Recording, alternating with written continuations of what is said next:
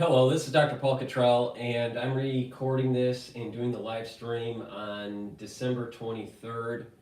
I have, for the ones that don't know, I have a live stream on YouTube. I also have a live stream on Rumble. The Rumble live stream has the dashboard, the market dashboard.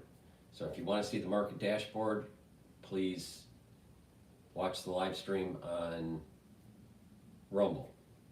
With that said, this is supposed to be interactive. I'm going to be opening up X Spaces soon here, so you can listen in through X Spaces. You can do a call in through X Spaces. Just do a request, and I'll put you on the mic, and therefore you can ask your question or just tell me what you think about the news. We're going to be going over a little bit of what was transpiring over the weekend, and obviously I'm going to give you my take on it. You can also watch the live streams on my website, the-studio-reykjavik.com. You can also hear podcasts on my website or on Podomatic and Apple Podcast. All the links are in the description of this video and all my videos. So just click the links and it'll take you there. Make sure that you follow me on all 4 channels on YouTube, Brighteon, Bitchute, and Rumble, and also follow me on X, GETTR, and that way you get notifications that I have released content. I also have a WhatsApp chat invite link in the video description. You can click that and you can join the WhatsApp chat. But it is a place where I post stuff, so it's not bi-directional. So that way you get different ways to get my notifications. That's the whole point of it. So with that said, thank you for joining. Good morning.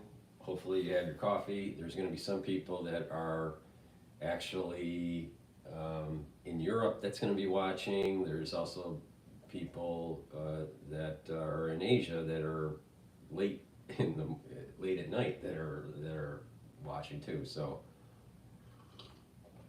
thank you for watching. I appreciate it. I will post the recording of this after the live stream. With that said, let me do a product plug here. To help support my work, to support this build out that I'm trying to do, and I'm working on releasing an app for your Android and iPhone or iPad. Help support the work, all right? And how you can do that to help support the work is share the links, make sure you subscribe, ask your social media followers to subscribe to my content, and go to the store, the-studio-reykjavik.com. That's my website, and get the products that I offer. I explain exactly how to use the products. These are products that I use to help with my health, all right? So with that way I can build this out a little bit more. The next big thing that I'd like to do is release an app, and that app you'll have access to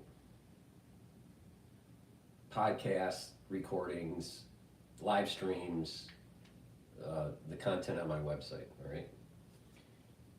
I have partnered up with Rainbow Herbals, and we've developed these deodorant bars. I have it in citrus and in peppermint, lavender, and tea tree. These are made from essential oils from the Himalayas. This has all natural ingredients. It has no aluminum, no baking soda. It's for males and females, and it's a dual purpose product. It helps to detoxify your body slowly, and you use it as a deodorant. So please go to my store, get the deodorants that I have. It's the-studio-reykjavik.com. Get a couple bars for your household. They're very high quality, and it helps to support the channel and your health. In addition, I have structural nano silver soaps. I have charcoal tea tree, oatmeal spice, and peppermint. So go to the store, get a couple bars for your household, and get these high quality soaps. Go to the store, the-studio-reykjavik.com. And lastly, I have a toothpaste that is a structural nano silver toothpaste. It's the best toothpaste that you're going to get. So go to my store, the-studio-reykjavik.com, get the toothpaste, It'll whiten your teeth, freshen your breath, maintain the health of your gum line, neutralize pathogens, improve your oral hygiene. And when you do that, you're reducing the chances of cardiovascular disease and valvular disease. So please go to my store, the-studio-reykjavik.com, and get this structural nano silver toothpaste. It has no fluoride in it. Fluoride makes you stupid. Make sure you get fluoride out of your water. So make sure you filter your water too. But please go to my store, the-studio-reykjavik.com, and get this great structural nano silver toothpaste. All right, with that said, what I want to do is let's take a look at, people heard last night that Trump wants to take back the Panama Canal. So let me, personally, I don't think we should have ever given the Panama Canal back, but you know, I'm actually for this. You know what's interesting with Trump is that he, with this whole America First policy, a long time ago, our founding fathers and after about a decade or so into the new government of the United States, there was this policy of Canada being part of the United States.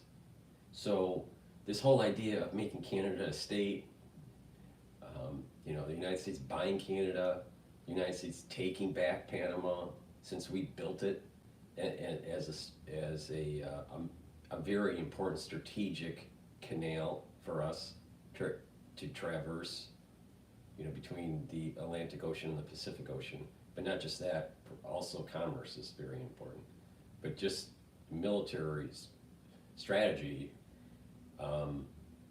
having control of that canal, I think, is very prudent, especially with the potentiality of conflict in the Pacific theater with China. So Trump sounds a little, crazy when he's saying these things, but there is a historical precedence on what he's saying. So let's play Fox News on this particular topic because I find it fascinating, actually. Let me change the...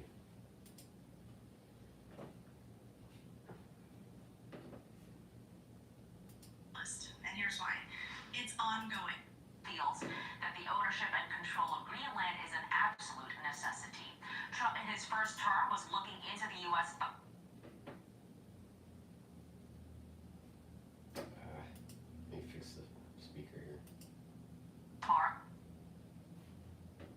Shortly after Trump canceled a trip to the country. Carly Enta. All right, Madeline Rivera live from Washington. Maddie, thank you so much. Let's bring in Executive Director of the Center. Let me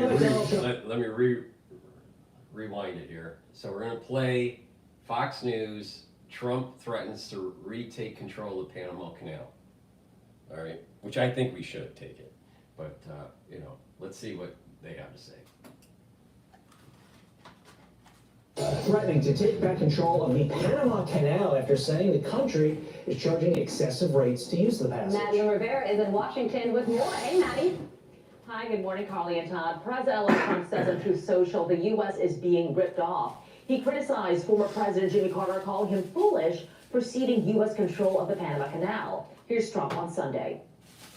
If the principles, both moral and legal, of this magnanimous gesture of giving are not followed, then we will demand that the Panama Canal be returned to the United States of America in full, quickly, and without question. I'm not going to stand for it. The United States is the top user of the Panama Canal. The International Trade Association estimates about 70% of ships moving through the passageway go to or come from U.S. ports. But the Center of Strategic and International Studies states China's increasing influence in and around the canal has made the waterway a flashpoint. Now the president of Panama is firing back. I want to express that every square meter of the Panama Canal and its adjacent areas belong to Panama and will continue to belong to Panama. The sovereignty and independence of our country are not negotiable. Trump is also setting his sights on Greenland. He made this indication also on Truth Social while announcing Ken Howery as his choice for U.S. ambassador to Denmark. Trump says on Truth Social, for purposes of national security and freedom throughout the world, the United States of America feels that the ownership and control of Greenland is an absolute necessity. Trump in his first term was looking into the U.S. buying Greenland, but Danish officials rejected the notion of selling the island, which is part of the Kingdom of Denmark, shortly after Trump canceled a trip to the country. Carly Enta. All right, Madeline Rivera, live for us in Washington. Maddie, thank you so much. Yeah. Let's I bring mean, in just think Executive about this for Director a of the- second.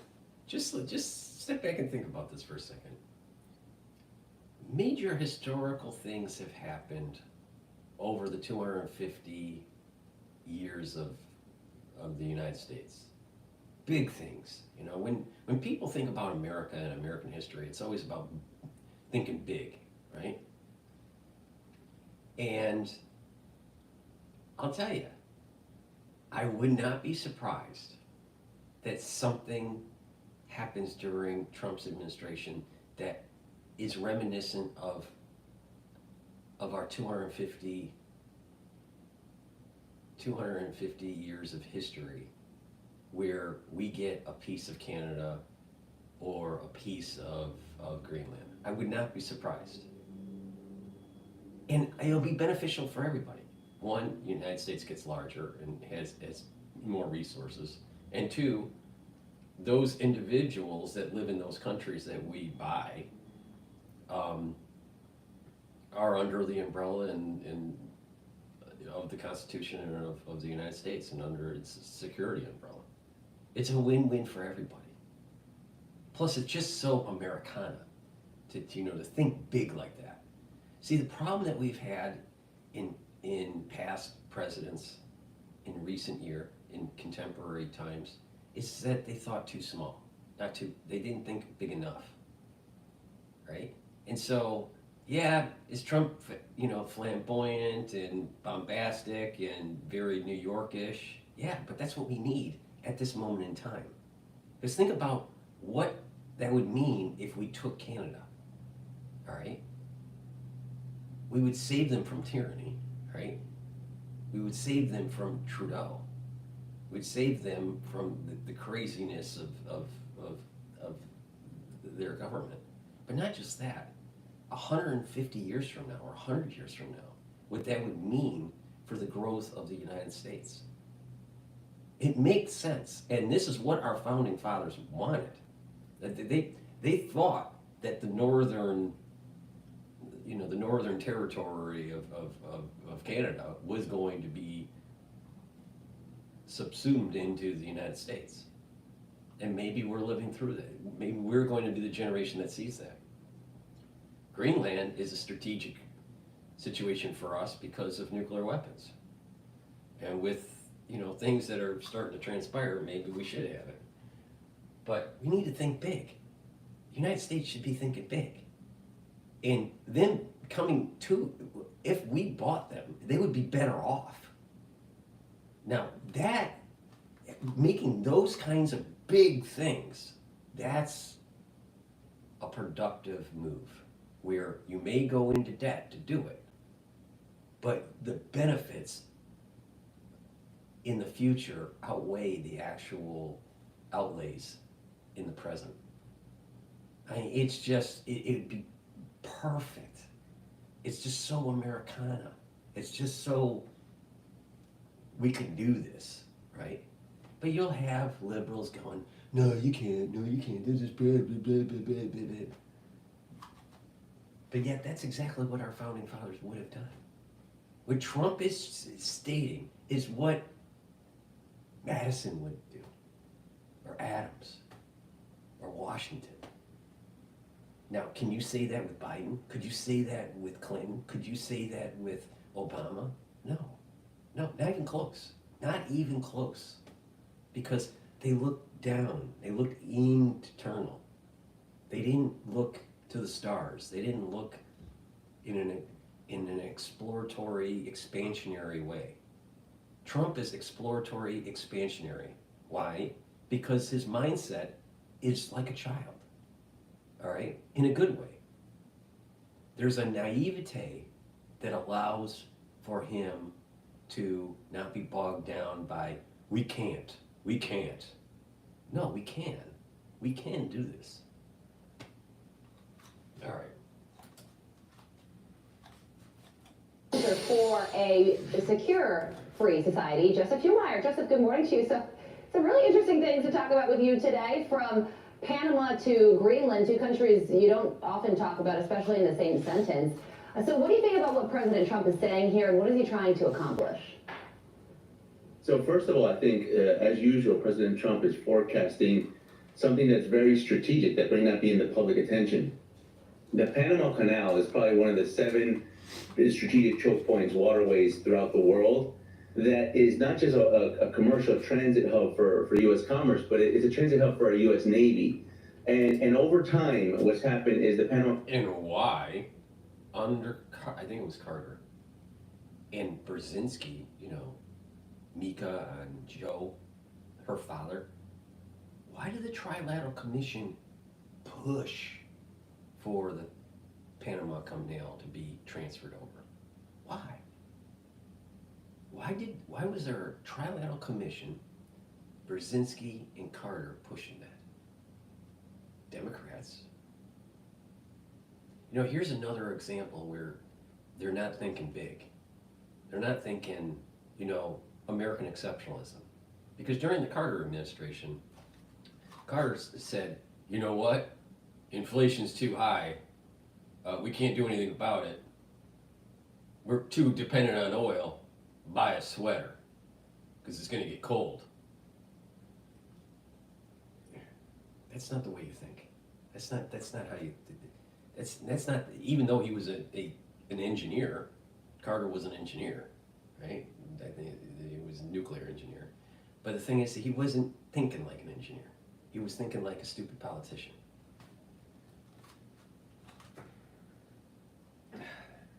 America first.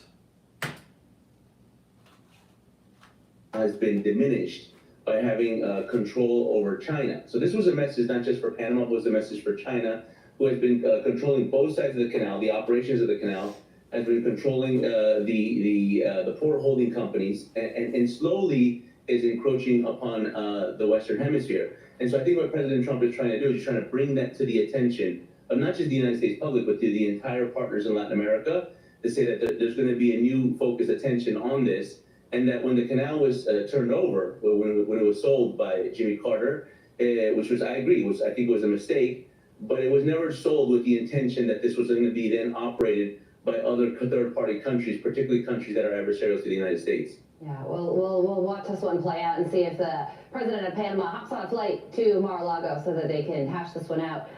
So President-elect Trump also said something interesting yesterday regarding keeping America safe during his speech in Arizona. Just a little history for the people watching. My uncle was in demolitions in the Navy. He served in 1950s, late 1950s. I believe it was 1959. He was deployed to actually lay mines because there was some sort of overthrow or potential overthrow of the government in Panama. So the Navy was involved to try to protect the canal. But I think it was 59 when this happened.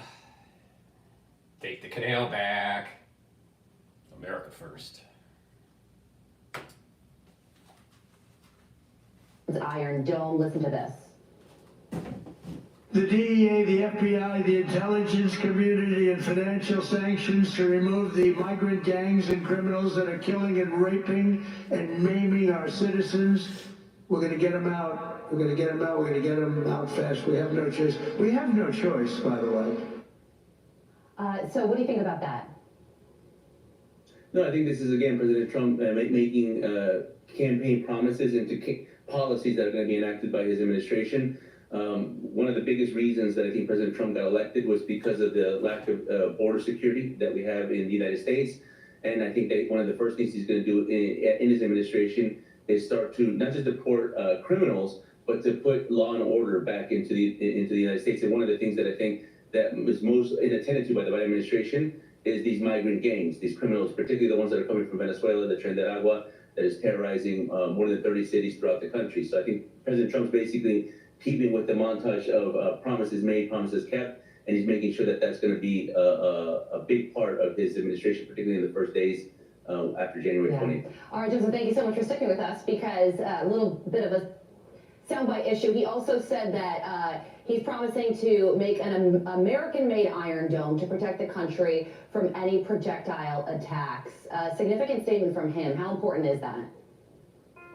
No, I mean, right now what we're seeing throughout the world is an unprecedented level of instability, what's happening in the Middle East, obviously what's happening in Russia, Ukraine, and the conflicts that are bubbling up all throughout the world. And I think what President Trump is trying to reassure Americans is that you're going to be safe under my watch, that, you know, we have all these threats, we have all these concerns, but that we're going to be able to project strength, and by projecting strength, we're going to be able to defend American sovereignty, American territory, and most importantly, American lives. And I think that that's the message that he's been sending all throughout his campaign. I think it's one of the main reasons that he got elected. And I think that now is the time that he's going to have to project that throughout the world. That has everything to do from the Panama Canal to the border and to this projected of an Iron Dome around the United States. All right, Joseph Humar, thank you so much for joining us. Merry Christmas to you. We appreciate you hopping on this morning. Have a great day. Merry Christmas. Thank you so much. I'm Steve Ducey. I'm Brighteon Channel. America needs to take the canal because we should have never given it away. Because Carter, just about everything he did in terms of his presidency was a clusterfuck. And not only that, I don't trust Brzezinski, and I definitely do not trust Minka. All right, please go to my store, the-studio-reykjavik.com, and get the structural nano silver drops that I have. I have it in 3 different flavors. I have it in honey and lemon, 100 count, blueberry in 100 count, and also cherry in 100 count. These are very high quality drops where the moment you have that irritation during the cold season or during the allergy season, mitigate that irritation, maintain that mucosal barrier, neutralize the irritant. That way, you're boosting up your immune system and you're mitigating further problems. Please go to my store, the-studio-reykjavik.com, and get the structural nano silver drops that I offer.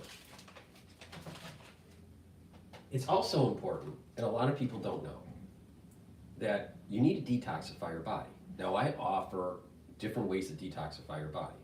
One great way to detoxify your body is zeolite. Zeolite removes heavy metals, toxins, and chemicals, including forever chemicals, out of your body. It binds to that toxin and chemical, and it will allow you to urinate it out in about 6 to 8 hours. The type of zeolite that I have, you can take year-round. You can take just 2 small drops underneath your tongue, drink filtered water, do that each day. Some people prefer just to do a detox once or twice a year. For those people, what you should do is just take about 4 or 5 drops underneath your tongue, small drops, drink the filtered water, do that each day until you use up the bottle, and then do that once or twice a year. It's up to you, but it is better to detoxify your body through a maintenance protocol. Now, it's also very important that you filter your water. I use zero water to filter my water. You can get that on Amazon. And it's a 5 filtration system. So what I do is I boil my water first, then I let it cool down, and then I filter it through the 5-layer filtration system called zero water. Another thing that you need to do is be more cognizant on and more diligent on purchasing products that are healthier for you. Stop eating the processed foods. Stop eating the different chemicals that are in these foods. Stop eating fast food. A lot of restaurants aren't actually very good for you at all, even if it's fine dining. You know, some of the food isn't that great. Just upgrade your intake and what you eat, and you're going to notice that your body is healing. All right, and then use zeolite to detox. Do further detox. Another thing is take a look at the cleaning supplies that are in your house, or paints. Some people at home may have paints in their garage or in their basement, you want to get rid of those or put them in a container where it could hold, because there's a slight degassing that takes place with these chemicals that get into the air. So cleaning supplies, paints, just that chronic exposure to that in your house can cause some problems with your endocrine system. So taking zeolite and doing detoxes do help to get some of that stuff out of your body, but you have to get rid of the source too. That's important. So please go to my store, the-studio-reykjavik.com, and get the zeolite. Very high quality, great way to detoxify your body. All right, with that said, let's I want to do a market recap here. All right, so we're open. It's at 10:20 New York time. So the S&P 500 is trading at 5,916. The VIX index is at 19. Last time we were talking, it was in the 20s. So that is a little bit better, but it's still a little bit elevated compared to pre-Federal Reserve announcement. So we're at the 19 range for the VIX. The Euro USD is trading at 1.039. Oil is trading at $69 a barrel. Bitcoin long ETF, BITO, is trading at 22.89. And the last show that I did, I think on Friday, it was trading around 24. So it has been going down. The last I looked, I think Bitcoin was at about $95,000 a coin. USD Japanese yen is at 157. So basically what's happening here, from just looking at the market, the US dollar is strengthening in relative terms to the euro, to the yen, and to Bitcoin. There's a little bit of risk in the market with the VIX being at 19. But we are, approaching, we're not that far away from the 5,950 mark. So I have a target, for the ones that don't know, I have a target for the S&P 500 at 5,800 to 6,000. I've been saying this for months. It looks like we're going to hit that. I don't think there's going to be a major sell-off before the end of the year, because institutional investors need to close out with a good return so they can use that as promotional material for next year. And I personally think that as long as that we have relative stability in the world, if the status quo remains, then most likely we're going to have a decent return in the S&P 500 in 2025. All right. So, and we'll go into detail like where that might be. Is it going to be at 7,000 or 6,750? Maybe. Well, just let's see how it evolves, because the Federal Reserve is supposed to do 2 rate cuts in 2025. So we'll see what happens, how it transpires. And then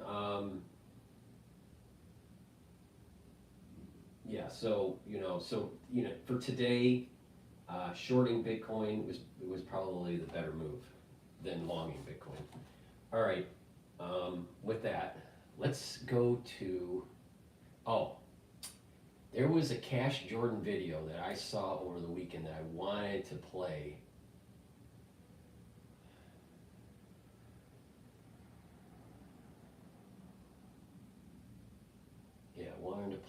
And this was drones in New York City. All right. I've been wanting to play this, so I figured this. Hey there. This is a very common video from Nurtec ODT, the first and only medication proven to help treat. There have been more than 3,000 reports of drone sightings in recent weeks, and now those sightings have spread to Queens and the Bronx. Take a look at NYPD aviation unit helicopter over the East River in the area of the United States. So the drones, they're here now in New York, and people have spotted them flying around their neighborhoods, which of course the federal government says is nothing to worry about. However, local local mayors, our governor, and even U.S. senators are not buying that response. Instead, suggesting that these so-called drones could be controlled by a foreign adversary, or maybe part of a secret government operation. But one thing's for sure, the more we see them, the more we hear about them, the closer many people think we are to some shocking future event. My concern is not knowing where they came from. Rashawn McIntosh shared these drone videos taken just after midnight Thursday in St. Albans, Queens. The CBS News confirmed team verified the authenticity. We have not been able to, and neither have state or local law enforcement, corroborate any of the reported visual sightings. One of their officers called 911 after seeing 50 of them come off the ocean. 50? 50. That was my reaction also. If you look real close, they look like fixed-wing aircraft, about 8 to 10 feet wide, colorful, white blinking lights. And they had a lot of blinking lights. It was pretty low hovering to where I could tell, like, okay, that's maybe not a JFK-sized plane. It appears that many of the reported sightings are actually manned aircraft. They'll just change direction, like go from like 90 to like 270 degrees, just like fly different directions, and planes obviously can't do that. Some experts seem doubtful too. Fixed-wing aircraft don't stop and hover. In more than a month since these reports started, the federal government doesn't know what they are either.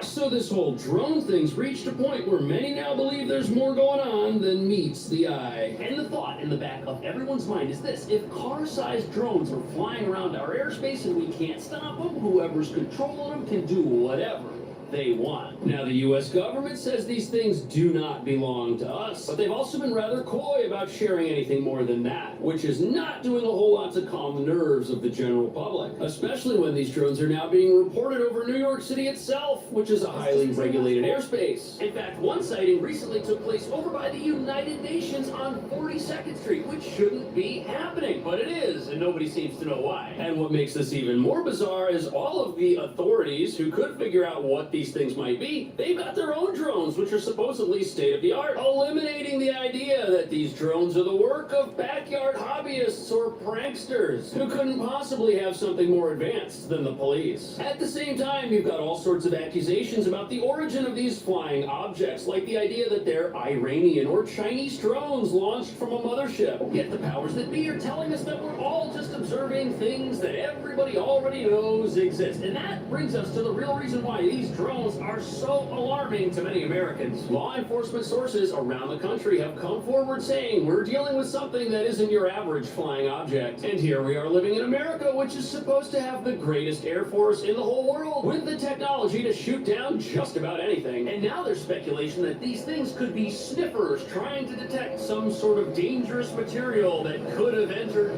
this part of the country. Either way, all of this hysteria is why privacy and personal liberty experts are looking at this whole thing with a bit of skepticism, as fear and panic create a populace willing to embrace laws and rules that would never fly during a time of relative peace and stability, but will fly at a time when drones are flying around. And as you're about to see, these things are so advanced that law enforcement agencies, they have no way to track them down or stop them, which is why some people think these are controlled by America's enemies.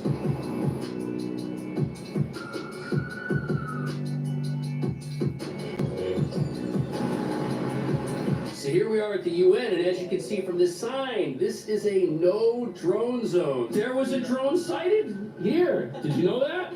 You work here. You have to be here. Does that? No, no one does. They're nocturnal. They only come out at night. Exactly, yeah, I don't know.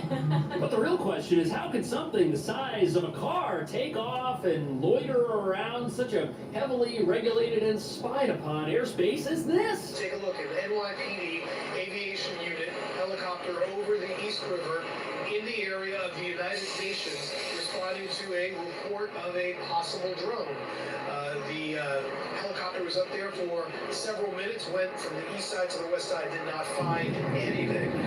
Now, so this here's the same type of report that we've been getting all throughout the country, only now it's happening here in the biggest city in America. And the narrative is very similar to what we've been hearing. Locals spot these things, they call police, and recently they sent up helicopters over here to respond to this incident, and they were unable to locate the craft that was reported. And when law enforcement is able to send up their own drones get close to these things, the drones are able to slip away somehow and escape. This is the gentleman that said he saw 50 of these things, which he then reported to the Coast Guard, who confirmed that 13 of them were following one of their vessels. And not only have these things been spotted flying over areas like New York, they've also been spotted flying over military bases and other sensitive areas of the country. What could possibly be happening here? And are these things really under the control of the U.S. government or another government? And all these drones were the same kind of drones that... Mysterious drones hovering over New Jersey have been baffling residents and lawmakers for weeks. Concern now spreading to the nation's capital. They should be shut down if necessary because they're flying over sensitive areas, whether it's planes. So as we'll see... Okay, so you made it. You worked hard and hit the jackpot. Got the cars and the houses. But you don't have that perfect person next to you. The partner. Planes. So, as we'll see in a second, not everybody is in agreement that shooting one of these downs is a good idea. In fact, there are some who say it could be a bad idea. But one of the big concerns regarding these drones is that they could possibly be used for espionage. After all, here they are flying over New Jersey. The incoming president has a home there. He's also got a home in New York, and they've also been spotted here. That could be a national security problem. And then there's the idea of the Iranian mothership.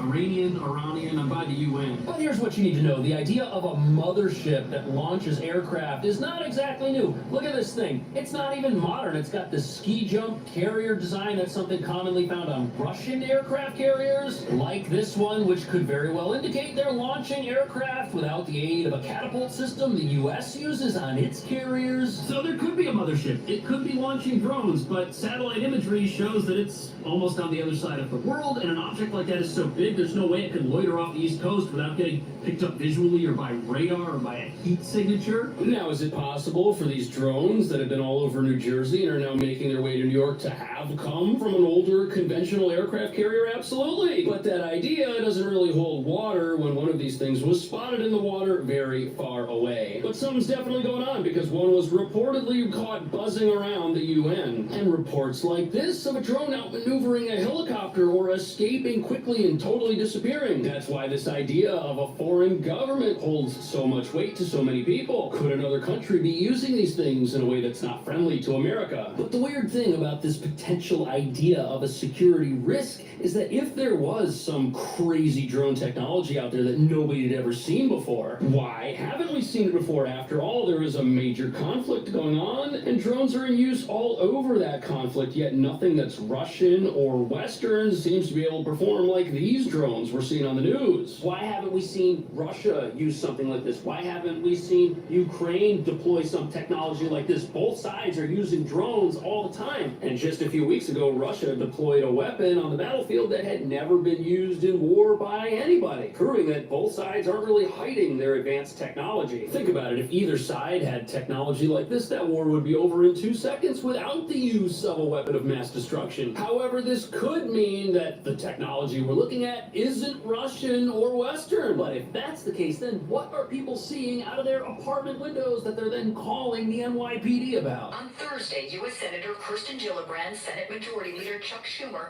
and U.S. Senators Cory Booker and Andy Kim sent a letter to the U.S. Department of Homeland Security, FBI, and FAA, requesting a briefing on the drone activity, calling the sightings alarming. So no doubt what some people are reporting is drones or UFOs are actually aircraft. It's easy to see an aircraft at night and mistake it for something else. Happens all the time. It's been happening. But Chuck Schumer, why is a guy like this that knows the inner workings of Washington confused about these drones? Why is he asking questions? He never asks questions. Also, how on earth is it possible to violate U.S. sovereign airspace with a drone-type vehicle that's the size of a car? After all, we've got an incredible Air Force. We've got planes that nobody else has. We can shoot down anything that flies. Also, our airspace, it doesn't just cover the air above the ground. No, it extends miles offshore. There's a perimeter around this country. Anything that enters that perimeter, we know what it is,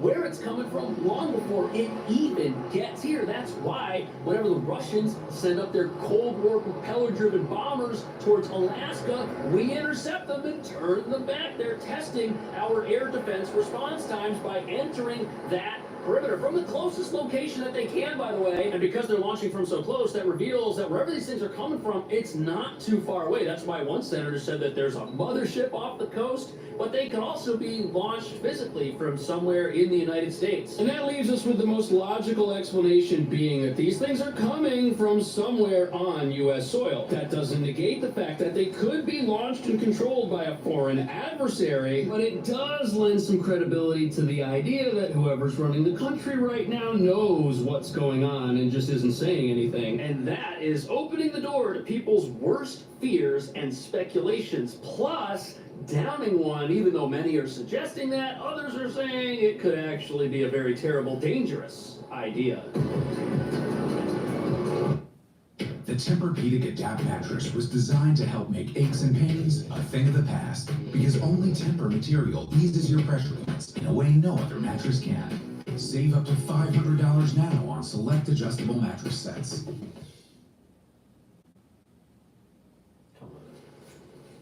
If you're living with severe alopecia areata, it's time to grow out loud.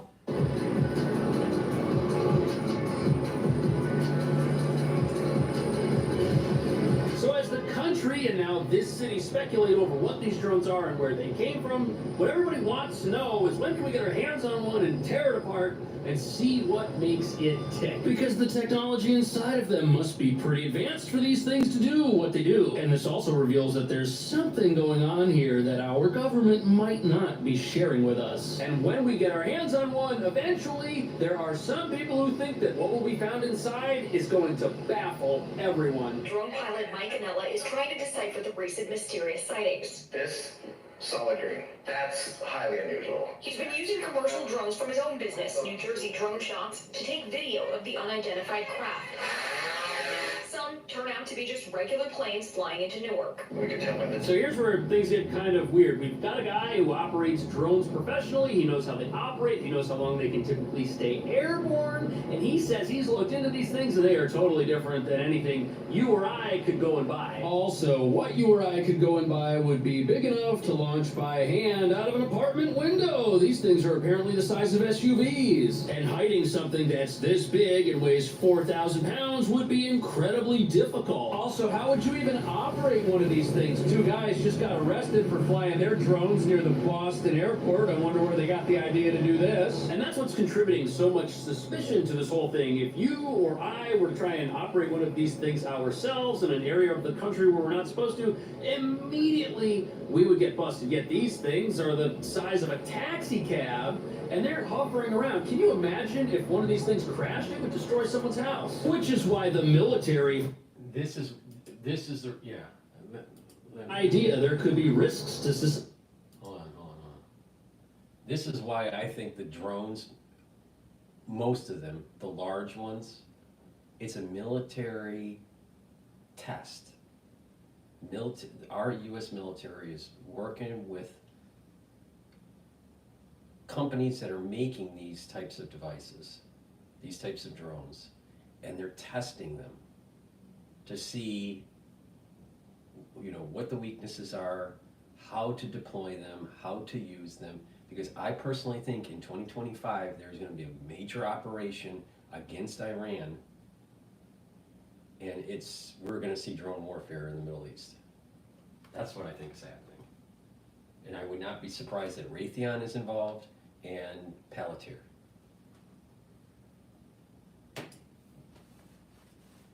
Immediately, we would get busted. Yet these things are the size of a taxi cab, and they're hovering around. Can you imagine if one of these things crashed? It would destroy someone's house. Which is why the military firing on these things and shooting them down might be a dangerous idea. There could be risks to society. Plus, if one of these things falls down in an uncontrolled manner, law enforcement might not be able to get it and figure out how it works. It might be too damaged, especially if they bring one down over a large, deep body of water right there. The craft could become become unrecoverable, which would be a major bummer because everybody really wants to see what's inside of them and meet the little green men. Oh no, I've said too much. But the highly secretive nature of this whole thing has many elected officials saying that they've never seen anything like this before and that the federal government owes us answers. And why would the government allow the public to be so frustrated? Right. Now that brings to me to the point that whatever these drones are doing... They want you frustrated because Raytheon models social dynamics in crises.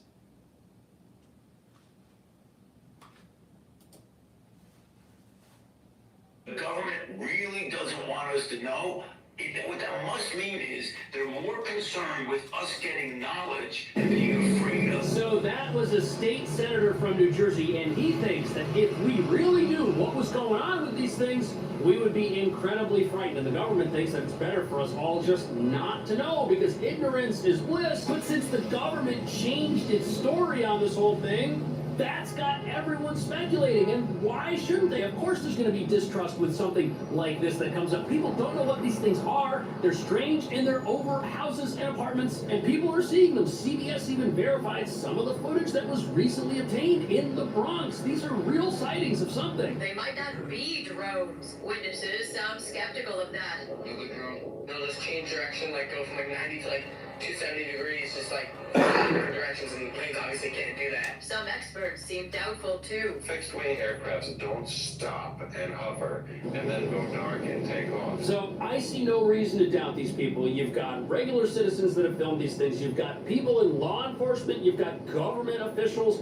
who are now weighing in. Even Donald Trump has weighed in, saying that these things should be brought down if they're out there. But when I look at all of this, I can't help but realize that there's a big similarity between this phenomenon and the whole UFO phenomenon. It's almost the same thing. We only see these things at night. No one's ever been able to catch one. They perform in a way that just shocks and baffles physicists. It doesn't make sense to us, and the government is denying it. It's almost parallel. The similarities are endless.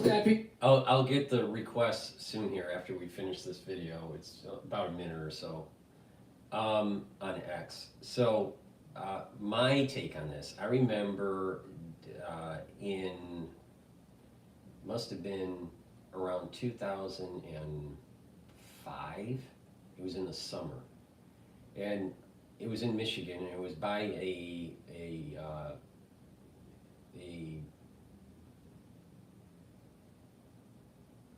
were doing some sort of like summer event where they were flying different planes, right, over the suburbs, right, and it was of different eras.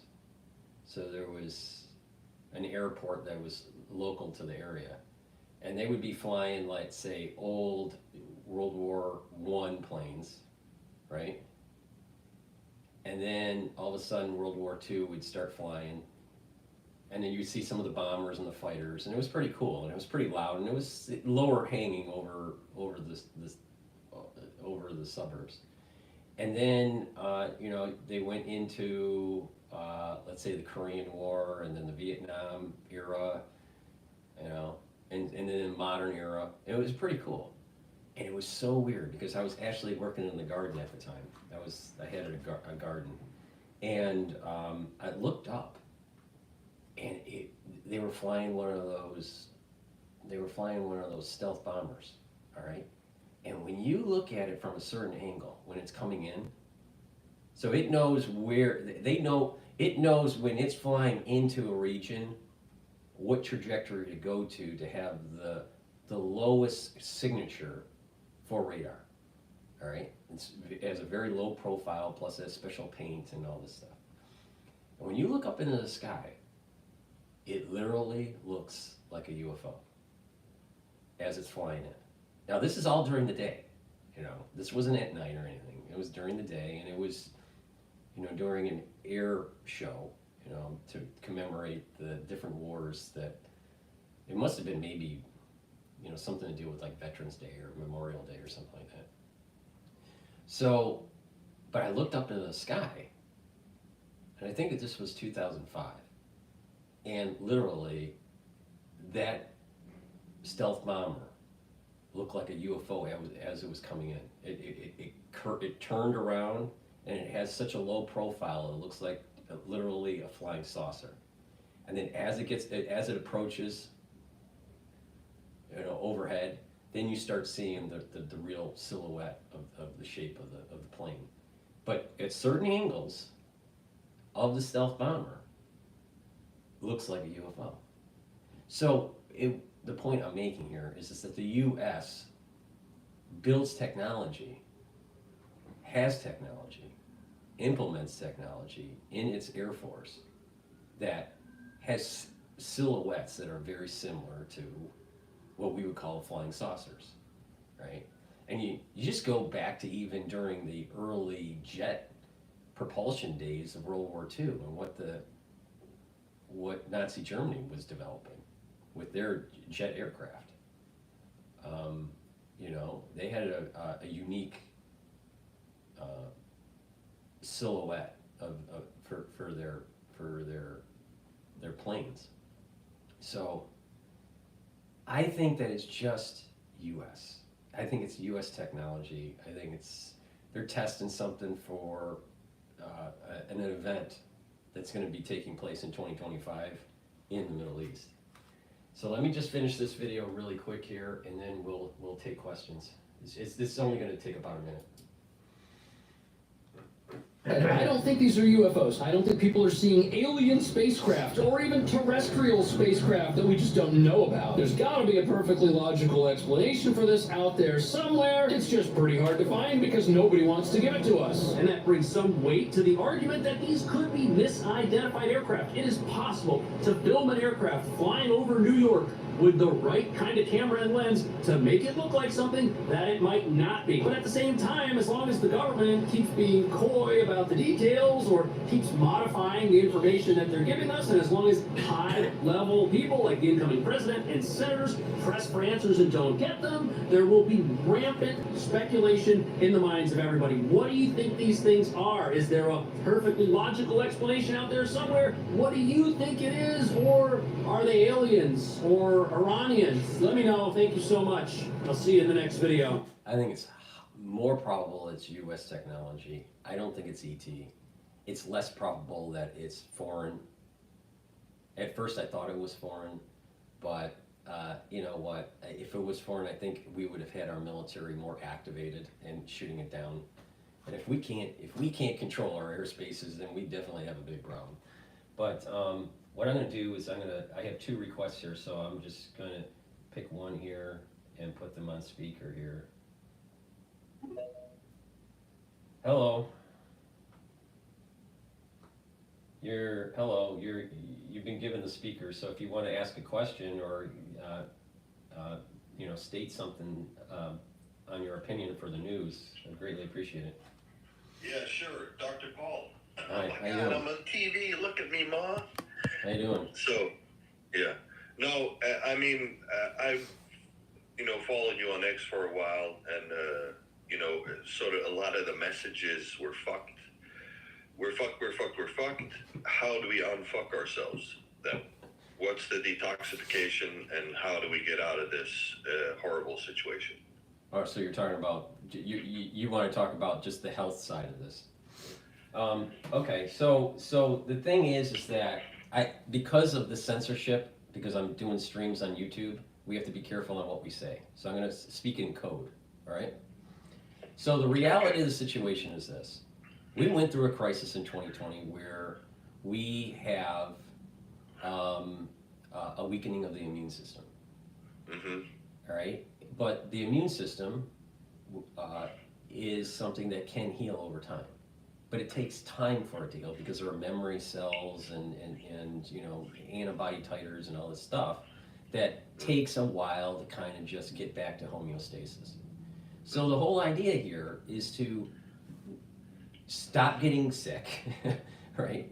Stop having chronic kind of inflammation, which chronic inflammation brings up pro-inflammatory cytokines. So if you're chronically inflamed, then you're chronically activating your your immune system, and then when you're chronically activating your immune system, then you have a part of your immune system that will try to deactivate the immune system. And here is that whole problem where chronic inflammation can actually weaken the immune system because of these Tregs and the IgG4s. So the point here, not to get all sciencey, but the point here is reduce inflammation, mitigate getting sick, and the idea of healing those cells by reducing stress, and that's taking a lot of different types of antioxidants, and I mentioned the different types of antioxidants. So when if you take the supplements that I mentioned that help to boost up the immune system, over time what's going to happen is you're going to get stronger, and just the memory of 2020 for your body is going to kind of dissipate, and you won't have all the negative side effects of this. But it's going to take time. It's not something that is going to just snap your finger and it's going to go away. So the point here is that it takes, if someone, I'm going to use the word inoculation because of the censorship. If someone had an inoculation, the last inoculation that they had for the crisis, it takes roughly about 5 years for you to kind of get to a point where going forward the body is going to get, it will get better with its healing process for the immune system. Okay. So what normally happens is that when you get an inoculation that is a twofer, all right, you get two inoculations, what happens is that those titer levels are going to be in the body for about 10 years at adequate concentrations for neutralization. Mm-hmm. The highest efficiency of those titers are at the 5-year mark. So this is the reason why I say it takes roughly about 5 years before you start seeing a dwindling of the titers. It takes about 10 years for it to really diminish to almost zero. You still have the memory cells. But if you're not getting sick and you're not taking an inoculation, then you're not constantly trying to push back up the titer level. And so when you don't do that, then when you don't keep on pushing back the titer level, then what you're doing is you're basically depleting the titers, and you're basically depleting your memory cells, the B and T cells, to a point where you do have some sort of cross-reactivity if you do get a pathogen, but you don't have the side effects of higher titer levels. So the whole idea here is just get healthy, all right? Stop getting sick by doing certain things where you can mitigate sickness, right? You can neutralize a lot of things by just, doing some simple stuff, right? Is that even possible today in the modern world? Is it possible today in the modern world? Well, I'm not really sure exactly how to take that question, but if you're talking about like a high density area. Well, I'll be specific if you want to. Yeah. Well, I mean, again, be careful with the way you phrase it, because of the censorship. Well, so my question then would be specifically with the chemicals that we have in the water and the air and the plastics and the something or another that affects what you're describing. I get that. All right. So this is the reason why I say that we are in an environment where we're bombarded by chemicals. Well, a great way to do that is to mitigate that bombardment. I mean, a lot of people that have a house have paint in their garage, or in their basement. The paint, just paint, is a chemical that degasses into your environment, and you're breathing it in over the years. Yep. All right. Certain types of cleaning agents aren't as good for you, and so you can use more natural cleaning agents for your house. So get rid of those kinds of things in your household where you are exposed, because a lot of those chemicals are disrupting your endocrine system, and when your endocrine system is disrupted, then your immune system is disrupted. So you want to get rid of those. The food, in terms of food, lots of people are eating food that has high levels of pesticide, they're GMO, or they're processed. Well, can you eliminate it? Absolutely in your life? No, but you don't need to buy, processed foods as much, or make sure your water's filtered. Filtered water. I mean, I noticed in New York alone, New York quality of water has gone down almost double in terms of there are more particulate matter in the New York water before it's filtered now than it was 5 years ago. Double particulate matter. So that means that I have to. So when I filter my water, how I've noticed this is that. So I have a little gauge from Zero Water that tells you what's the particulate level. So it used to be at 50, now it's at 100. Well, why? Why? What's changing? Nothing's changed. What's going on? So when I filter the water, it goes down to 0 again. But the thing is that I have to replace the filters almost double the time because it's filtering more particulate matter, twice the particulate matter. Normally, I used to change a filter maybe once every 3 months. Now it's every month and a half. So water quality is really important.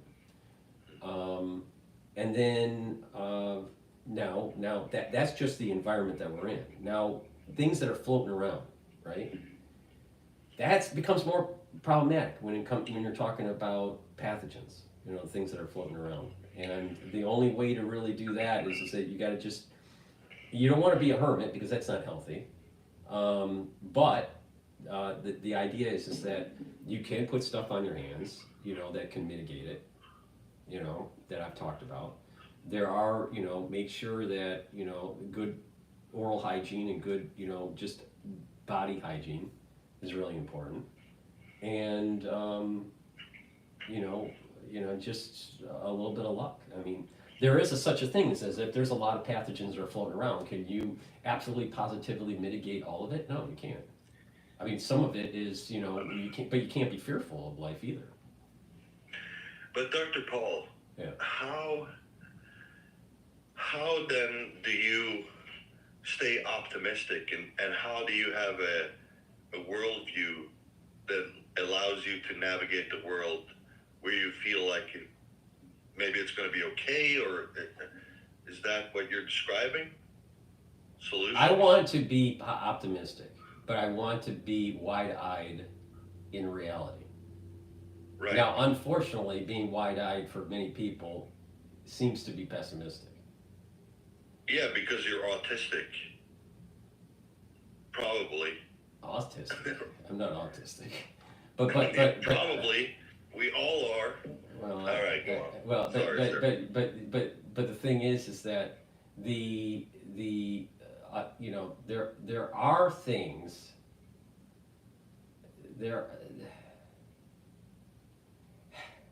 When you look at, we're in a situation that's probably where we have the glass of water is half full, and depending on your personality, depends on if you're going to be an optimist or a pessimist.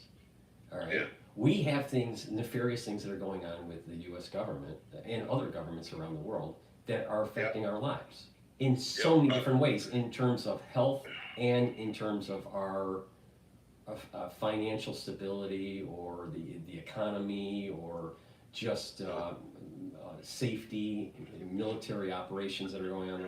There are a lot of nefarious things that are going on where people make money and you get yeah. So because of that, we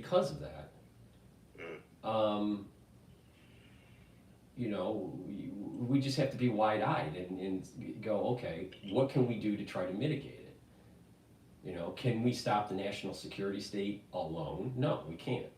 But if we sound the alarm, then some things that are trying to be passed in certain bills that give them more authority or give them more money for certain types of programs, if you shine a light on that type of activity, you can slow it down. You may not necessarily stop it, but you can at least slow it down.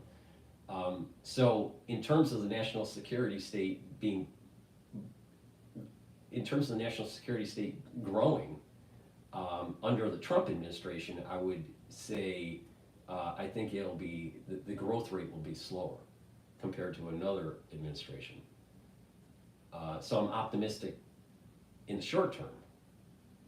Now I know this sounds a little bit like an economist, you know, short term, long term, but there is such a thing. It's just, you know, what these situations, when you look at it, you got to look at it from a long term and short term perspective, strategic and tactical.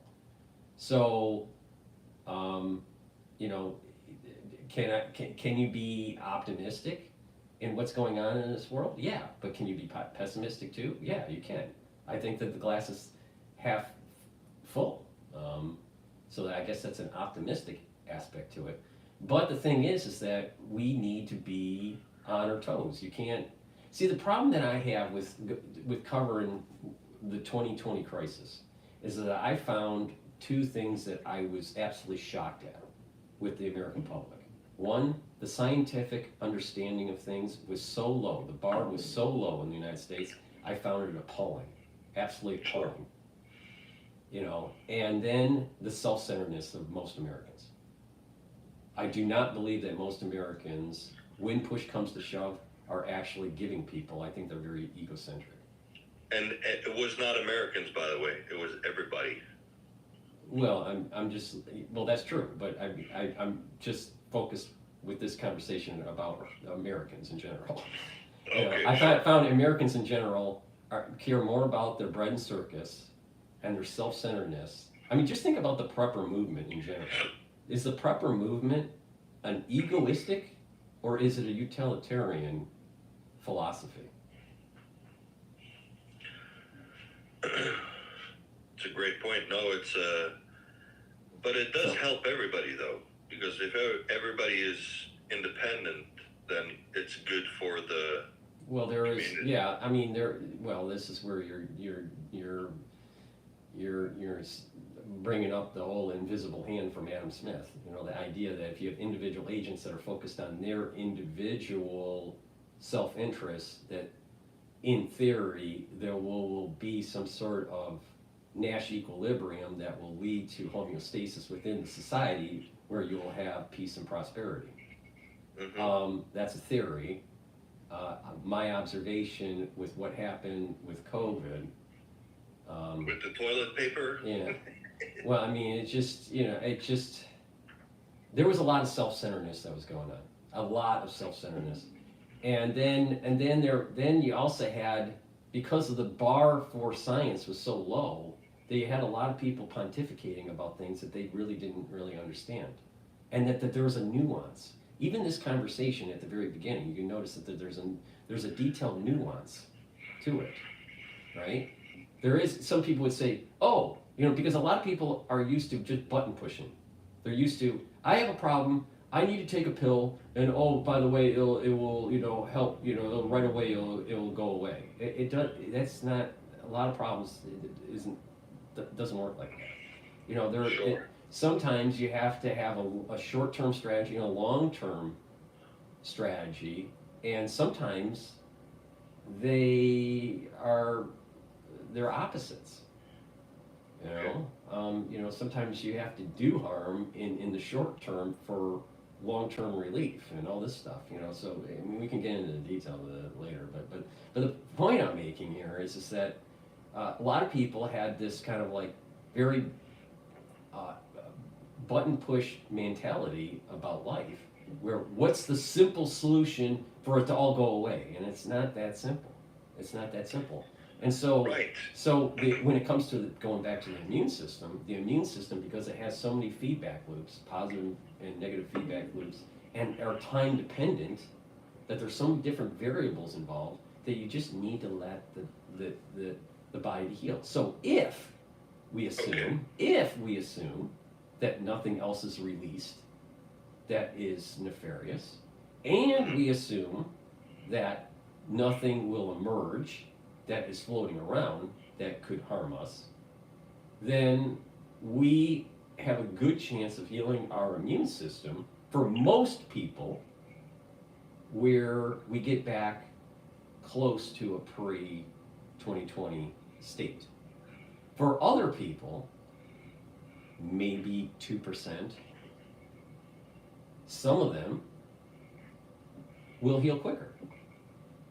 You know, the fat tail in the distribution, you're gonna have some people that will heal quicker. You'll have others that don't heal and it'll take longer for them to heal, to get to a good state. And you'll have others that will permanently be damaged. But see, so there's different cohorts within the society.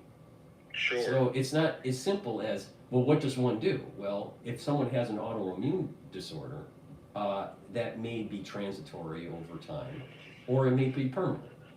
If someone has what I call AIDS-like syndrome, or a weakening of the immune system, some of that is transitory for months. Some of it could be transitory for years. Sure. Right? So if it depends on, you know, where the damage is. If the damage is in a hematopoietic stem cell, well, guess what? A lot of those cells that are being derived from those hematopoietic stem cells will be damaged. But if the damage is downstream, then whatever it takes for those tissues to clear the body will be the time where the body gets back to homeostasis. So it really depends on where the integration took place. It depends on where the damage took place. How upstream to adult stem cells did it take place? Right. So okay, so then specifically, if I could ask you, because you have such an in-depth, and it seems like you're burying yourself in such an in-depth knowledge about all this kind of stuff. You go, okay, so let me ask a specific question then. But be careful the way you ask it. So the censorship. Just be careful when you ask it. How about milk thistle? I don't know. I don't take milk thistle. I mean, it could benefit. It may not. I don't know. To be honest, I would have to research that particular, method of supplementation. I don't know. Okay. I don't take it. All right. I don't take it. How about B12? B12 is very important, especially for neural health. Mm-hmm. And I mentioned that with the B complex. If you've been listening to the show, I keep on saying it's very important, especially when you get older, that you need to maintain neural health. And the way to maintain the neural health is to take B vitamins. And it's not just B12. You also need the first few B vitamins to boost up the mitochondria in the neuron so it has more ATP, so it can fire those neurotransmitters so you can maintain the neuroplasticity, to maintain those neural connections. Right, and then on top of it, you need to couple it with ubiquinol because that's a neuroprotector. And then you also need to take the NAD plus because that's also neuroprotective. So it's not just taking B12. B3 then. B3, would that work? B3? B3 will help with the mitochondrial health. That helps with that helps with. I use B3. So in the B complex there's B3, but you can also take the NAD plus. And so what you're basically doing is that you're boosting up the mitochondrial health. So you're boosting up that electron transport chain efficiency that allows for the ATP to be created. Because what happens in geriatric years and during just the aging process is that your mitochondria just starts to age. And so NAD plus also helps to heal not just the DNA of the cell in the nucleus, it's also helping the DNA of the mitochondria. We have two DNA packages in our cell, in most cells. We have our nucleus DNA and we also have our mitochondrial DNA. And the NAD plus actually heals both of them. So neural protection is really important. And boosting up, and the benefits of just taking those supplements for neural protection also help with the mitochondrial health of your other tissues that are not neurons. So there's a dual benefit to do it. Right. So. And then could I ask you about some viruses, sir? Depends on what it is because of the censorship. Sure. Yeah, YouTube, if this was just streamed on Rumble, I would say yes. But because it's being streamed on YouTube, prefer not. Unless you can say it in some sort of really coded way. If you're saying say that again? SV40. Oh, okay. So you're dealing with are you talking about the plasmid? You're talking about, what's your concern? What's your concern? The actual virus or the actual plasmid used in inoculations? All of those things. Well, I mean, SV40 can be problematic in terms of, a pathogen. But what's more of a problem is the bigger issue, which I brought up in 2020. The bigger issue is the filtration method during manufacturing of inoculations. And the filtration method is such that they can't 100% filter out these plasmids. And when you can't 100% filter out these plasmids, then you can have problems with certain people with these plasmids that get into the cells of the patient. So now, SV40 in terms of cancer in terms of cancer and what was discovered during cancer research was that individuals that had SV40 and cancer, those cancer cells had SV40 virus embedded in the genomes of those cancer cells. So there was, a lot of debate, was, cancer a virus or something else? And there were two camps. One was, it was just through mutation, and another camp back in the 70s, were saying, well, no, it was all viruses. And the reality is both. The reality is that you can have integration from a pathogen that can lead to causing disruption in the cell that maybe downregulates tumor suppressor genes. But you can also have mutations that take place that are non-pathogenic that can lead to upregulation of oncogenes or downregulation of tumor suppressor genes. So you can have mutations that create cancer just by going outside and getting too much sun, could lead to skin cancer. And getting melanoma can really suck, especially if it's not treated right away. And then you can also get it through some sort of integration of a pathogen. Now, the problem with the inoculations, because of the production, because of these plasmids are using promoter regions like SV40 promoter region. It's kind of neutered. That plasmid's neutered, so you can plug in certain DNA into that plasmid to be able to integrate it into whatever, or to produce whatever. So like in some inoculation manufacturing, you would have a series of cells or bacterium where you use the SV40 plasmid, you put it in the Petri dish or flask, and you culture it, and eventually those bacterium will start producing a certain protein that the SV40 plasmid is supposed to tell the bacterium to make. And then you filter out that protein, and voila, you have something, all right? You can also do it where it's creating code, where the SV40 plasmid is a DNA that's telling the bacterium to, or even other eukaryotic cells to create messenger RNA.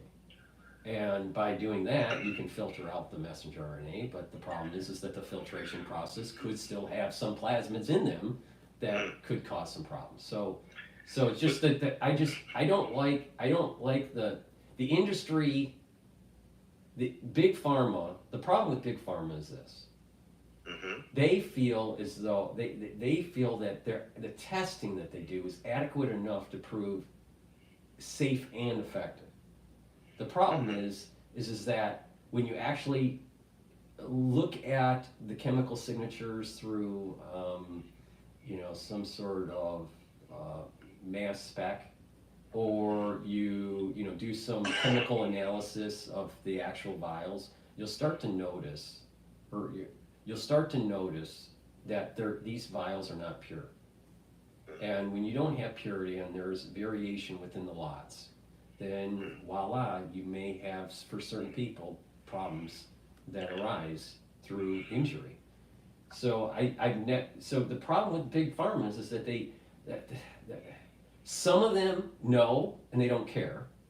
Some of them assume that science is pure and that bad, just residual things during the process don't happen.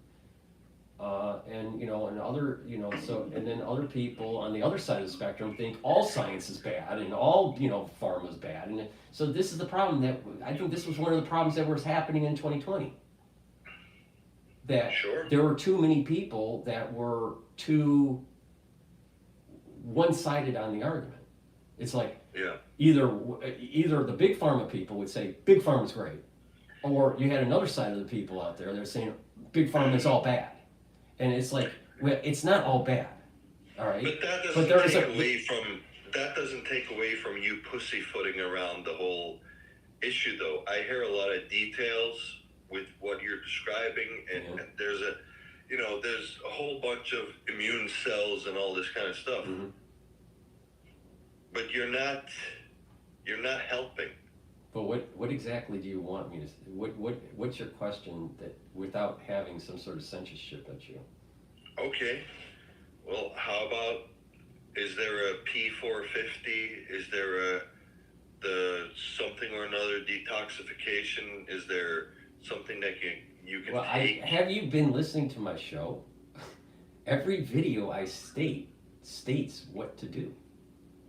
Every video. Well, sorry. So I have to walk on eggshells because of censorship. But have you been listening to my shows? Yes. Okay. So what are the three pillars that I keep on mentioning on every show? What are the three pillars? Yeah, you got me. Yeah. Well, the three pillars are neutralize pathogens with structural nanosilver, bring down inflammation by taking turmeric and ashwagandha, and bring down the stress in the cell and lower the reactive oxygen species by taking C60 and other strong antioxidants that I mention on the shows. Those are the three pillars. Not only that, on my website, I have boxes called anti-Fauci. What do you think that means? Do you think anti-Fauci means something?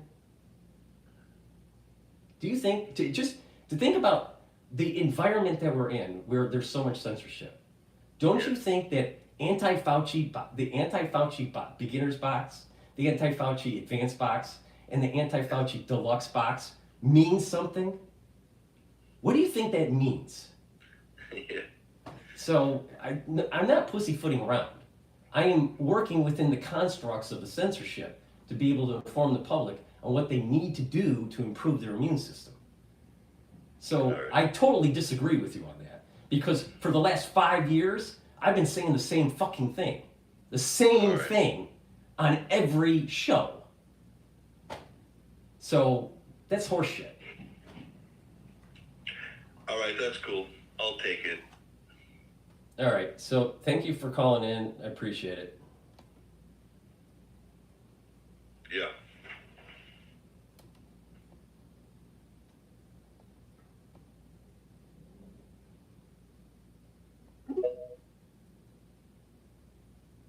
All right.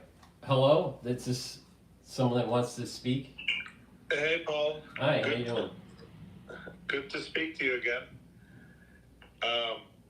1 second, let me just putting on a headphone. But what do you call it? I got a couple of. All right, you should be able to hear me now. Yeah, I can hear you. Okay, so couple of things. One is I attended a couple of years ago, I attended a class put on by the federal government on drones. It was like a multi-day, maybe like a half-week class. Yeah. And so I'd give some information, talk about that, what I learned from that. And then, and this class was kind of if you're a first responder, you know, what are the threats from drones? How do you deal with drones? And this was, I think it was in the beginning of the Ukraine. It was before like the drones took off in Ukraine. So anyway, the second thing was this weekend I attended AmFest, America Fest, which is like a conference in Phoenix. And it's sort of like a MAGA conference. I was there, you know, and so I had a bunch of experiences there meeting congressmen, other people like Steve Bannon, and then being there for Trump's speech. And so I can give a perspective on that. And then a couple of other small things to talk about, like the dirty bomb thing with the drones. Okay. You know, that loose material, the lost material. So anyway, let's see. Anywhere particularly, let's see. Should I just start anywhere? Or? Yeah, you can start anywhere. Okay. Yeah. Okay, before you start, because there's, you know, because this is a live stream, I just want to, I want to just do a market recap here. Yeah. So the S&P 500 is at 5,930. The VIX is at 18. The Euro USD is at 1.039. The oil market is trading at 68.79. Bitcoin long ETF is 22.73, and the USD yen is at 157.19. So that's just a recap on the market. Nothing big seems to be popping up in the news at the moment. So, okay, go ahead. Yeah, no problem. Actually, I have access to a Bloomberg terminal, and I'd be curious to ask you maybe at the end of the conversation about that. So let's start with this drone class that I took in, this put on by, anyway, the federal government. So a couple things that I learned from that, you know, when we're dealing with today's matter. One is, first of all, visually, so they flew up a bunch of drones just to show us how hard it is to spot them and track them. It's basically impossible. Now, we were talking about smaller drones, but even the bigger drones, I mean, these things, distance-wise, when, you know, like what do they call it, quadcopter or something, like larger sized drones. Even that was very hard to track. I mean, once it goes a couple hundred feet in the air, it's just disappears, you know. So that's one issue. Another thing is, in terms of tracking technology, at least when I took the class, they had a sort of a trailer, and in it was sort of screens, and like on the outside of it, it was purpose-built for tracking drones. And so, but the only drones from, if I remember correctly, that they could track are ones that give off information, tracking information. So it like has some sort of signal and it gives off that information. Now, I'm not saying that the federal government doesn't have better tracking technology, but that was sort of like, if you were, like, I wonder, they've talked about, like, I think the Secret Service has talked about tracking technology, like drone tracking technology, like how come they didn't have it at Trump's, you know, Pennsylvania, where he got shot, or things like that. But I don't know if they were talking about some counter drone technology, which is different. So there's detection, and then there's counter, meaning that you could get it, shoot it down, so to speak, knock it out of the sky.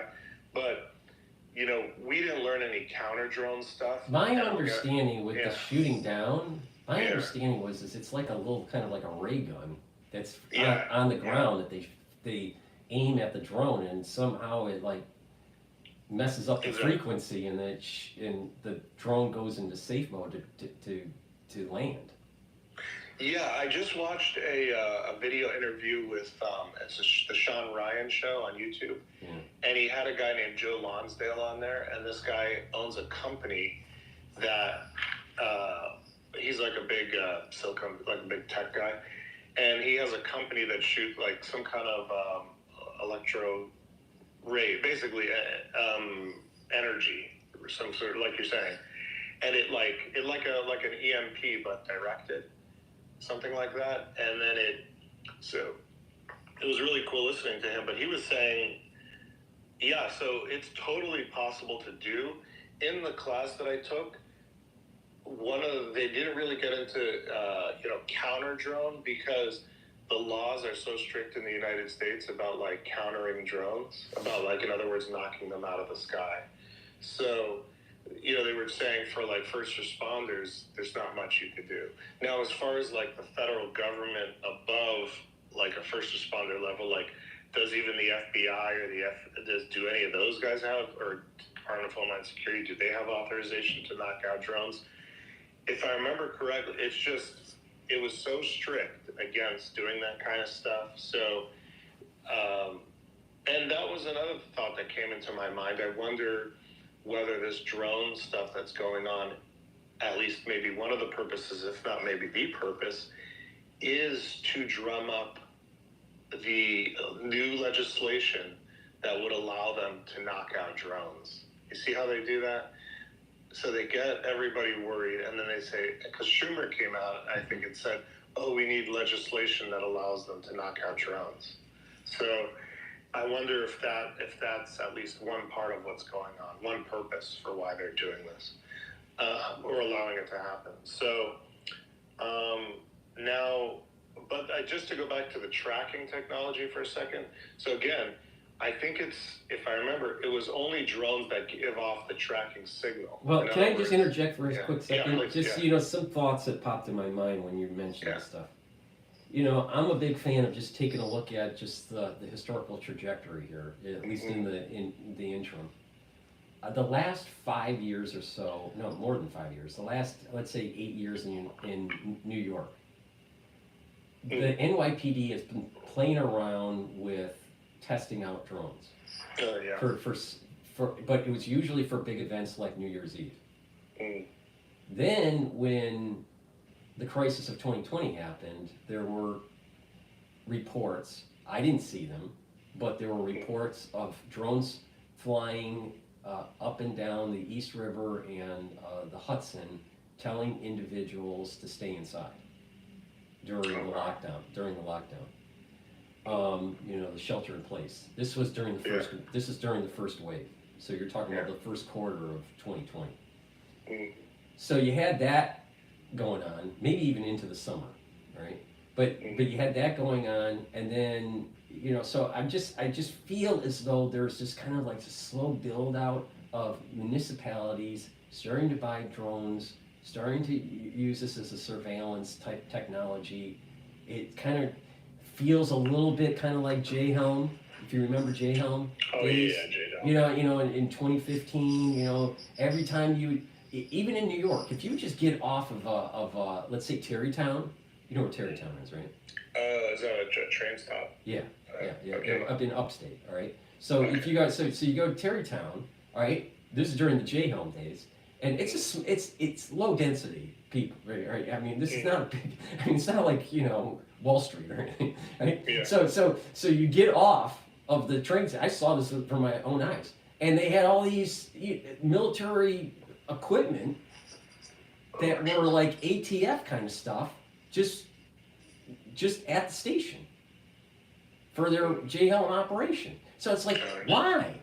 What? So what I have been seeing since, let's say 2015, is the militarization of the police.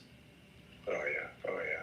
I mean, literally, my brother served in the service in the early 90s, all right? And the equipment he had was less than what the police have now.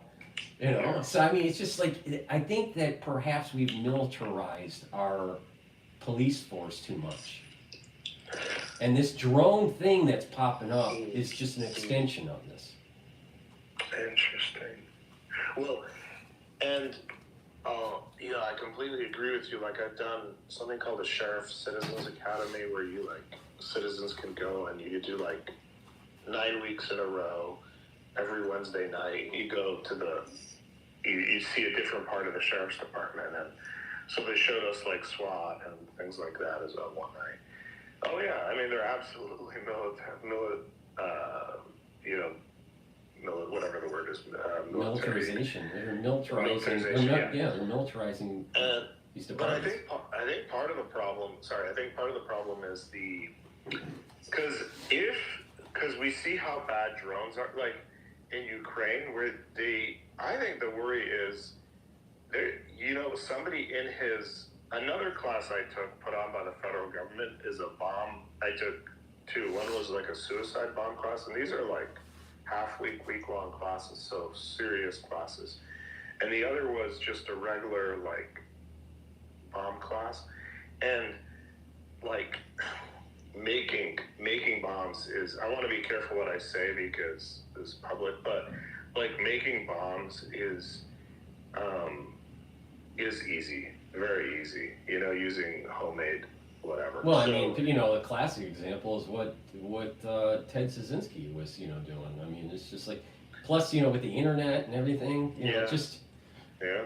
And, I'll tell you what, if someone is a hobbyist and with 3D printing and all this, and, a little bit of just firework type stuff, can you imagine, literally, you can have a 16-year-old kid that has Radio Shack. I don't even know if Radio Shack is still alive, but some sort of Radio Shack, drone that they purchase at the store, and they just put a bunch of bottle rockets on it, and just zooming around the town, and just and they have buddies that also have drones that have bottle rockets, and you try to shoot them out of the sky, like your own little Star Wars. But and as kids, I if I was a young kid, that's probably what I would have done during my summers. Yeah. Yeah. Well, have you ever seen those? I think they call them FPV drones in person. They're so fast. They're these little racer drones. No, so I haven't seen them. No, I really haven't. Yeah. No, I haven't. But they put these, I think, goggles on. Yeah. And so they're I think they're called first person view drones. So they put these sort of goggles on, and they're sort of flying it through the goggles. And I think they have hand controls, but they're watching it as if it's kind of virtual through the goggles. Mm-hmm. And I think that might be what they're using in Ukraine. And the danger is, part of the bomb class was they exploded tons of bombs, various bombs, to show, how powerful stuff is. It's crazy. And they were, the stuff in Oklahoma City, the Oklahoma City bombing, the stuff, they exploded like that.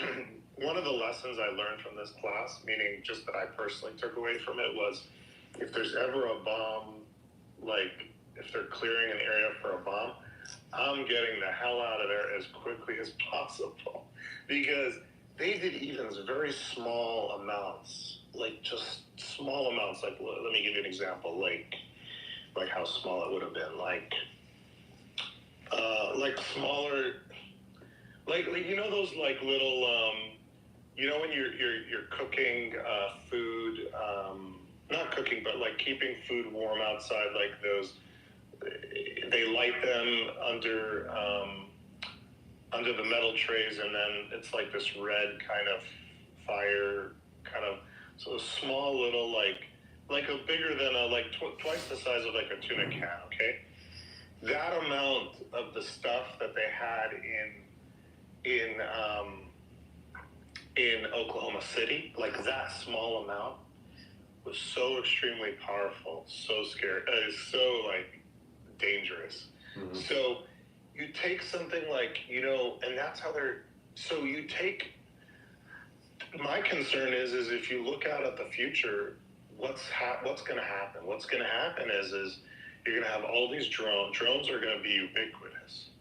So you're going to have all these drones, in the United States. And then what if somebody takes, like, they build in there like a hobbyist, they build some, you know, bomb stuff, which again is very easily available, you know, through common household and hardware store. Well, stuff.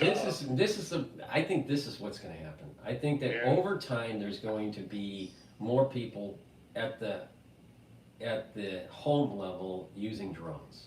There's also going to be more of a commercial use of drones because of Amazon and, you know, they want to deliver by drones, and you have the police using drones. So there's going to be more of a commercial and safety use of drones on top of the military component of it.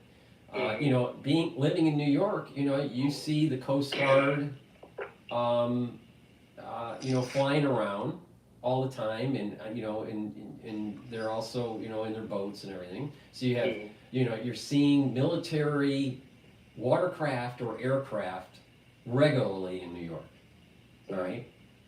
On top of the police, you know, doing their own surveillance. So just extend that. You're going to see military use and police use of drones more often. Now, when something happens where there is some sort of terrorist thing that takes place, then what's going to happen is that people are going to be fearful. There's going to be some sort of Patriot Act that's created that forces individuals where they can't use their home drones as easily, maybe at all. And it's now, the airspace is no longer free for the public, but only for commercial use. And so there's so many regulations by FAA that just prevents, I mean, think about back in the, you know, the days of, what was the famous air flyer during World War II? What was his name? Lindenberg.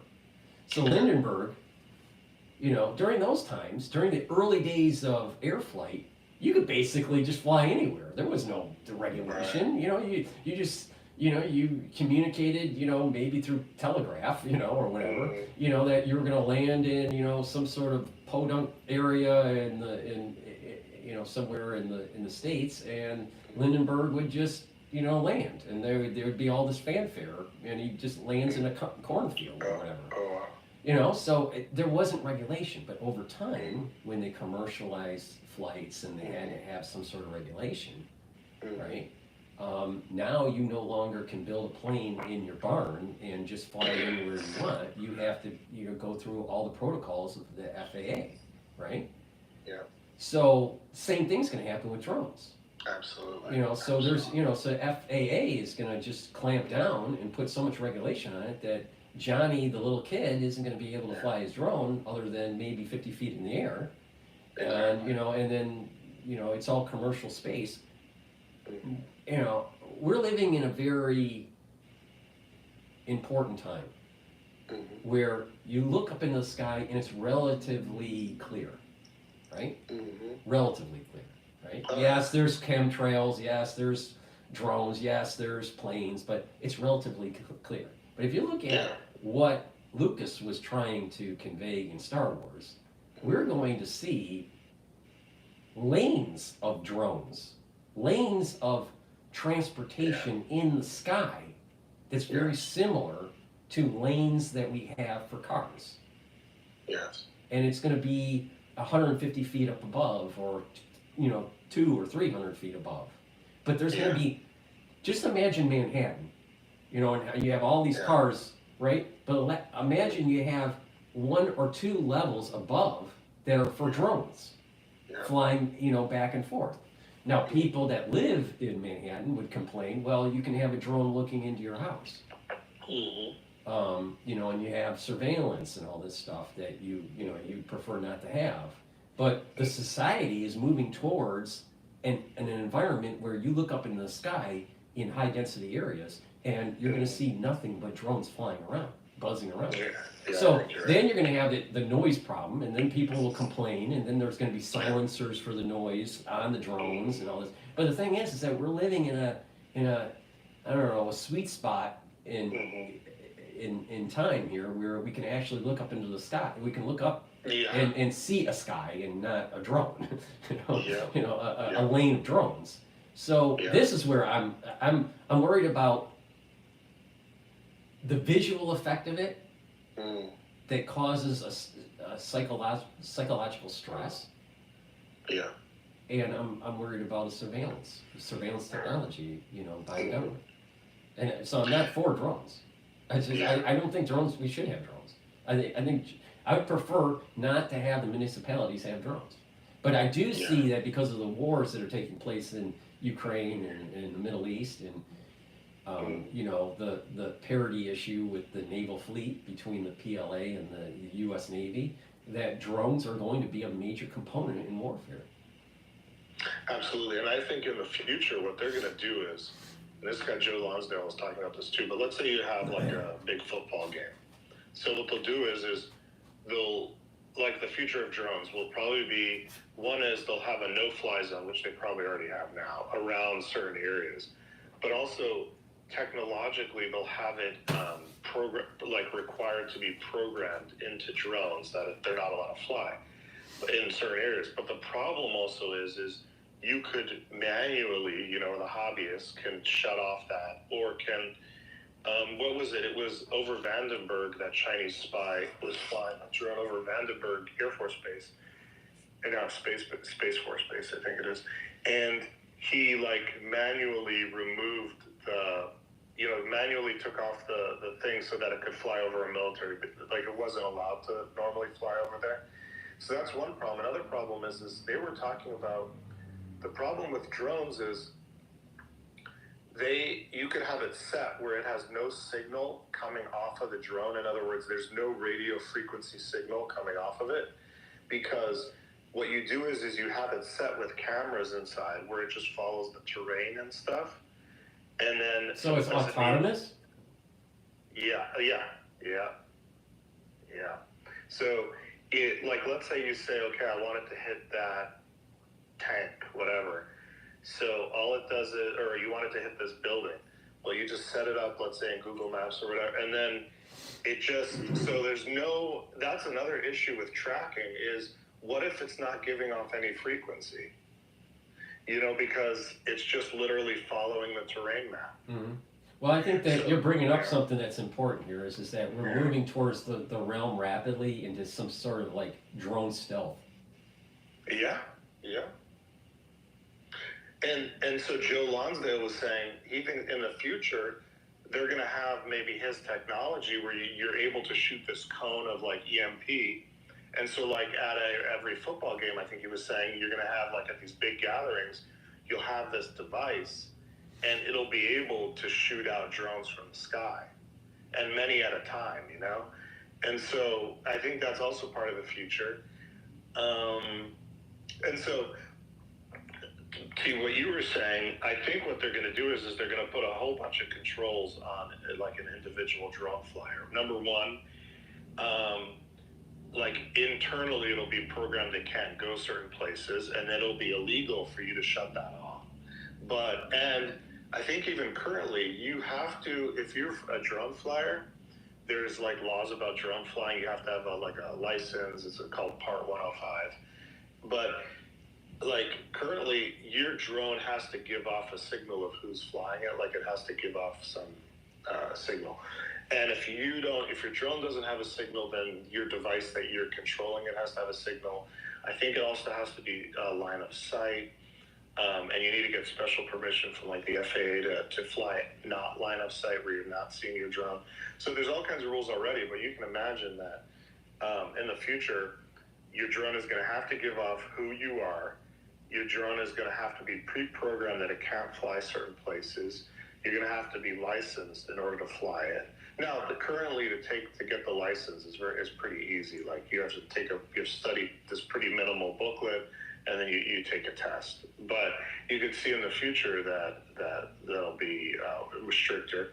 And then, like you said, right now when you take the test, I haven't taken it, but I was looking at the booklet to study, and they have these in the air you have layers of sort of up to 200 feet is one layer, and then above 200 feet, they have layers of airspace. and kind of like you were saying with these like sort of roadways up in the air. And so I think in the future, yeah, you're going to have probably controls of literally within the mechanism itself. It'll limit you to how high you can fly or where you can fly, and then illegally. And maybe police will be, you know, in the future will be have the legal ability to, like, you know, give you a fine or even, you know, arrest you for doing certain things. But yeah, and then lastly, you know, so the concern is the future, you have these drones, let's say it doesn't give off any emitting technology, like it doesn't let people know who's controlling it. It's like you said, even like hard to visually see, or, you know, through some kind of radar, it's even, you know, stealth sort of thing. And then, so you're going to need these like EMP sort of devices, you know, around important places, I guess, or to be able to shoot down terrorist drones. And so you can imagine like an IED, you know, so some, you know, people making IEDs and then attaching them to like these really fast first-person FPV drones, and that's what they're doing in Ukraine. And so they're combining the two, and then they're just so quick, you know, and you can't shoot it down with a shotgun or whatever. And it's just like, you know, it's going to be very dangerous. And so that's where we're headed. Yeah. Well, you know, it's, you know, when you look at this from a 50,000-foot philosophical level, it's just it's the civil liberties of an individual. The airspace over their home is being curtailed. You know, we're slowly getting boxed in. There's another person that would like to speak. So, do you mind if I mute you and have him? Please. Yeah. All right.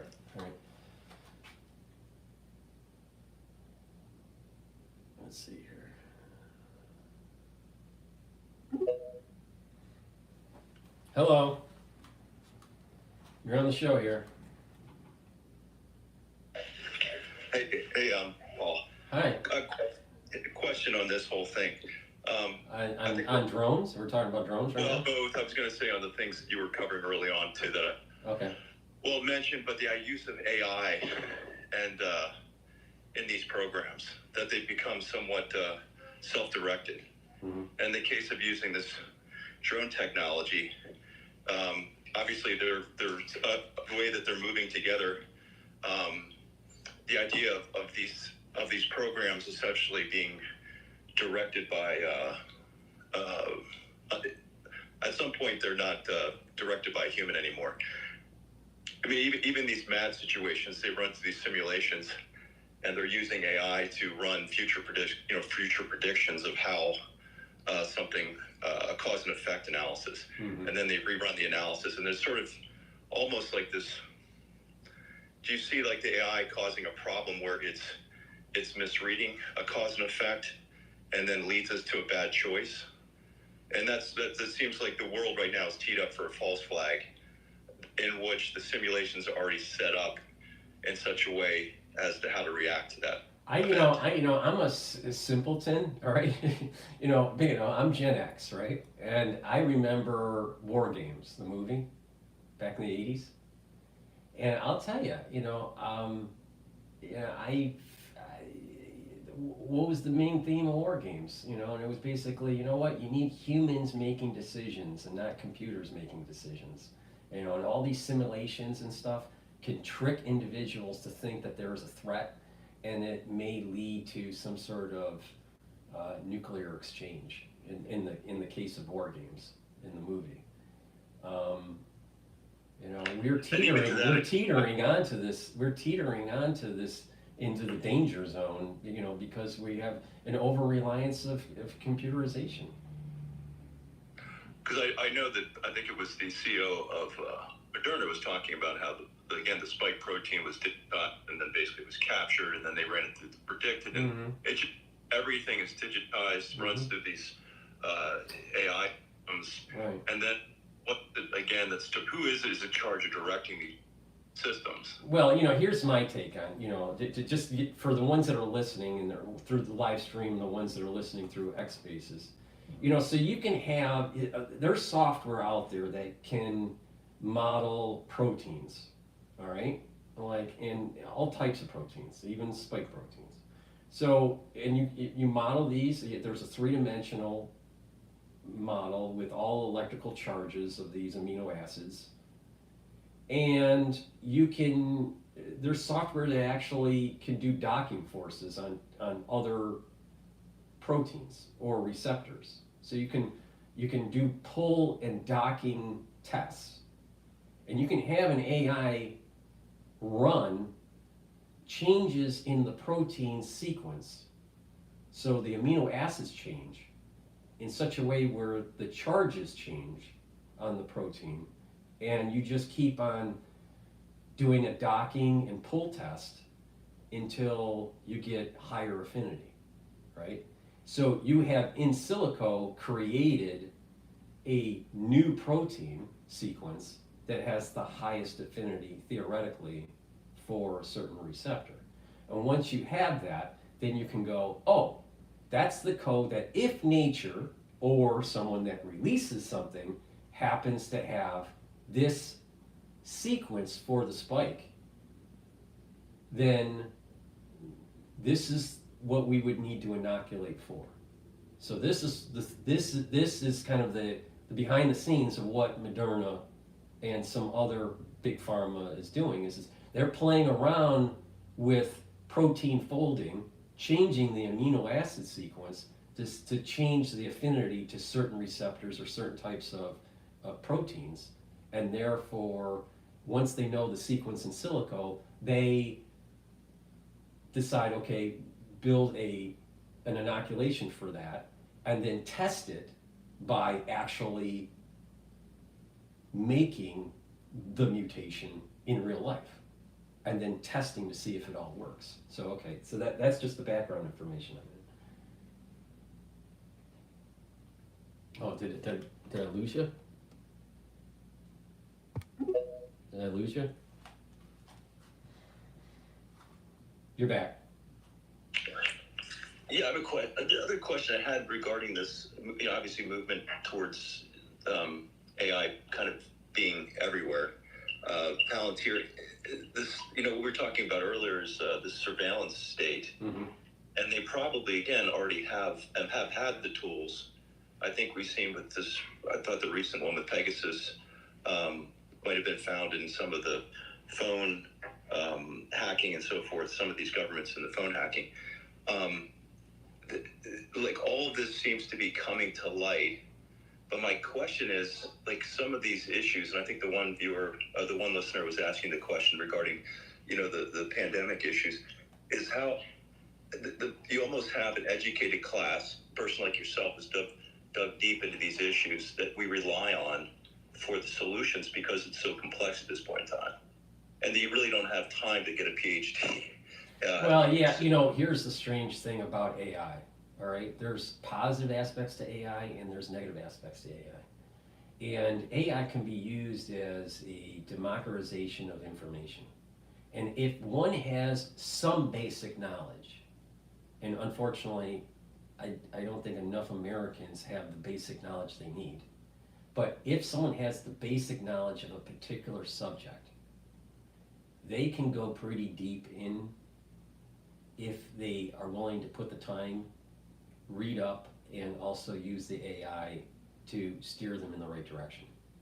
And what's happening even in medicine now is that artificial intelligence is getting to the point where they can diagnose a patient if it has the lab results and the physical exam results or the CT or the EKG.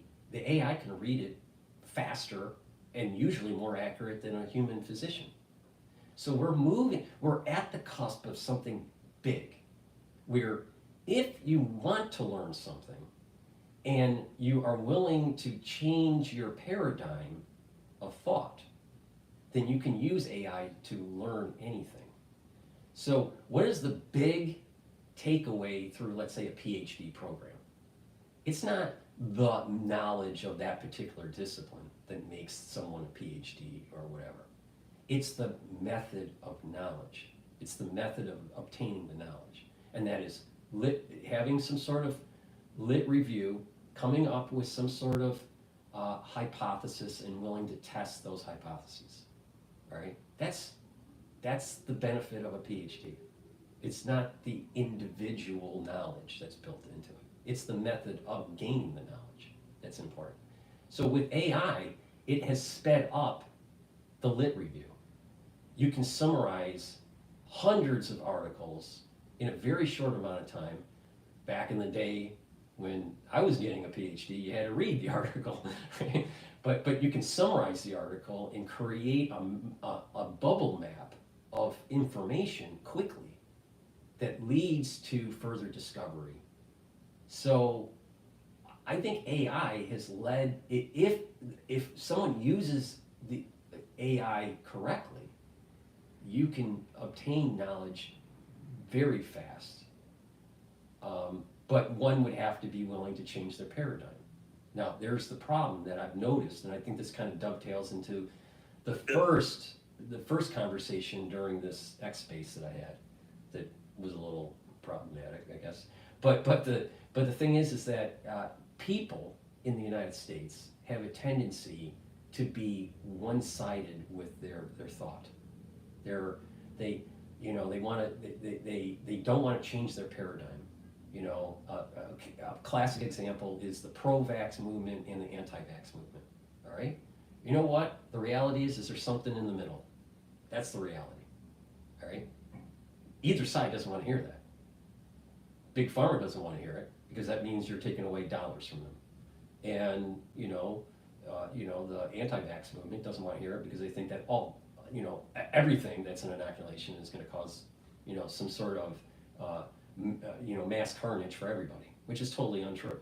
I mean, when I was a kid, I knew someone that had polio. You know why he got polio? Because he didn't have a vaccine, all right? And he was crippled for life. So, and this was in junior high school, But the thing is the reality is if one is willing to change their paradigm and willing to put in the effort, they can use AI and gain a lot of knowledge. So there is a democratization of knowledge, but one has to have some basic skills, right? And unfortunately, a lot of Americans, I don't feel, have that basic scientific knowledge. But people don't have to just depend on PhDs anymore. I think that was true before ChatGPT-4. But it'll be interesting how this all emerges, because I think the whole idea here is what's the truth? How do you get to real knowledge and build up on that, and and go forward. So. And Paul, let me just take the one issue that was brought up about the SV40 promoter, for instance. It seems to me that particular issue, which has been brought up, being plasma emanation, there would be this debate among the professionals in that field, and the truth would emerge from it as to whether or not. All right. So right. So let's dive that into it. All right. The thing here's the problem. Does SV40 came up with cancer research? They were finding, they were saying, this thing seems to be popping up, in certain types of tumors. It wasn't in every tumor, but in the early days of cancer research, it did pop up. So there was this kind of thought that maybe pathogens cause cancer. Well, for certain types of cancers, that's true. In other types, that's not true. HPV is another one. The idea here is that when someone says SV40, it's a plasmid. SV40 plasmid is using an SV40 promoter region to code to code something.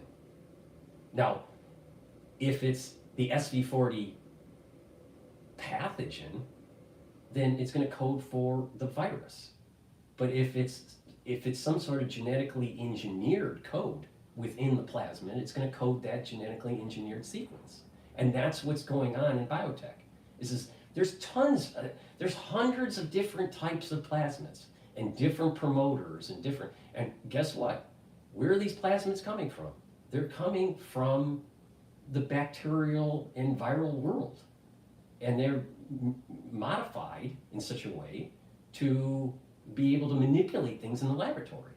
So when someone says, well, SV40 plasmid as a pathogen can cause certain types of cancers, that doesn't mean that all SV40 plasmids cause cancer. Because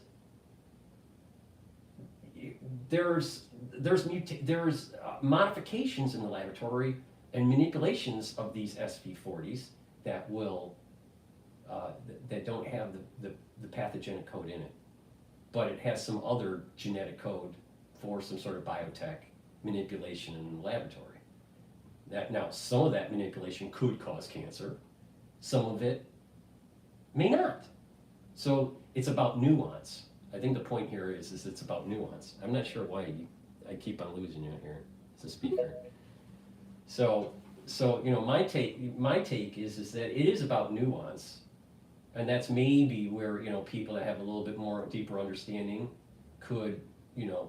But the thing is that you know, when someone is willing to understand that there's nuance, they can still use ChatGPT and get to a deep level of understanding of SV40. You know, just do an experiment, do a mind experiment, or not even a mind experiment, just do a real experiment. You know, I don't know how much you know about biotech, but let's just go as deep as you can about SV40, and you'll notice that you'll see like one path of that knowledge is going to be pathogenic, right? But there's another path of knowledge where it's actually a biotech tool. Now the problem comes in is that you had big pharma and big money and not willing to admit that they can't filter out their inoculations good enough to 100% guarantee that no injury was going to take place. They can't do it. No manufacturer can do that. And so, you know, this is where the pro-vaxxers are totally wrong. You know, there is a manufacturing problem. The way things are made is problematic. Now, it doesn't mean it can't be effective. It doesn't mean that everyone's going to have the problem, but it isn't a manufacturing issue. So, you know, if anyone that's, you know, is listening, or anyone that's watching the live streams and that has done stuff in manufacturing, there's tolerances and there's, you know, drift over time when you're doing high production, and you know, so there's lots of things that take place during a manufacturing process that can cause some sort of you know, production issue or quality issue. Hey, Paul, one other question. Do you see a limitation, like the medical field, with diagnostic testing? Meaning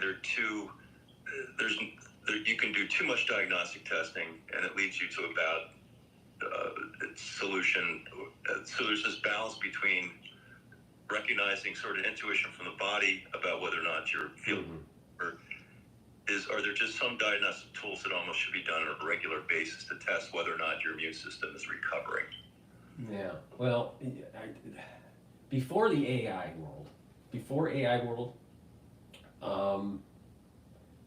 there were older doctors doing rounds with medical students in their residence, where they had a skill set, because they didn't have the ultrasounds during their training, they didn't have the access to the CT scans and all this fancy equipment, where they were more, the older doctors that are now retiring, but you know, when I say older, I'm talking like 70s, 80s here, you know, that they could touch the body in such a way and understand more about the patient by the way they were feeling the body, putting pressure in a certain area, seeing certain veins popping up. They were more in tune by just observation of the body. The problem comes in is that the newer generation of physicians are more reliant on issue a test, issue a scan, issue whatever, right? So they're less physical with the patient and more quantitative with the readings of these devices. You add in an additional component. Back in the olden days, there wasn't so much litigious activity. Doctors didn't have to worry about getting sued all the time. Now, if anything goes wrong, the hospital, the clinic, the physician is worried about some sort of lawsuit. So there's the litigious aspect to it. There's the over-reliance because of just the contemporary training that's going on with physicians, that is pushing everyone to be just over test, do these diagnostics, right? All right. Now you add in AI component to it. AI can't really feel the patient yet. We don't have C3PO feeling the patient, right? But doing the PE, the physical exam. So since we don't have C3PO, by having these scans, by doing the blood work and having all this telemetry fed into the AI, it can diagnose and have treatment, and also social learning within the AI, knowing what else is happening in the society. Is there something similar that's taking place within that locale or in that state? That would be really good for understanding infectious diseases. But and there could be some sort of social learning that can take place with these AIs. But just individual patients now, when you have these diagnostics, you're allowing the AI to be able to have a treatment plan for a patient. So I think it's important to look at the history arc here of what was it like to be trained in the 1960s and 1970s, even 1980s, and how it's moved and changed over time to the point now we have AI. And I personally believe that AI can see something on a CT scan or an X-ray better than a trained radiologist. Well, you know what? Medicine's moving AI. And insurance companies are going to go, how do I reduce error? How do I reduce chances of lawsuit? How do I reduce over prescribing certain diagnostics? And the insurance companies are going to say, you have to implement the AI into your clinic or into your hospital, or you're not going to get the same payout, for coding.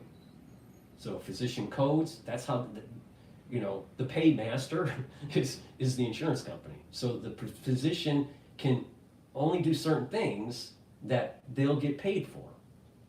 So, or that's how it's supposed to work, right? So they code a certain way. Well, the insurance companies can say, we're going to reduce your payout to the physician.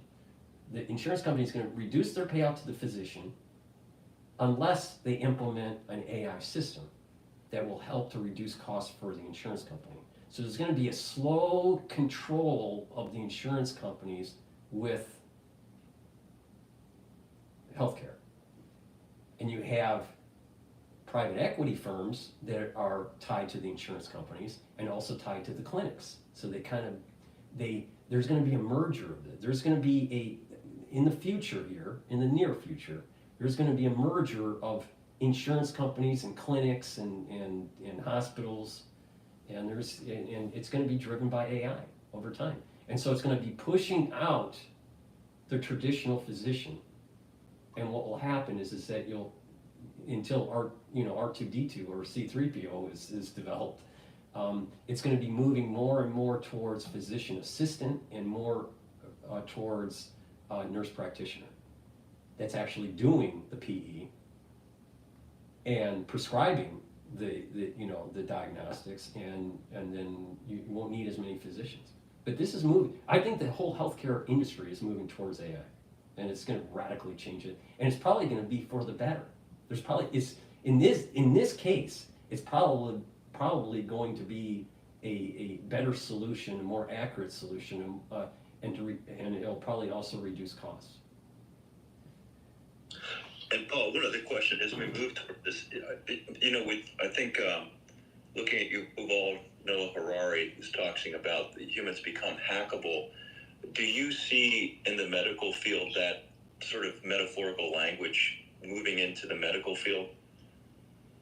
When you say hackable, you mean hackable in terms of if we were integrated in like a Borg kind of thing on Star Trek? I'm thinking along the lines of like using these mRNA to send it into the cells to make the proteins. It seems that there's more and more of this computer science, say, moving into the medical field and the use of AI. And you've seen, I think, with James Bond movies, I think Project Hercules, where they have these nanobots in the body that recognize some type of pathogen, and then they, of course, my point is, it seems to me that they push towards transhumanism, and it seems like the tech, the big tech that we see now, that are sort of really dominating the political scene right now, the billionaire class, they may be pushing us in that direction when have we really truly understood where this is going to go? No, I mean, for sure we don't understand it, because just look at just the inoculations with the immune system. We don't fully understand the immune system. I mean, the immune system is so complex with the feedback loops that we have no idea, does it make sense? And I said no, but there's a group of people in the medical community that thinks that it makes sense to put tons of different antigens into a newborn to elicit antibodies that it's not going to maintain because it can't create IgGs until 6 months of age. I think that's crazy. Why would you want to keep on pumping a newborn, and trying to elicit something that the immune system doesn't want to do? And maybe, Paul, is this the idea of undirected technology that really doesn't benefit the understanding of who we are? These bioweapons programs, you could continue to create these directed evolution threats, and then you would say, how are we going to have a soldier out in the battlefield that we could, say, take the pathogen and then digitize it, then come up with, then send it to them in the direct? Is it the idea of this? What is direct? It comes back to like this transhumanism. What's directing it, and that we're moving. Well, I can get you. We can get into a deep conversation here. If we go up to the 50,000 foot level, when you're looking at companies that are being formed and that need to be funded, that they're not self-funded, but they need to be funded through some sort of private equity or venture capitalists, you hear the term disruptor. It's always a disruptor. Well, why do we need to disrupt? I mean, first, sometimes we do need to disrupt. That's, creative destruction, right? In the economy. But what happens is a lot of times these people, they're coming out of fancy universities, all right, and they aren't happy with their job prospects when they get out. So what do? They partner up with a friend, and they want to set up a company. Now, a lot of it is in tech because there's a low barrier of entry, with coding and all this stuff. But it's also in biotech, all right? And so what's happening is that they create a company because they don't want to work for an established company. They create a company and convince the investor community that their company will be a disruptor. Now, a lot of times they fail and they blow up. Now, the point I'm making about this whole disruption concept at the 50,000 foot level is that they don't care the damage that they create. They care about getting funding, their seed funding. And so if you look at this now from a metaphysical point of view, when companies are creating things that could perpetuate or move mankind into transhumanism, it seems to me that it's almost kind of like, I know this sounds kind of crazy because I am of the sciences, but there is an element of kind of a satanic kind of thing going on. There is an evilness that allows for these types of companies to emerge, to try to entangle mankind. I think that when you look at good and evil, right? You know, Adam, you know, ate from the apple. You know, Adam and Eve ate from the apple of the tree of knowledge, right? So they were, you know, this idea that there's been a never-ending entanglement to entangle good and evil, and it's through trying to embetter yourself to try to disentangle it and disentangle the good from the evil. But I feel that technology is trying to reverse that disentanglement. It's trying to maintain that intertwining between good and evil. You think about the internet, even the term internet, there's fiber, there's things tying things together, right? You think about T1 lines and servers and cables, intercontinental cables underground and all this stuff, or under the sea. You know, there's an entanglement that's taking place. You look at social media and how people seem to be very negative against each other. It's an entanglement of good and evil. So I feel that transhumanism is not something that is from the good side of the tree of life. It's actually from the side of evil. So, and how if one is trying to build a company that does some sort of transhumanism, they have a tendency to get some sort of funding and to do the will of an evil force. So I know that doesn't sound very scientific, because it's talking about spirituality and good and evil, but I sense that transhumanism is mostly evil, not for the good. Now, the problem comes in because it's always dicey at the edges between good and evil. What if someone is quadriplegic, all right, and there's technology that, let's say Neuralink, it can use to help them walk, right? Well, that's using a technology for good, getting someone to be able to walk. But that same technology can be used for hooking people up to the Borg, right? So, we can't be, I think this is how the devil works, is that he plays, by the margins. And so it's easy to kind of open up the door. I mean, look at with Facebook, or now Meta. Facebook, it was the idea of share information with friends and family, right? As you move through, different stages in your life. And it ended up being a data collection for your life, for someone to make billions of dollars on your data. It's just, so there was an evilness to it. And there was, breaching of people's privacy and whatnot. So, that's my take on it. I just, I feel as though transhumanism is moving.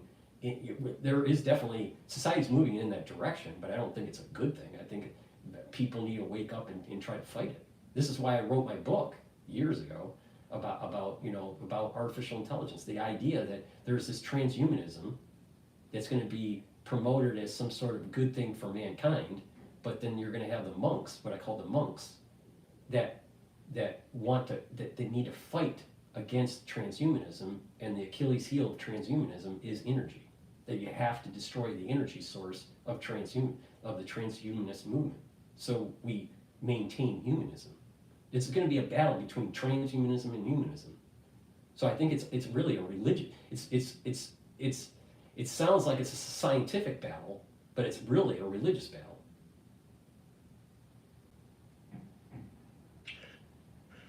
And then, Paul, how close do you guys see to this movement towards immortality? Do you see a pathway forward? Meaning, all these things seem to be happening simultaneously. I did a video of Elon. Yeah. Come the picture here. You're breaking up a little bit. And all of these technologies. How about now? All right, it's a little bit better. So if you can restate the question.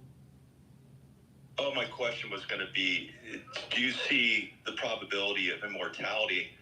And I just think that's stepping into the equation of this, I want to call it like a breakaway civilization. Right.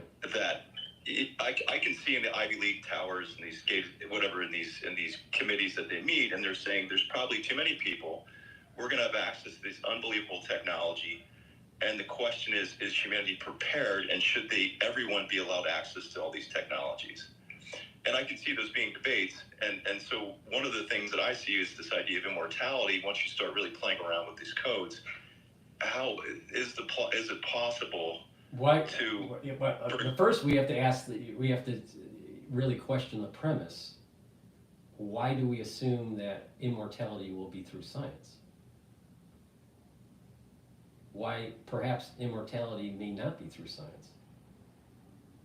I mean, it's assumed that immortality will be presented through science, but according to the scholars, the biblical scholars, once Adam was thrown out of the garden, there was because of the entanglement of good and evil, there was disease. Disease starts, all right, and that each subsequent generation was not able to live as long, up to the point where we're at today, where the average person lives about 80 years.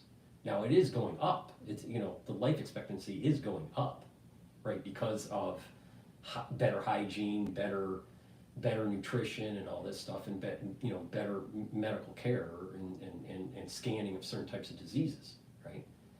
But it's not to the 150, years of age or 300 years of age. I mean, if what is stated is true in the biblical texts, you're talking about people that were living 450 years, all right? Well, that's a pretty long time. I mean,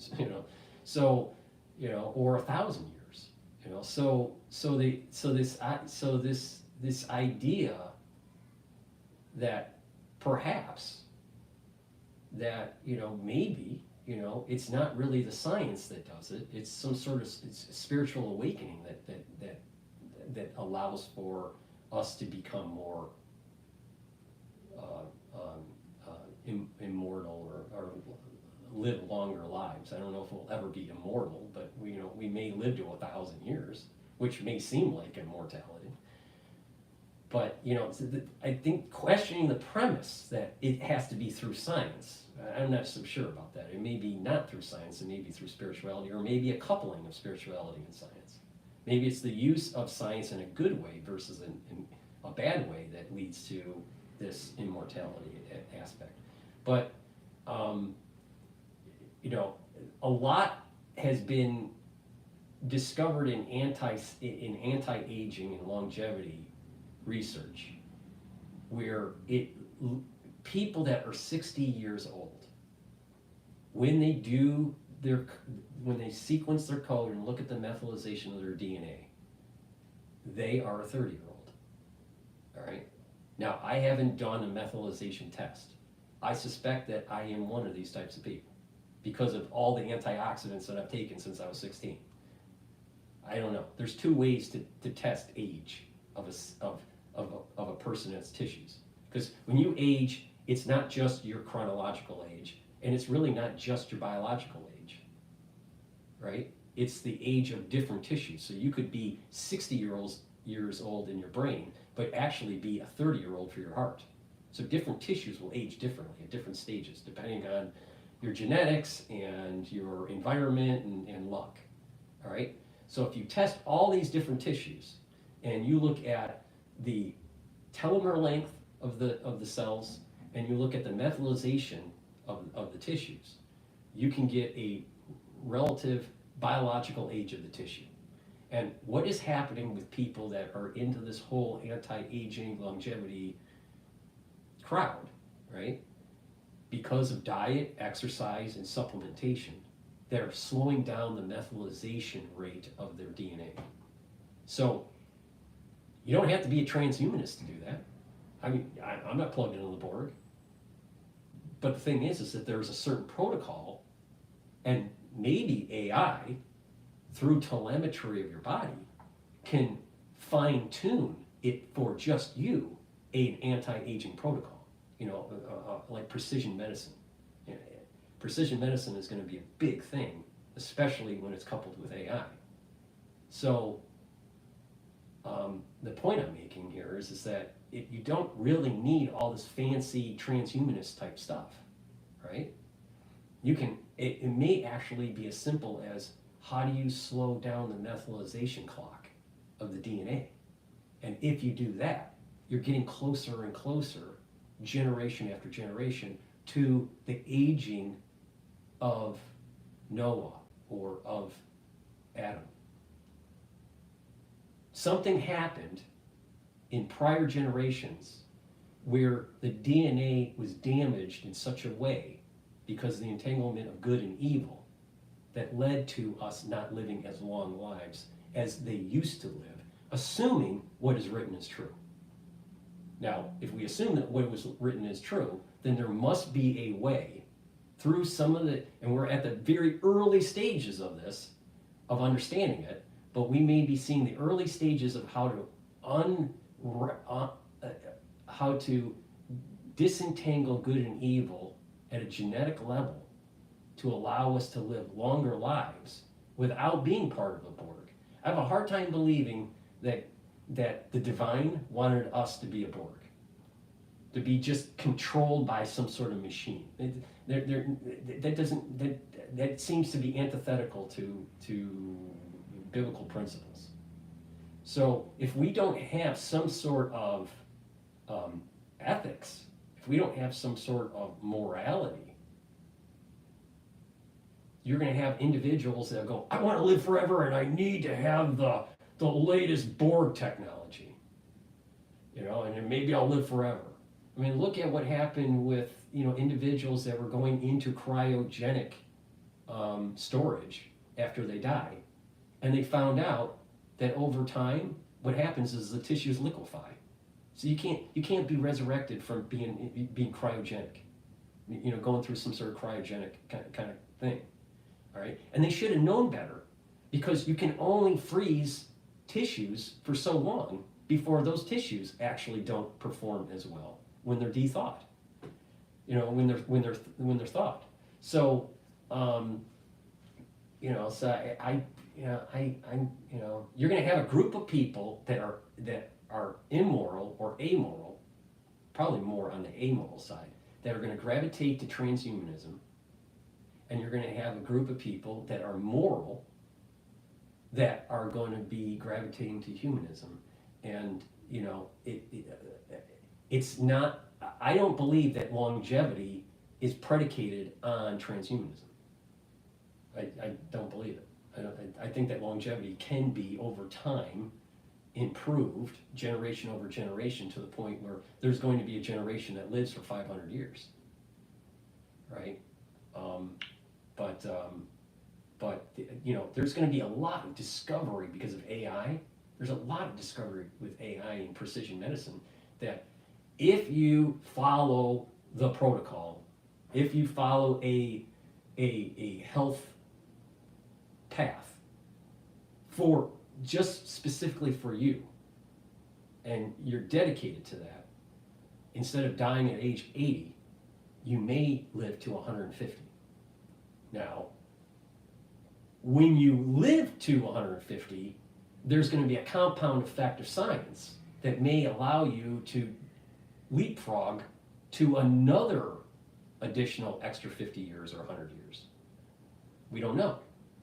But the key here is, I think we're at a special moment in time that if you invest in your body, if you invest in your, in your soul too, that you may be lucky enough to benefit from this window of opportunity of life extension without being transhumanist. Now, there may be a group of people that will say, well, my arm isn't working so well, chop it off and put a robot on it, a robot arm on it. Or my eyes aren't working so well, take out my eyes and just use some sort of bionic vision. And oh, by the way, for $5,000 more, maybe I also can see it in in infrared. I don't think that's the way mankind should be going. where slowly when you age, you become more and more robotic. That doesn't seem very biblical to me. That doesn't seem very humanistic to me. It seems like the real solution here is that there's got to be a way to allow the learn on how the body heals. Learn on how that secret sauce to be able to get the body to heal itself.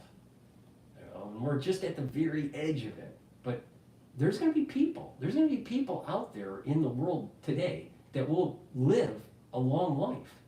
But it's because of luck, a little bit of their genetics, but following some sort of health protocol that's fine-tuned for them.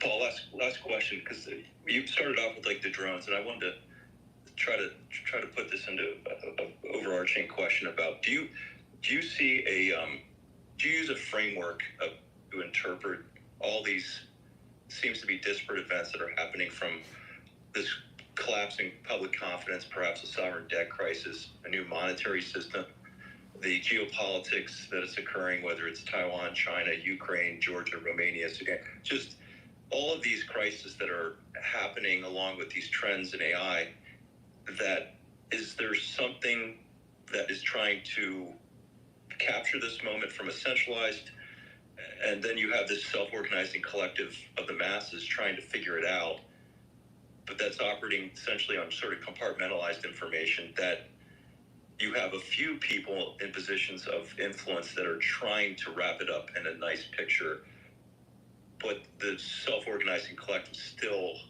struggling to try to figure this out. Can you define your term self-organizing collective?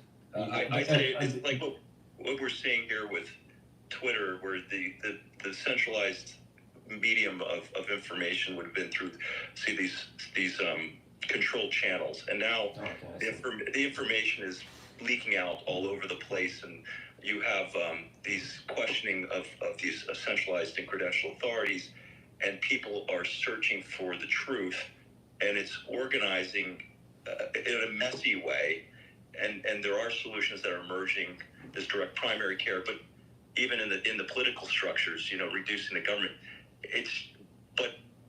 is there a framework to try to tie it all together, or is it just, this is just a cycle and it's just going to happen without any sort of centralized figure leading it? It's just going to move forward, and it may be messy, but in the end, we come out the other side with. Well, there's definitely an emergent property that's taking place. Now the question is, how much of it is control and how much of it is just through randomness. A lot of people get fooled by randomness. If you look at the market, there are individual stocks, right, or individual assets that go up and down, and there is a collective understanding of that day's trading, or there's an emergence of certain things. Now, there can be black swan events that happen, and all of a sudden, it totally radically changes the hive mind, of understanding. Now, the big question is it just an emergent property, or is it that there is actors that are trying to force certain issues? And it's probably a little bit of both. You probably have actors that are trying to benefit from some sort of an emergent property. They want certain things to happen, and then they benefit through power and or money. But there are feedback loops. Sometimes when they try to do something negative pops up that hurts them. And sometimes when they do something, there's an emergent property that is similar to what they predicted. So because of these positive negative feedbacks, it's hard for people that are trying to control the situation to be able to really have, with high fidelity, a real understanding of what the next time periods will be with their actions, or what they're trying to force upon. So now it gets into the realm again of kind of a spirituality thing. You know, is there a hand of God in things, or is it just randomness? I come from the standpoint that there is a divine thing happening that is leading mankind to a good end. But that does not mean that as we move towards the good end,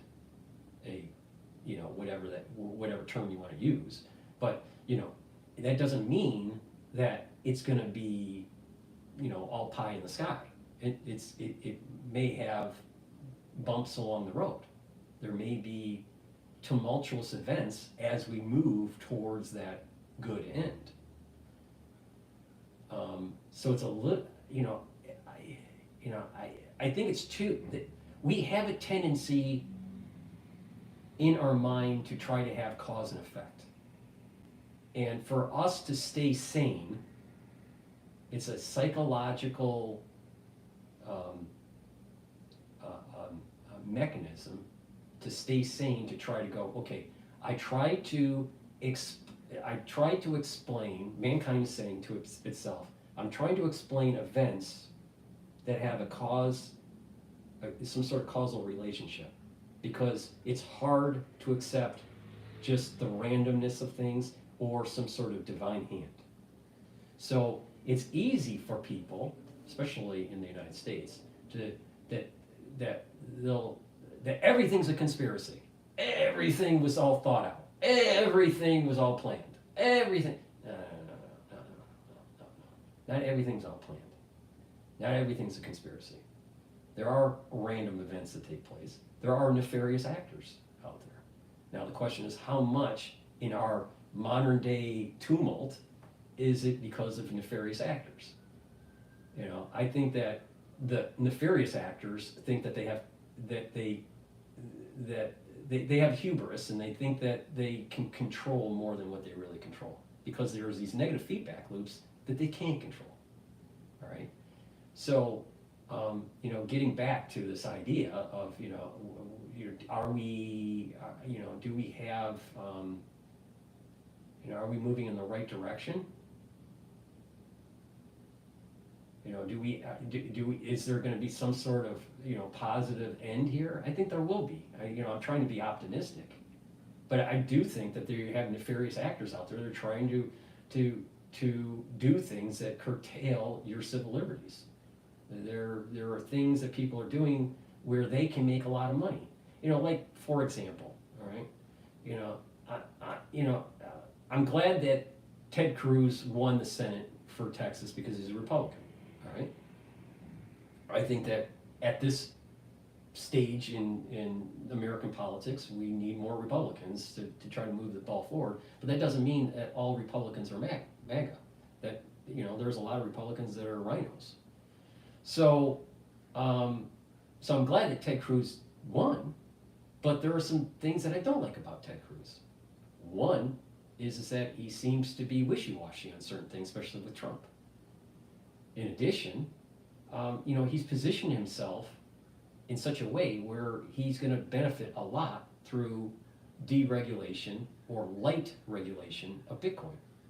Why? Because he's invested in companies, in mining companies, and also in exchanges and use cases for Bitcoin. So he is in a powerful situation. This is an example where you have people doing, powerful things where they benefit.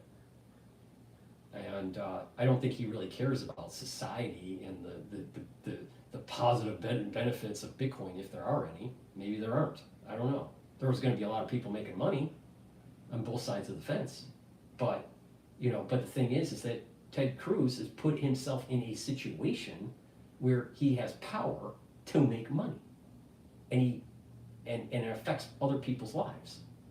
So, the point I'm making is that there's different levels of people that have certain buttons in society, either at the legislative buttons or maybe financial buttons. They have certain tech or whatever, that can create some sort of group of people that are trying to push society into some sort of direction that benefits them. But again, there are negative feedback loops that may be a natural phenomenon that may be trying to hurt them. Like, for example, Meta, right? Facebook tried to do that metaverse. Metaverse was a total flop. So there was a negative feedback. Zuckerberg thought, well, metaverse is going to be so important. Everyone's going to be plugged into the Borg and everyone's going to be wearing a virtual reality helmet. And the reality is that, people didn't want to be in the metaverse. They wanted to be in the real verse, not the metaverse. I saw someone at the Harvard Club, going on a tangent here, that had one of those Vision Pros from Apple. Is it iVision or Vision Pro? I think it's just called Vision. So Vision Pro, and he was in the Harvard Hall area where people sit down and have talks or read the paper or do some paperwork, or they're on their laptop or whatever. So you had this one guy with this Vision Pro, right, on his head, and he just looked so out of place. Now you're talking about old style decor and this whole idea old wood, dark wood, and it just didn't, it was so out of place. He just looked like a pariah. He stopped using it. One, because of the battery issue, but two, it didn't sync with cultural norms of certain groups of people, or just the overall cultural norm of humanity. And that's why Vision Pro died out. I mean, Apple still has it, but it wasn't adopted anywhere near what Tim Cook thought it was going to be, because it's against the human inculcation that as we're raised. So I think that there's going to be a negative push. There's going to be a negative push, this negative feedback loop that says to these people that are trying to push transhumanism that, what? This ain't going to take out. This, because the way it works for the transhumanists, they have to make money because they borrowed a lot from the VCs or the private equity, and it's all about return. If they can't return their transhumanism, then the company goes belly up. Now, of course, there is, robotics. Boston Robotics has gotten into DARPA and, the military, and that's a whole different ballgame. And, Boston Robotics is, the early days of Elysium.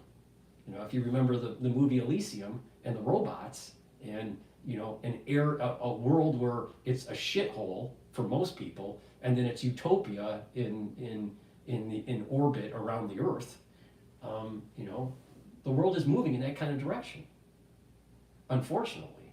But there may be a feedback loop where monks, as I call them, or humanists, fight the transhumanists. And when that happens, maybe we won't have Elysium. So that's a long form of trying to answer your question. But I mean, I just, hopefully, I did an adequate job of it. But no, I appreciate that. I'm kind of in the same headspace you are, trying to figure these out. I agree with these feedback loops because it seems that the more they push us into this metaverse, you can manipulate this feedback loops, and that nature's feedback loops are more pure, high fidelity. I mean, can I ask you a question? Let me just ask you a simple question. When so you're on X, right? Are you feeling with the feeds between people, going back and forth and with hate, do you feel that is hurting your soul when you're consuming just the content? I don't. I tell you what I see. I don't see that much hate anymore. I see just people. I see people trying to expose corruption, and I see this comfort bias among the masses still, where they don't want to necessarily deal with these scenarios that our institutions have become corrupted, because I'm not too sure. It's uncomfortable. And I think one of the issues is, I think with this collapse in these public institutions that we're seeing, I think we're going to have to deal with that to move on to the next phase. And, and this is, I think, this idea of this decentralized movement, you'll see more local communities coming together, greater involvement at the state levels. And I think there's this push, just almost trying to awaken the masses, so to speak, to try to deal with the issue and try to establish, I think, a foundation of ethics to build upon. Right. So you're seeing X as a social media platform for good, to in better society and get people educated and to localize and I agree that there is a powerful part of social media, especially on X, where when Elon bought Twitter, it kind of opened up a free platform, right? The worry I have is that there's still a lot of division out there on certain themes. Let me give you an example. There's a lot of anti-Semitism. There's a lot of pro-vax, anti-vax.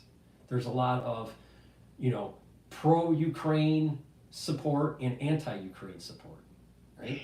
So yes, people need to have conversations, but when someone doesn't agree with their worldview, it tends in social media to devolve into hate. Oh, I definitely agree that there's a polarization, but I see the majority of people that are in those polarized positions.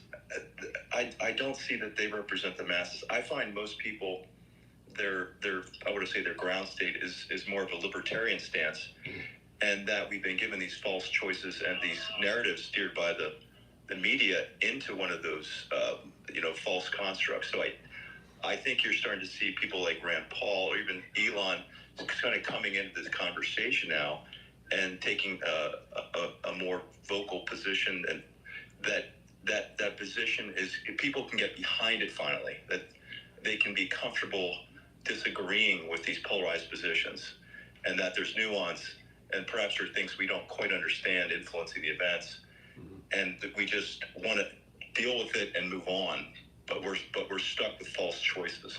Mm-hmm. So I mean, you're definitely looking at X, in a positive light and an opportunistic. There's optimism with it, and I kind of agree. But there's a tendency with mankind to just devolve into hate. And I just maybe I'm just a different generation. And maybe I need to wake up a little bit more on it. But I feel that there's an infestation in social media in general. It's just like I feel like it's full of bugs. I think Paul, what I've seen is more, to me, I think it's the constant, I want to say, bombardment from the social media platforms, where I don't necessarily see hate so much as it is just distraction, like constant distractions. You can't really think deeply about the issues. Mm-hmm. And I see it with Hollywood. They've dumbed down, the movies to these. The music itself, I don't think represents like true beauty or the aesthetics that we've seen before. Whether it's representing the architecture, the art, it's like everything's sort of been moved toward this cacophonous, like ugly state of existence of being. And I think you're starting to see pockets where people are trying to reintroduce some form of aesthetics, and challenge the Hollywood and the social media.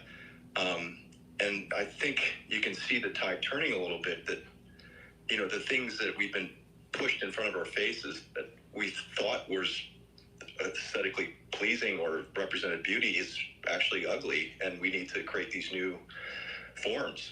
Yeah, I agree. This is where, you fall into the monk category of what I was mentioning between the monks and the transhumanists. It's a very positive answer to the question. I appreciate the honesty, and it's hopefully a light for people to follow. And I think, and last thing, Paul, I should say that I somehow, like you're talking about what drives humanity and civilization forward. I think, maybe there is this push between good and evil, but I think the good, the light, sort of is in the majority, that we have to experience the evil, and perhaps it guides the emergent behavior to the point it collapses, and that it can only collapse so far before the light sort of, grabs hold of the feedback loops and pushes it forward again, and we move on to the next cycle. There's this trend that if you've noticed in the advertisements, even on X, but also on YouTube, where there's this, it's called micro learning, where you like listen to books that are, only 15 minutes, just summaries. And my take on this, and maybe it's just old man Paul, Gen X, but my take is that if someone is more focused on just the intro or the conclusion or just the brief summary of something, that the attention span of an individual will start to go down. Now, micro learning at, let's say, for 15 minutes of these summaries of these books that they're pushing is better than the junk food that through doom scrolling on social media. Yeah, it's better. But the thing is that I'm not so sure that it's the right solution. Yes, you can consume a lot of information, but it is generic. It's at a general level, and sometimes you have to, taking the time to read a book versus getting some sort of summary, in a feed, I think is, problematic. It's problematic for your eye coordination, because you need your eyes to move back and forth. And also the visual change, for distance. So the muscles in the eye are changing when you're reading. There's been research that said that certain light coming off of the screens hurts the actual eye and also your memory. So, I know this is going off on a tangent, but the thing is that there are what popped in my mind when you were talking is that there's this micro learning that's taking place on social media that, may actually be dumbing society. There's certain things that are happening that yes, it could be used as a way to decentralize, get people organized, get people, knowledgeable.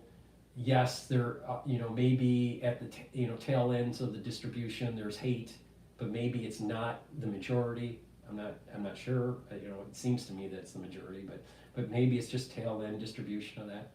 But there's this trend using technology where it's just speed it up, and faster. When you're in a conversation with someone and it's just, if that individual is only of general knowledge, right, then they seem very knowledgeable about a lot of things. But you dive into any particular subject matter, and then you realize that the individual probably only read, summaries of certain things and didn't really dive into the details of it. Like in a program like a Ph.D. program, you just dive in very, very deep. But the weird thing about this, and I mentioned this with one of the listeners on a previous talk, you dive into something deep enough, you'll realize that other things are connected to it.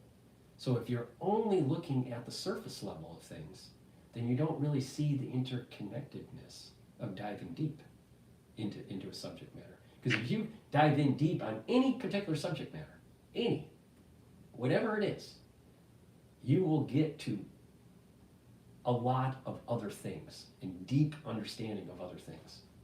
But that's my take on it. And this is where social media is like they're moving people towards this. Just be simplistic, just be general. Time is precious, and you need to just quickly learn something at the surface level. Oh, Paul, and I want to thank you. I have to roll, but thank you for your answers. Yeah, no problem. Thanks for speaking. I do notice you on the on the spaces on previous. So thank you very much. So what I'm gonna do is I'm gonna plug some products here and then play another video. But this is the whole reason why I'm doing this telemetry, live feed type stuff. The idea is to get interaction with the audience, all right? So the ones that are watching on YouTube, you can listen and do a call-in through Spaces on my channel and, you know, and interact. It's all about interaction, right? But also, as we're talking, you know, news breaks. You know, some news is somewhat benign, and other news is pretty, you know, pretty big news, right? You know, right now, you know, to my understanding, there's not a big, you know, big news day here, but just like, for example, you know, the market recap. The S&P 500 is at 5,952. The VIX is at 17. Euro USD is trading at 1.039. Bitcoin is trading at 22.77 for BITO ETF. USD yen is at 157.15, and oil is at $69 a barrel, about $69.10. So, you know, things are happening as we're talking, right? But the idea is that we have an interaction. That I, you know, that's why I built this out.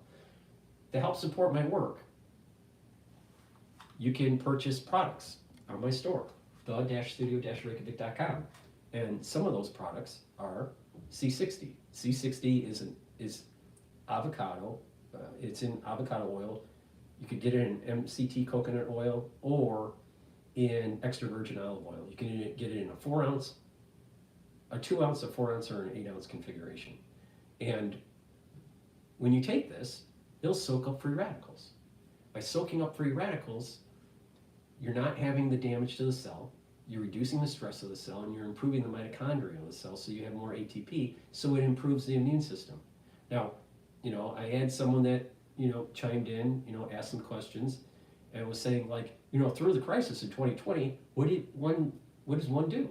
I've been saying it on almost every show. You got to neutralize pathogens, reduce reactive oxygen species, and you need to bring down inflammation. A very basic way to do that is structural nanosilver, the C60 to soak up free radicals, and the turmeric and the ashwagandha to lower inflammation. All right, that's the 3 pillars. Now, if you want to boost that up, then you can take a look at the anti-Fauci stuff, you know, the anti-Fauci beginner's box, or the anti-Fauci advanced box, or even the deluxe box, and you get more supplements on top of that. All right, but the whole idea is that by healing the immune system, by calming down the immune system, you're going to improve your health. You're going to slow down aging. You're going to have longevity. You're going to have more vitality, and your endocrine system is going to be better. And by having a better endocrine system, different systems in your body working better, you're going to perform better. You're going to be healthier. All right, in general, right? So C60 is a great way to soak up free radicals. So go to my store, the-studio-reykjavik.com. This is very potent. Take a teaspoon a day. Take it every day, and you'll notice that your energy levels are going to go up. The tissues in your cells are going to be better. They're going to have less stress, and by reducing that stress because of free radicals, you're going to also improve your endocrine and your immune system. So go to my store, the-studio-reykjavik.com, and get the C60. Now, at times, over time on my shows, I have explained many ways to improve your health. All right. So when someone says, I don't know what to take, I say it every day. Every day. All you got to do is go to my website and just look, and it'll tell you what to do. There's a reason why I say anti-Fauci. Don't you think? Don't you think there's just it should tell you something?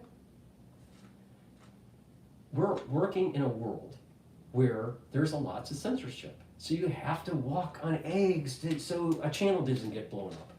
Because if my channels blow up, how do I reach out to my audience? So you have to be careful, right? So just pay attention to what I have to say. Follow the protocol and you'll be okay. Neutralize pathogens, lower free radicals by soaking them up, and bringing down inflammation is the core. Those are the three principles. Those are the pillars. And then you can build on top of it, all right?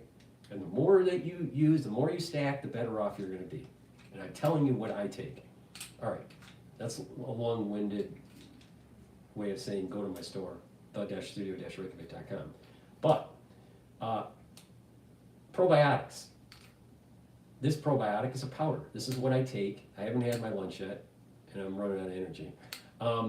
So I mix this in my food. It's hummus that I mix it with. It's just a powder. It has a little scooper in it. It's a great way to take it. You can add it in a smoothie or just use filtered water, whatever. There are other people that buy from my store that prefer the veggie cap version. Both are very good products, high quality, and having a good gut biome is really important. Why? Because it's going to absorb, it's going to allow you to have better absorption, it's going to bring down inflammation in your gut. You'll get a better mucosal lining in your gut that allows to protect your gut. A thin mucosal lining is bad. All right, it causes inflammation and it can cause disease. But a good mucosal lining in your gut is better for your health. In addition, having a good gut biome, you're going to have a better metabolism, in a better health. You're going to have better health with the liver. Your liver is a major detox organ. If you have problems with your liver, you have a lot of problems, all right? So a healthy liver is important. Getting good probiotic and taking it will help with that. In addition, having a good gut biome is going to improve mood. You're going to be less depressed, and you're going to have more mental clarity. And with a good gut biome, you're going to have better hair and skin and nails. You can see when you look at someone and how they are progressing with their health or they're getting diseased. You can look at certain physical manifestations, you know. So improving the gut health will help with some of those physical manifestations. So please go to my store, the-studio-reykjavik.com, and get the probiotics. All right. Now, since I was taking calls for a while, let me just plug a couple more products here. Boomer Boost, really important to take. Why? Because it has 68 nutrients that you need. You can use this as a meal, all right? But this is great if you're 40 plus or if you're young and you work out. Why? Because this gives you the nutrients to give you energy, and it also helps with your cardiovascular system, all right? It has a lot of ingredients in here, all right? So just go to the store and take a look at the content profile. But you can use this as a meal, all right? The way I use this is you mix it with a soft food like hummus or yogurt or something like that. You can mix it with just water, or you can make a smoothie, however you want to do it, all right? There's a big scooper in here, so you just take 1 scoop a day, all right? But this is a great way to fuel your body, all right? If you're younger and you're athletic, right, taking it will help to fuel your workout. Now I have 2 barleys. I have heirloom barley and I have gladiator barley. All right, you can take them individually, just the barley or just the Boomer Boost, but they work better if you take them together. Okay, now what's the difference between the heirloom barley and the gladiator barley? The heirloom barley is more focused on the detoxification, reducing inflammation, and soaking up free radicals by superoxide dismutase. All right? It's a protein. So it's like a meal. All right? And you're fueling your body and detoxifying your body at the same time. Now, I'm pretty sure that if you eat a Big Mac, it's not detoxifying your body. It's quite doing the opposite. or the gladiator barley, which is more about building up strength, reducing inflammation, and soaking up free radicals because of the superoxide dismutase. So if you're more about, workout and gaining muscle, when you get older, you start to lose muscle. So if you're doing a little bit of resistance training, or you're an athlete, you know what? Taking gladiator barley by itself is really important, but it works even better when you do the combo. Now, you can buy these things separately, or you can buy them in a longevity box that I have. It's called Longevity Boost Box. If you buy the Longevity Boost Box, you get the Boomer Boost and your choice of gladiator barley or heirloom barley. Okay? It's up to you. And if you buy the Longevity Boost Box, it's at a discount. Or you can just buy them separately. It's up to you. Please use discount 5, all caps, and the number 5, and you get an additional 5%. So if you want to get gladiator barley and Boomer Boost together, get a longevity box. You get a discount.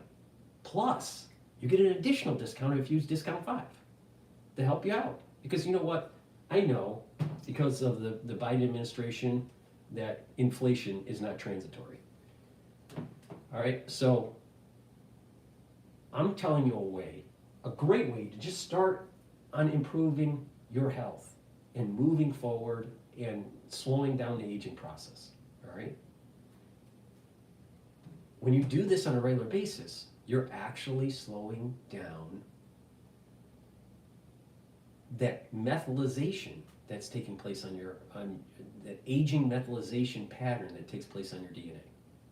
But it takes time, and you gotta be diligent, and you gotta have, do other things, right? Like proper diet, exercise, sleep, stretching, balancing, train your brain, mindfulness, some sort of spirituality or meditation or whatever. And you do these things, you try to be a good person, you actually can slow down the aging process. Now, if someone is all angry all the time and eating a Big Mac all the time, they're always inflamed mentally and physically. Guess what? They look pretty old. And when you get sick on a regular basis, when you get sick, have chronic sickness, you age faster. Now, if you look at patients that are in their geriatric years, they are oxidizing faster. The free radical build out is much higher. That's why when you get older, you need to take a lot of antioxidants. When you take antioxidants, you're reducing the stress on the cells, and the cells can heal. And if you have enough healed cells and enough adult stem cells, even in your older years, you can slowly repair the tissues. Okay? The better off you are early on in doing this,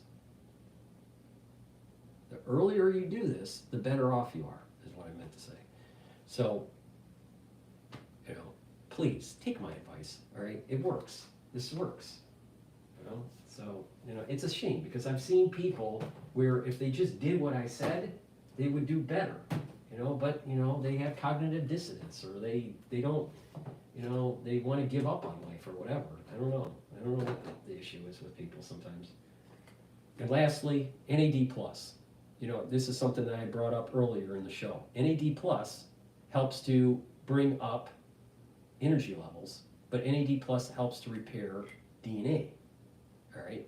That DNA is not just in your nucleus, but also the DNA for your mitochondria.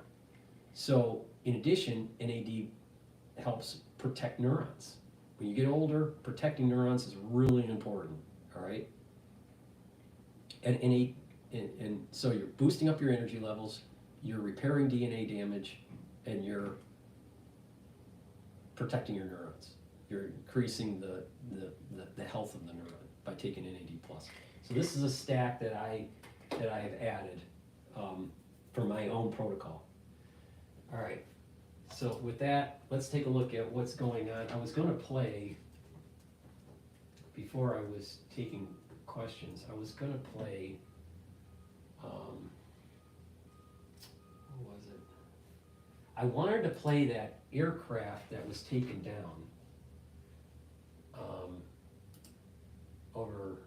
overnight, I think it was. What was it night? Yeah, there was a jet, a Navy jet that was knocked out of the sky. I think it was last night.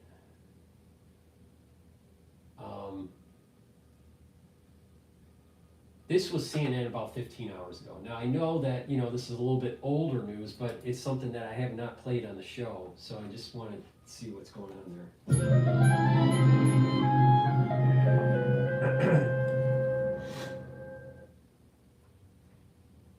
Well, MJ and Victor, a lot of questions here after this apparent case of friendly fire, according to U.S. Central Command, left one U.S. fighter jet downed, and so many questions early Saturday morning. What we know is this U.S. Navy F/A-18 fighter jet was operating from the USS Harry S. Truman, and it was mistakenly fired upon by the USS Gettysburg. Now, when that jet was shot down, both pilots were able to eject safely, but one crew member sustained minor injuries. Of course, so many questions now. This incident is now under investigation by the U.S. military, and questions about how this could have happened, as CENTCOM emphasizes this was not the result of hostile fire. Of course, this incident took place over the Red Sea, where the U.S. has moved warships and fighter jets and other assets in recent months amid ongoing tensions in the Middle East. And in a sign of the activity in this area, this incident comes the exact same day as the U.S. carried out airstrikes against Houthi targets in Yemen. Now, the U.S. struck a missile storage facility and a command and control facility in the capital of Sana'a.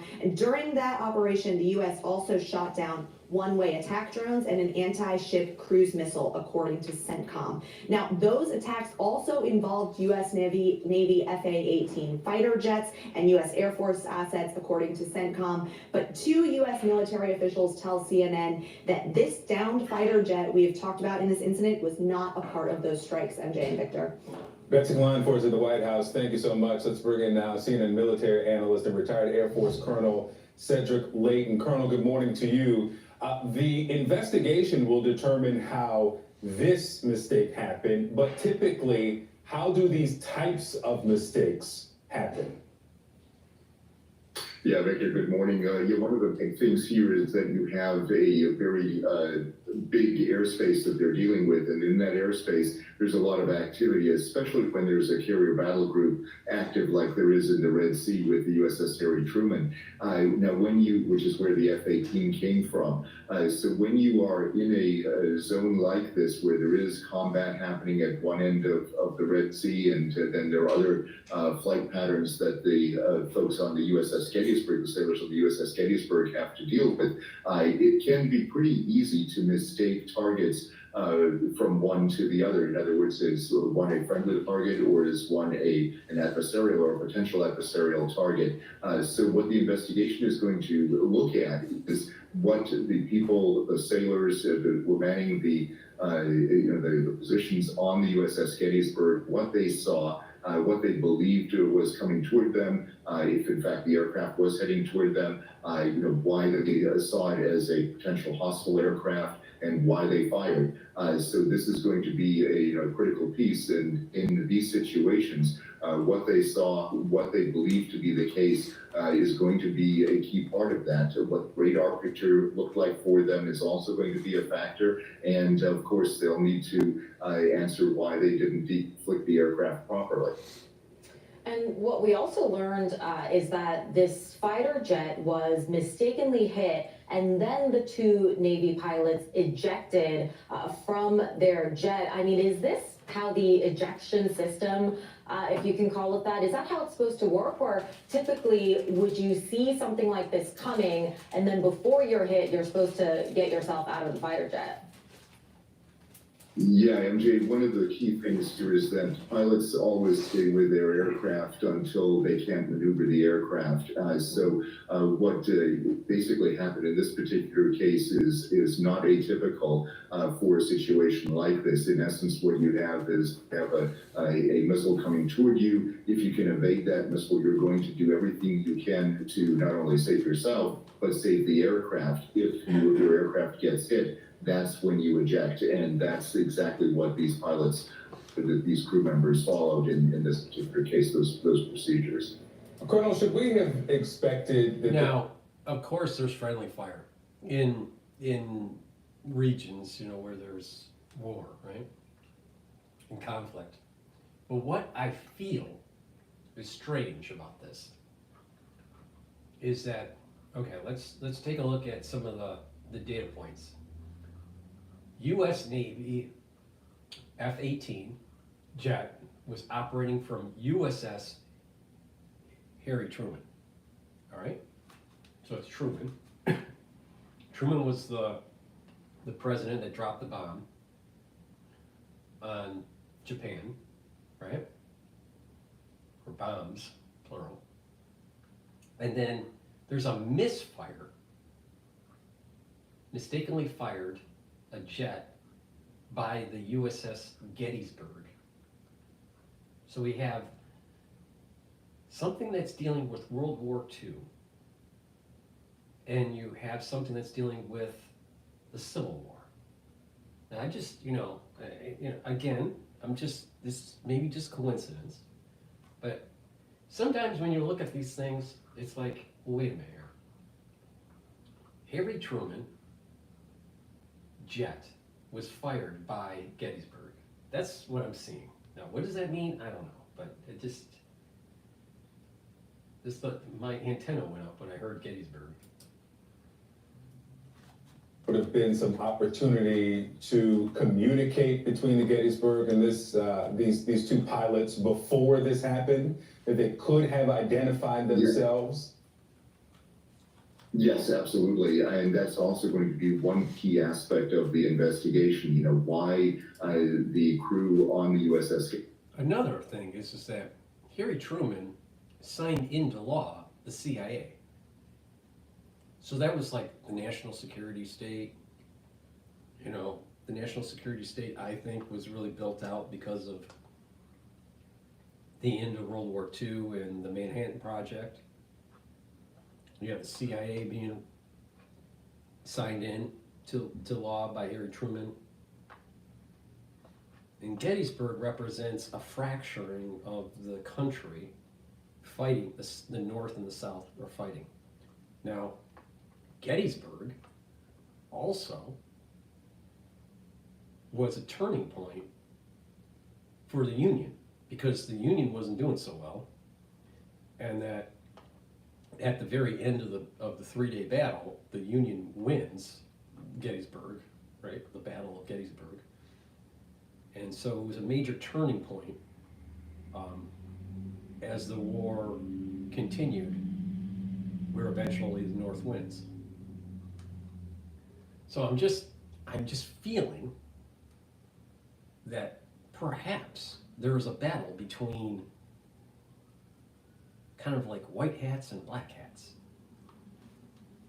But maybe I'm wrong.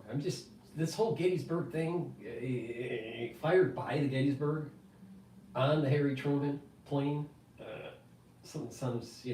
I see Harry Truman as deep state. He was also, I believe, a 33-degree Mason. I don't know. Maybe it's coincidence. I don't know. There's something weird. There's something metaphysical about this. Did not see this aircraft as a friendly aircraft.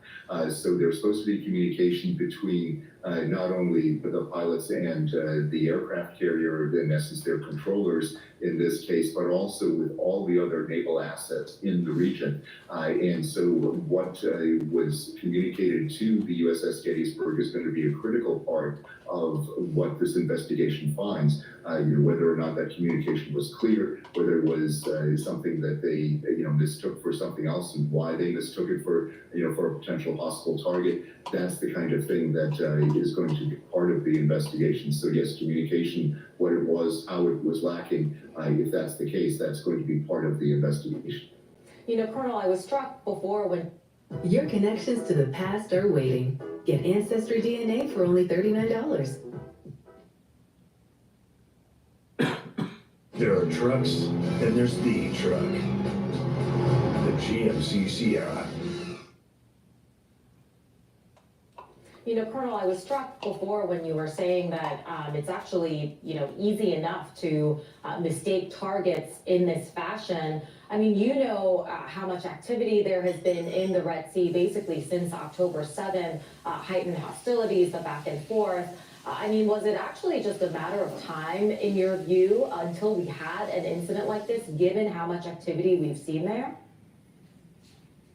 Yeah, it's you want to give the crews in this area, in a very tense area of the world, a lot of credit for doing what they do, and you certainly would expect when you look at the kinds of accident rates that the Navy and the Air Force have in situations like this, that something like this could happen. But the procedures that are in place within the U.S. Navy and within all aspects of the U.S. military, especially in the CENTCOM area of responsibility, are actually pretty extensive. They're pretty tight procedures, and they're designed to avoid incidents like that. And when a situation like this occurs, obviously something went wrong, and whether or not you would have expected something like this, that depends what exactly went wrong. But MJ, when you look at the totality of this, it is certainly clear that an accident like this could certainly happen, and we are lucky that it hasn't happened before. Yeah, that's interesting in the conversation about communication. I mean, when miscommunication results in an FAA team being shot down and 2 pilots ejecting, of course, CENTCOM tells us. But when these types of miscommunications happen and they don't reach this level of... Maybe the metaphysics of this, I could be wrong, but the metaphysics of this seems to me that the pilots of the Harry Truman, which kind of in a metaphysical way represents the deep state, in the national security state, and you have the Gettysburg that fires at them and they had to eject. So it's almost like, at a metaphysical level, there's kind of like a push against the deep state, a push against the national security state. I'm not saying that someone did this on purpose. This is a total accident, total. But you might learn something on a metaphysical level of an accident. I just find it really coincidental that it was the Gettysburg that hits the Harry Truman's pilots. Of severity, I mean, how common is that? Yeah, that each crew is going to on each ship is going to probably have different statistics when it comes to that. But yes, it is something that does happen, where at first people think that there's an incoming target to them, and you have to think these aircraft are moving at a very high speed. And when you are sitting in a guided missile cruiser and you're looking at what is happening on your radar scopes and you see what is coming toward you, the potential for misidentification is actually quite high, and that's where training comes in. They look at the types of aircraft, they look at their characteristics, they look at the airspeed, they look at those kinds of things and use that to help determine whether or not what they're seeing on the radar is accurate. And of course, they also look at the intelligence picture and try to deconflict with that. So these kinds of things, do happen, and misidentifications are very often corrected just in time before an incident like this, as bad as this is, before an incident like this does happen. All right, Colonel Cedric Layton, thank you so much. Happy holidays. All right, before we go to Nightmare on Wall Street with that woman that was set on fire by an illegal immigrant, please go to my store, the-studio-reykjavik.com, and get the vitamin B complex. Like I said earlier, vitamin B, the first few B vitamins, helps with mitochondrial health and the electron transport chain. That means that you're going to have more ATP, really important.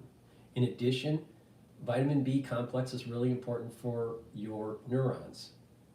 All right, when you get older, you're going to need B vitamins to protect your neurons, especially B12. All right, so go to my store, the-studio-reykjavik.com, get the vitamin B complex for better cellular metabolism, boost up those energy levels, and to protect your neurons.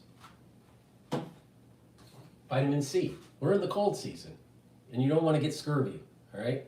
So get my vitamin C and magnesium, boost up your immune system. There is a common theme here. Boost up your immune system. With vitamin C, you're going to also improve your skin health, especially if you cross-link this with the collagen that I offer on my store, the-studio-reykjavik.com. If you're not feeling well during the cold season, take a double dose of vitamin C. Make sure you drink it with filtered water. Resveratrol, very important. It's an antioxidant. It stacks really well with C60, and it also gets rid of senescent cells. Why is that important? By getting rid of cells that stop dividing, and you're not accumulating toxins. See, when a cell stops dividing, it just kind of just sits there, and it doesn't perform as well. All right, and over time, it's building up lipofuscin, all right, and other toxins. Now, eventually, the tissue may get diseased because there's too many senescent cells. You want to get rid of those cells. Take resveratrol, get rid of senescent cells, and in tissue that has adult stem cells, you're going to repopulate with new cells. So over time, when you're getting rid of your senescent cells, you actually have longer telomeres on average in the tissue. That means from a telomere length perspective, your tissues are younger. Oh, how does that work? Having longer telomeres means that you can have cells that can divide. The moment that they get too small, too short, the telomeres, then the cells either go into apoptosis or go into senescence. So when you get older, you got a lot of senescent cells, and you got a lot of garbage in those senescent cells. So the tissues are older, and they don't perform as well. You want to get rid of them. Take the resveratrol, but make sure you stack it with C60, ubiquinol, or NAD+, or some other supplements that I offer that help to boost up the mitochondrial health and that are antioxidants. But this works really well with C60 and ubiquinol. Good night formula, because we're going to be talking about stranger starts to sleep in the subway and then all of a sudden she's put on fire. Nightmare on Wall Street, all right? Welcome to New York. Good night formula, all right? This allows you to go into REM cycle. 3 cycles of REM sleep is what you need to adequately consolidate memory. If you are sleep deprived, you don't consolidate memory as well. In addition, with improper sleep, you're going to build up toxins in your central nervous system. You need 3 cycles of REM sleep and deep sleep to detoxify your body, to consolidate memory, and to be well rested in the morning. Chronic sleep deprivation can lead to early onset of dementia. All right? Not only that, you'll have higher cortisol levels throughout the day. And higher cortisol levels throughout the day because of lack of sleep means that your immune system isn't working as well. So having proper sleep will bring down that immune system. So that caller that called in earlier in the show, you know, I've been saying this every time I do a video. proper sleep actually helps to improve the immune system. And by improving the immune system, you're going to be able to you'll be able to fight infections better, be able to fight cancers better, be able to fight certain types of diseases better. A better immune system means that your body is performing better, all right? So go to my store, the-studio-reykjavik.com, get the Good Night Formula, take it, and get proper sleep, all right? Really important. All right, let's go to Nightmare on Wall Street.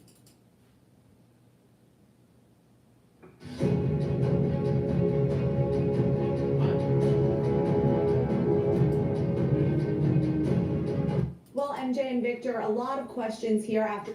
A horrifying situation unfolding this weekend in Brooklyn. New York City police say a woman was set on fire as she slept on a subway train. Now a person of interest in custody this morning. I do want to bring in Briella Tomasetti with our Fox 5 New York team following all of the developments, joining us now with the latest. Briella, absolutely terrifying situation there. Glad a person of interest is in custody.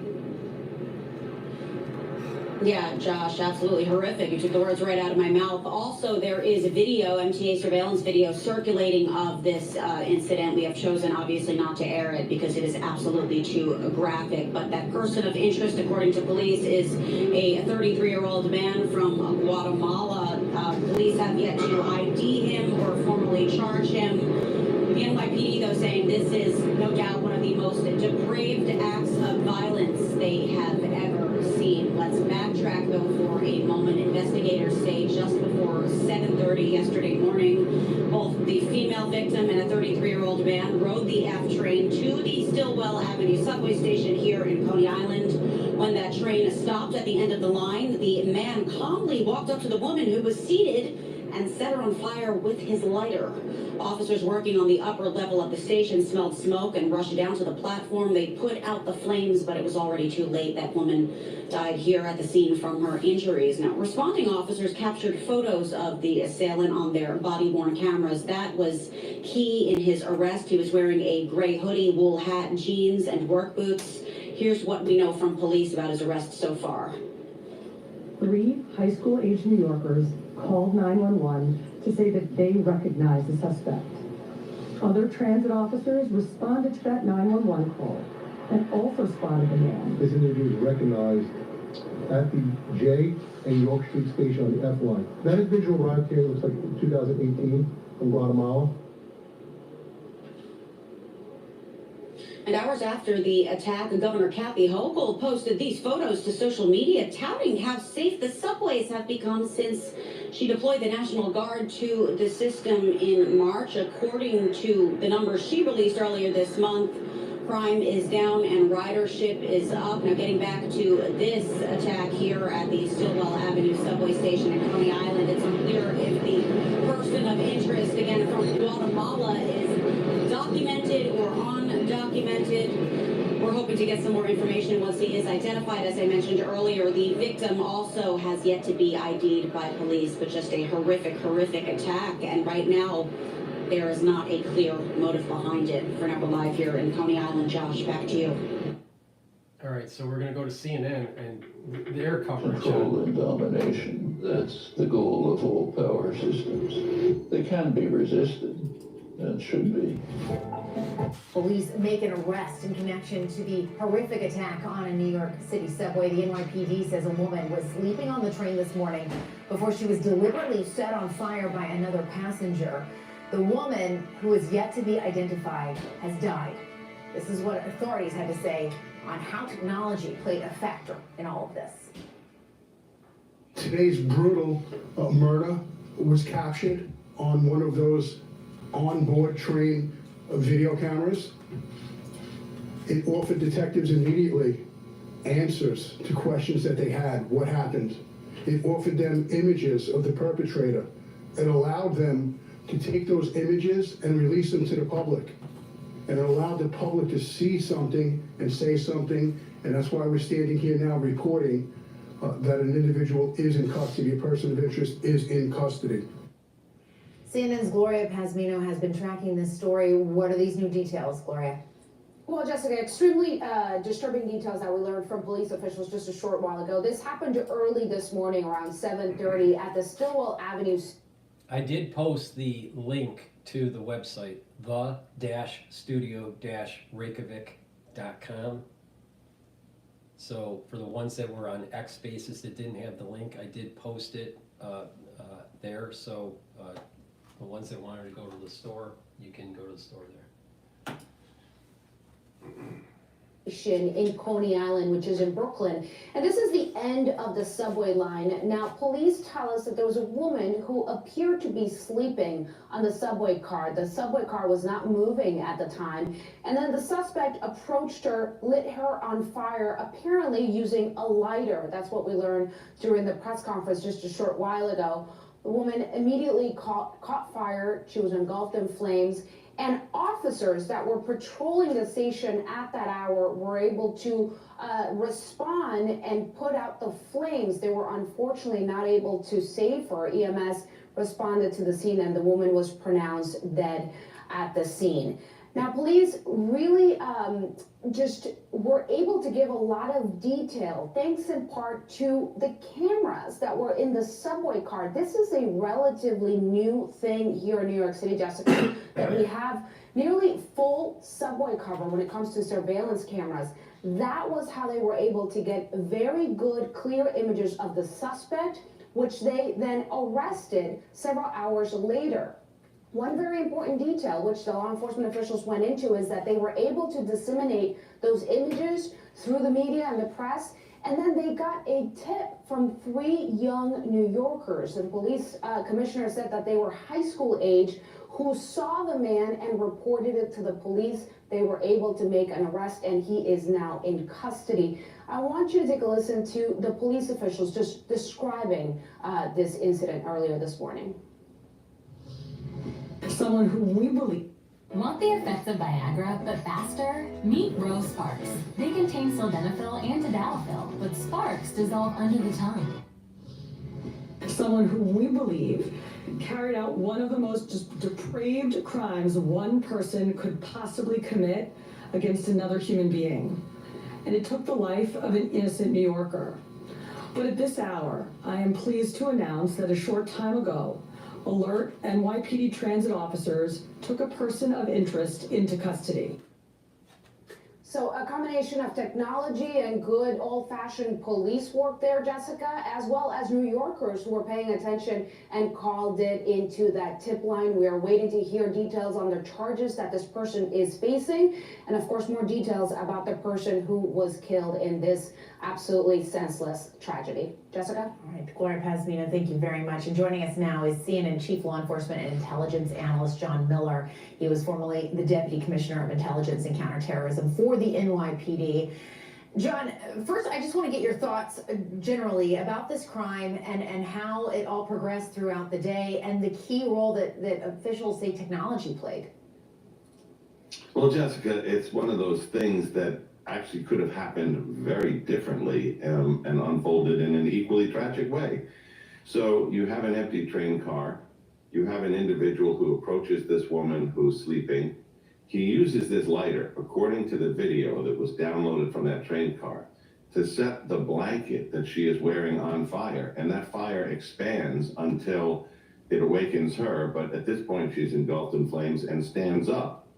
At that point, the individual who set her on fire has retreated from the train car and sat down in the station on a bench to watch her stand and burn. When police arrive, all they see is her in the train car, and they summon people with fire extinguishers and people to render aid. But if it was not for the video in the train car, the MTA gets there, they download the video and they see it, this wouldn't have been a homicide. This would have been either a mystery or a question about how did this woman either catch fire or set herself on fire. But for that video depicted this individual approaching or lighting on fire. There were no other witnesses to that. Interestingly, the technology then expands because one of the officers on the scene turns towards where this man is sitting outside the train car on the bench, and his body camera actually captures that face.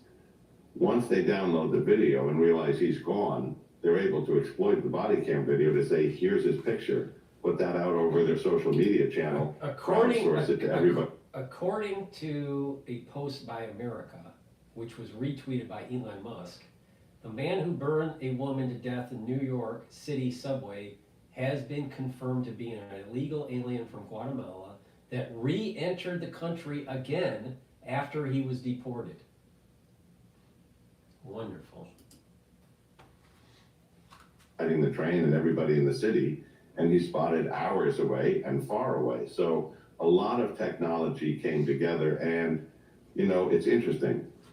When this technology was suggested by the governor and the mayor, cameras on every train car, cameras in every station. You know, the thing is that did the cameras help with solving the crime and catching the perpetrator? Yes. The problem is that this is how surveillance technology comes to fruition. This is to save you into a crisis situation or against crime or whatever. But it's a surveillance technology. It eventually erodes your civil liberties where you just have the big brother and little sister just staring down at you 24/7 just to keep you safe. That's a problem. And it is very prevalent, this feeling that I have in New York. Now, I'm sure the feeling is similar to, let's say, London or other high density areas, but it's, you know, yes, there is a purpose for it that helps to solve a crime, but the thing is that we're moving towards, because of crime, we're moving to a never-ending surveillance state. You can't even go to CVS or Walgreens and buy something without ringing the door, ringing the little bell, so someone can open up a cabinet so you can buy something from there because of the theft that's going on in New York.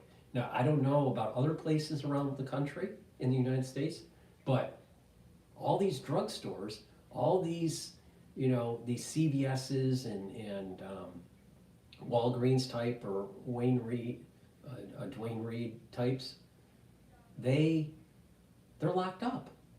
All the contents of the store are locked up because of crime.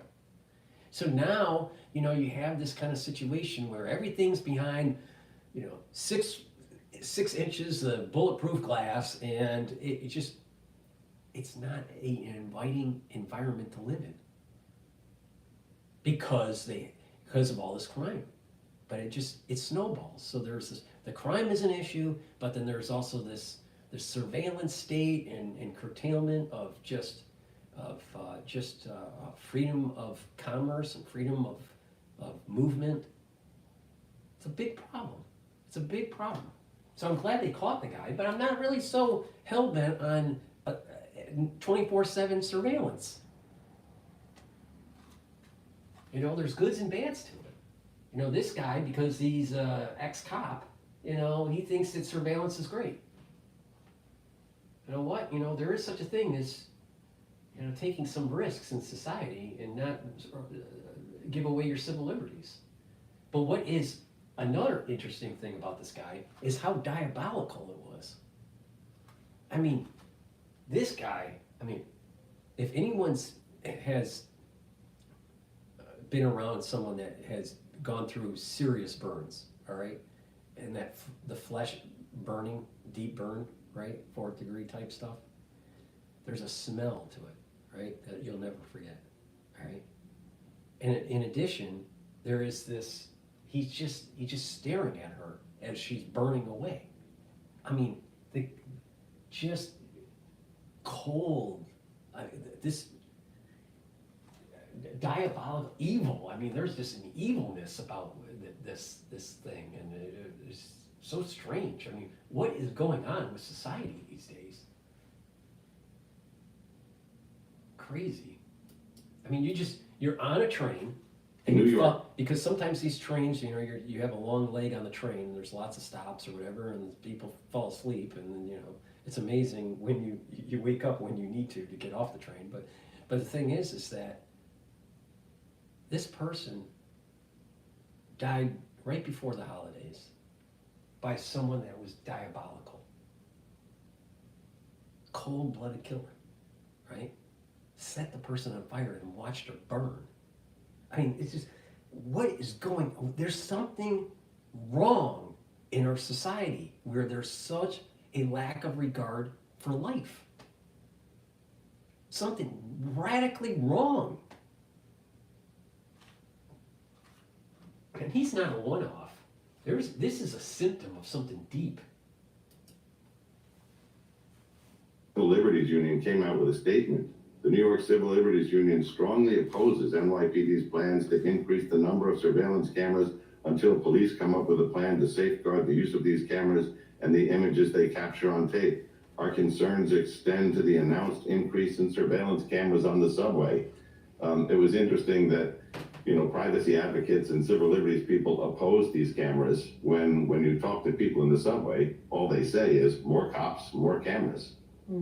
Yeah, that it is so interesting. It's And, the you know, same logic. That's the same logic during 9/11. Right after 9/11, ask the soccer mom, we got to get the terrorists, so we got to take away your civil liberties so Susie and Johnny on the soccer ball field was going to feel safe. I'm pretty sure Osama bin Laden wasn't going after little kids on soccer fields. Just write away your civil liberties to feel safe. See, this is the stupid logic of the liberal community in New York. Yeah, and I'm the ex-cop that just wants the surveillance technology. I wonder if he has any stock in Raytheon. that camera wasn't there, then we would have maybe never known that anybody had a role in lighting this woman on fire. With that in mind, John, what do we Here's a want? thought. Instead of taking taxpayer money and putting cameras on the train, why not strengthen the border so an illegal alien doesn't come over twice? Then you wouldn't have a problem. And you wouldn't be Victim right. and the suspect. Leaving Officials your were pretty civil scant with liberties. details. They were still working to ID the victim, frankly. With the suspect, all they could say is that he had arrived in 2018 from Guatemala. That was about all we got. What more are you learning? When they took the suspect into custody, he basically self-identifies. They did not find any, as I'm told from my sources, they didn't find any ID on him. So they're going by his statement as to what his name was, what his date of birth was, when he arrived in this country, where he came from. Of course, they'll be running fingerprints and other records to see if they can confirm that ID, including where he's been staying, to document all that background. But right now, they're not able to speak as to whether he has any prior record of violence or violations on the subway, because all they know about him, at least at this moment, is what he's told them. Mm-hmm. And I also want to ask you about the fact that New York Governor Kathy Hochul, who you mentioned played a role with the mayor in putting these cameras into the subway, sent National Guard troops into the subway for security during the holidays. Do you think that was the right move? And just generally, when it comes to security with the New York subway, where do you think that stands today? Well, I think it was the right move in that the National Guard is a backup to the existing law enforcement system. They spend tons of money on overtime to push cops from the street to do overtime tours in the subway.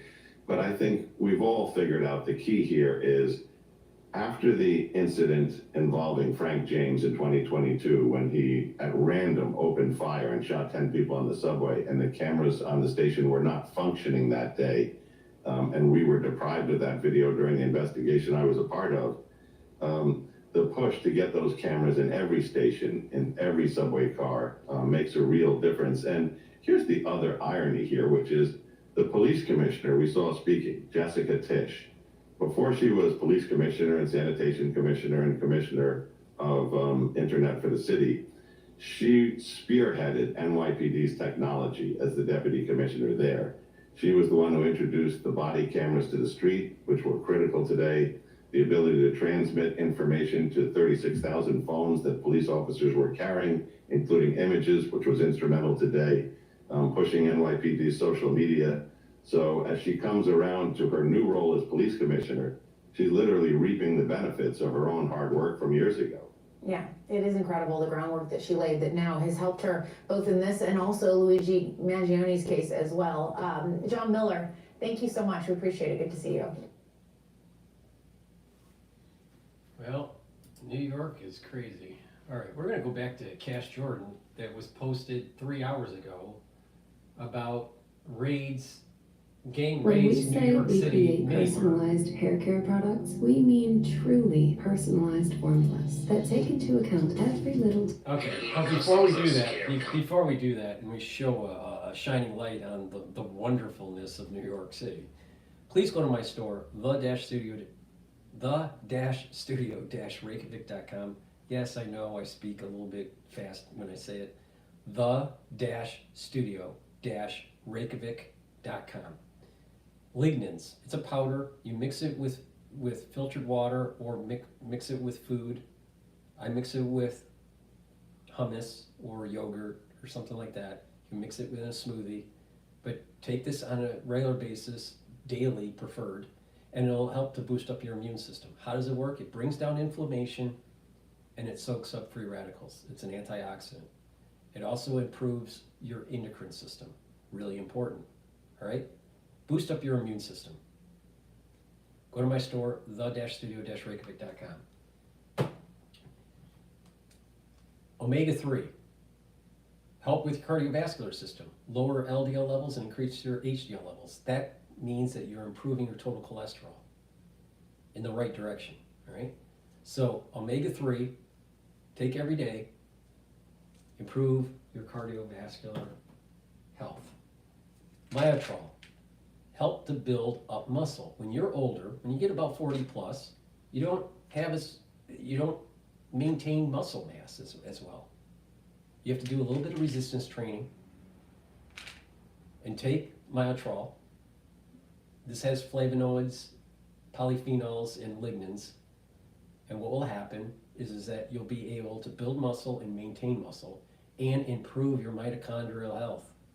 That means that you're going to have more energy, and you need energy to maintain muscle. If you're younger and you're an athlete, take Myotrol to help build muscle. Go to my store, the-studio-reykjavik.com. It's the-studio-reykjavik.com. Link is in the description of this video and all my videos. And get the Myotrol. And olive leaf extract, really important. It's a dual purpose product. Helps to improve your immune system and your cardiovascular system. How does it work? Brings down inflammation. That helps with your immune system and your cardiovascular system. It brings down your LDL levels and increases your HDL levels. So it's improving your cardiovascular health. So please, go to my store, the-studio-reykjavik.com. Get this product. It's dual purpose. You attack two different systems. You can help two of your systems. Your heart, your cardiovascular health, right? And your immune system. So please, please, please, please, please, start on the journey and improve your immune system, all right? I don't know how many times I have to say it, right? But I keep on telling people what they need to do to improve their health. It's very simple. 3 pillars: structural nanosilvers, neutralize pathogens, soak up free radicals, take antioxidants like C60, and bring down inflammation by taking things like turmeric and ashwagandha and lignans, all right? That's the core. And then you can add to the core, and it'll improve the process. Now, if someone says they don't know what to take, I am shocked, because I have literally thousands of videos telling people what to take to improve their immune system, especially because of the crisis that we went through in 2020. Now, I do have additional anti-aging boxes, or what I call the anti-Fauci box. I have an anti-Fauci beginner's box. I have an anti-Fauci advanced box, and I have an anti-Fauci deluxe box. I wonder what they're used for. It's to boost up your immune system, lower free radicals, bring down inflammation, boost up that immune system, neutralize pathogens. Now, if someone's not listening, it's their own damn fault.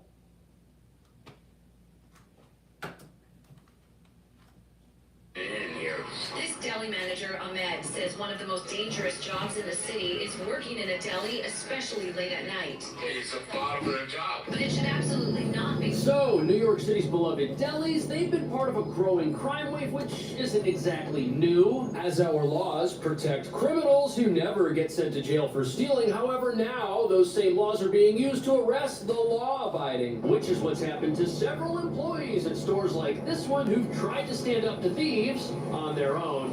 A police search tonight for a repeat robber seen on video holding up the same bodega not once, not twice, but 3 different times. It's been bad. We've been dealing with these guys all the time, but this time was different. This time, they didn't leave without trying to fight. Francisco did not know what he had in his hand could have been a knife. If he has to go to jail, I don't know what the kids are gonna do. It all happened in less than 30 seconds. The 2 men walked into the A&H deli, picked up the ATM, walked out, and got into a van. His co-worker, too stunned to even act. So in New York, you have illegal immigrants burning people on the subway and watching them burn. You have people going to retail stores and stealing the clothing or the shoes. And now, at a mini mart, you have people stealing ATM machines. Literally picking up the ATM machine and walking it out the door. Welcome to New York, the land of the shithole. Deli owners we spoke to say it's hard right now to find people willing to work behind the counter in these conditions. We having problems. We don't have no deli man on the weekends. I think we need some security at the doors, especially the store that's open 24 hours. And now police say this deli is just one of 20 that have been hit in an ongoing robbery pattern. This is a result of Soft on Crime by Alan Bragg. Or Briggs. Is it Briggs? Alan Briggs? You know, crazy. We have a DA that will go after Trump, but won't go after ATM stealers at a mini mart. Let me get this straight. The DA will go after Trump, him paying a porn star $160,000, right? Or $130,000 or whatever it was. But he won't go after people stealing ATM machines from a deli.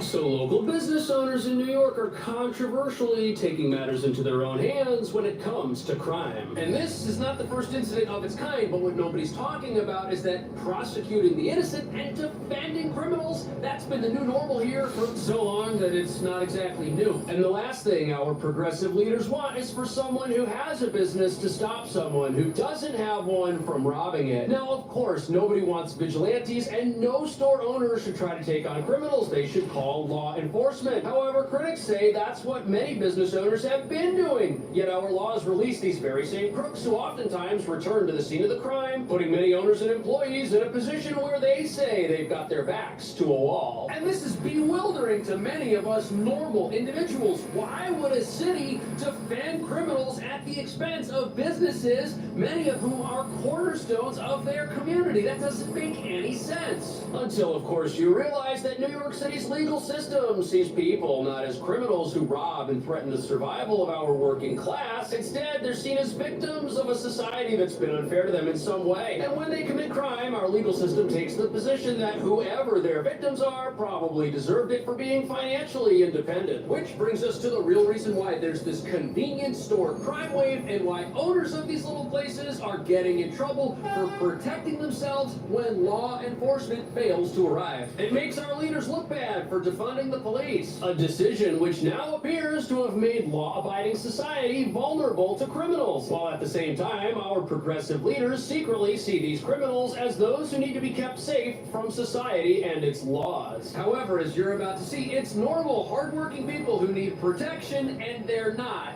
getting it.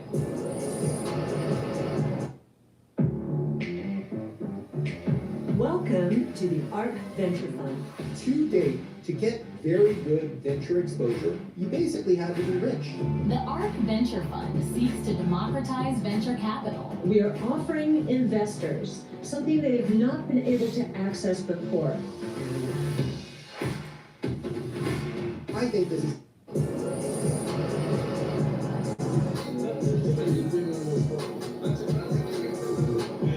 So here we've got your little corner store, your deli, your bodega. They've got so many names, but all you need to know is that they basically function like an elevated version of 7-Eleven. This place has a salad bar. And in some parts of the city, these are the only places you can buy groceries because there aren't grocery stores, making stores like this the only option some folks have to get what they need to survive. But sadly, little stores like this have so many problems with crime, some of them may not survive. He says the two men walked into the A&H Deli on Ralph Avenue and Herkimer Street, picked up the ATM, walked out, and got into a van.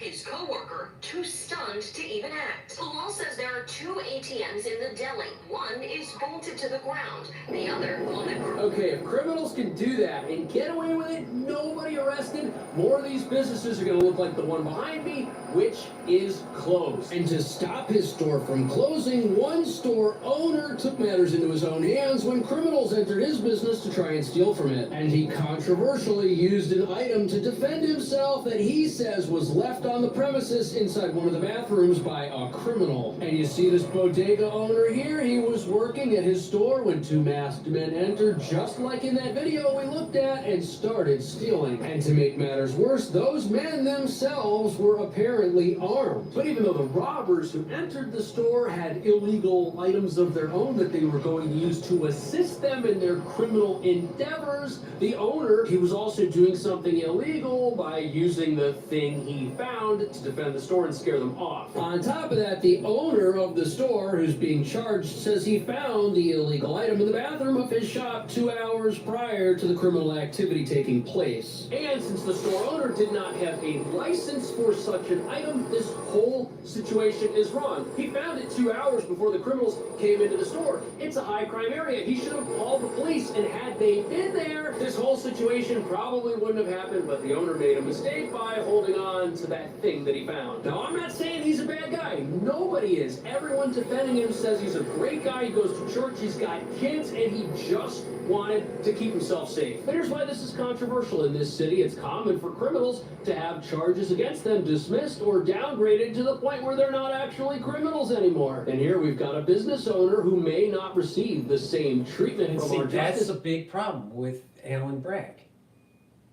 He doesn't go after the criminals. He only goes after political opponents. He goes after, let's be frank, his method of prosecution is racist. He goes after whites. He doesn't go after blacks. He doesn't go after minorities. Look at what happened with Daniel Penny.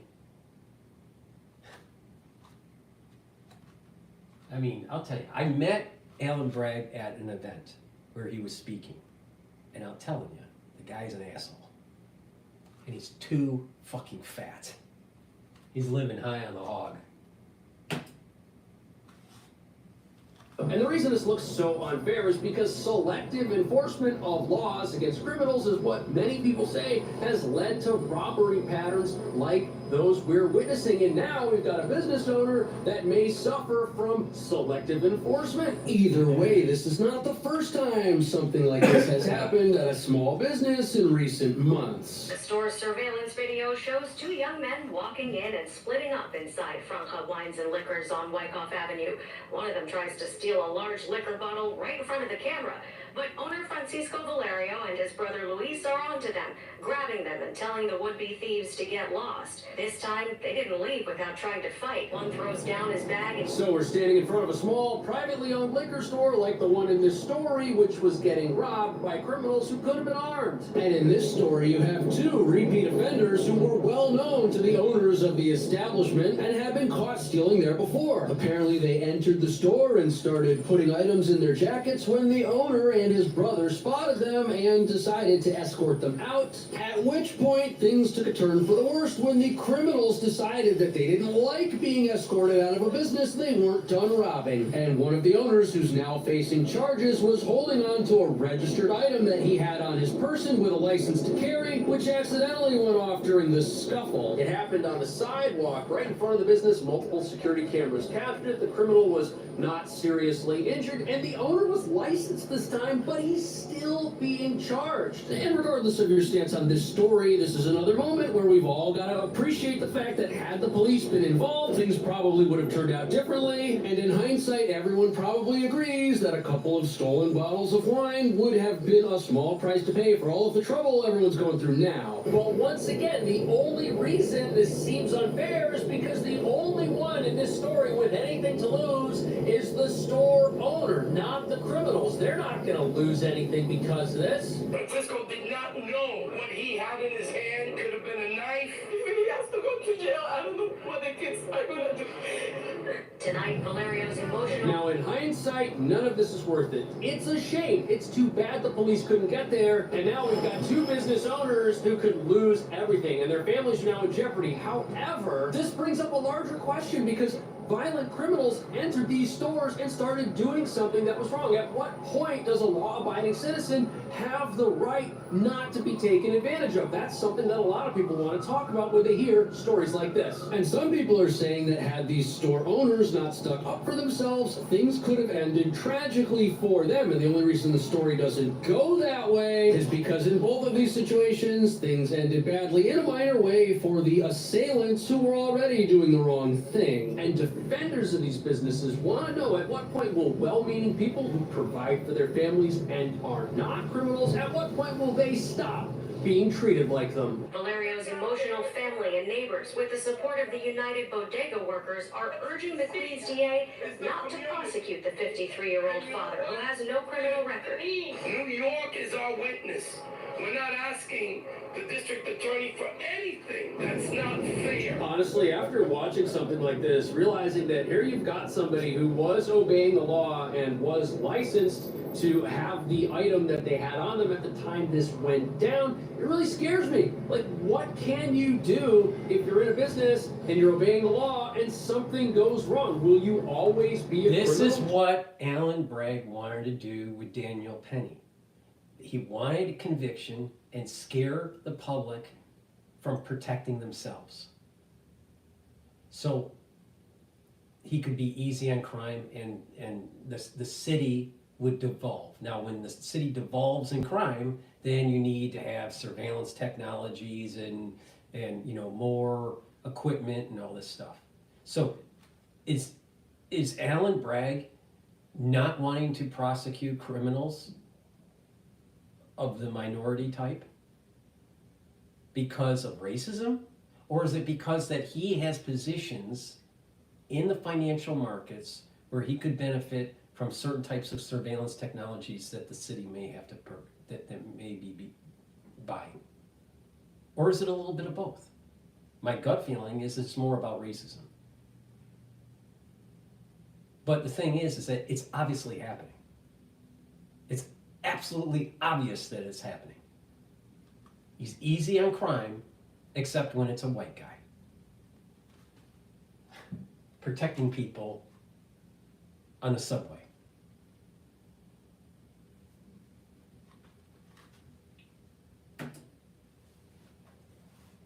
Because things didn't work out perfectly? And at what point will our laws have the backs of the law-abiding? That's something that everybody running a store like this wonders every time they hear about these stories. At the same time, I think we can all agree that some irresponsibility was exercised on behalf of all of the business owners we've talked about. But critics of the city's soft-on-crime policies would say, how is a reasonable person expected to behave in a situation that could be life-threatening? On top of that, all of these incidents took place because of the lawless environment that's been fostered by our justice system. And critics say until that changes, our crime problems in this city at little businesses like this are only going to keep going in the wrong direction.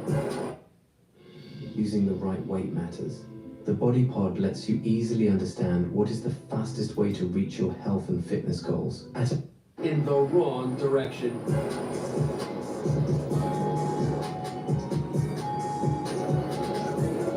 So here we have a flashing security camera above the entrance to this CVS. And sadly, gimmicks like this are all that these stores can do in the face of rising crime and shoplifting that just will not stop. But as you look around this store and you see every progressive solution to crime installed and operating, like all of this plexiglass here walling off most of the store itself, it becomes pretty obvious that the way the city wants businesses to fight crime is to do it themselves, which is unfortunately not something every store is able to afford to do. First of all, you don't have the space to do something like this in one of those tiny little bodegas, leaving many of them with panic buttons as their only defense option, and as you're about to see, those don't do a whole lot. United Bodegas of America standing together, taking it upon themselves to protect themselves after a string of violent attacks so far this summer.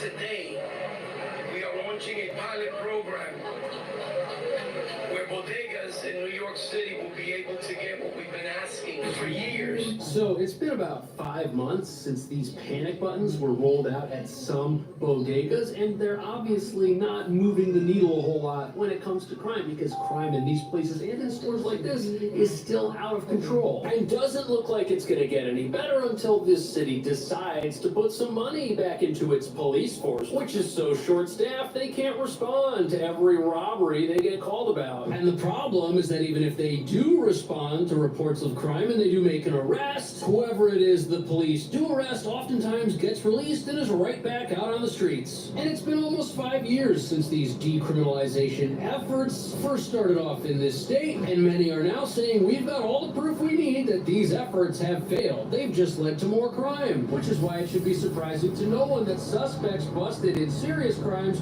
are more likely to be rearrested under these reforms. This article quotes a study saying that 47% of those arrested for a felony were rearrested in the following 2 years since these reforms were enacted. On top of that, it shows that the number of accused felons who were rearrested for doing something really bad is up 3.3 percentage points than in years prior, revealing that recidivism among dangerous individuals is going up as our consequences for committing crime go down. And now we're just supposed to wait around for these criminals who could be anywhere to show up again in the future to their court dates, something that doesn't always happen, sadly. The launch follows a string of violence at bodegas in just the last week. Though the tech could potentially cost taxpayers $3,000 per store per year, Councilmember Oswald Feliz wants to convince his colleagues to invest $15 million into the program. Okay, so panic buttons, are those better than nothing? Yes, but they're not better than a system of justice that deters crime.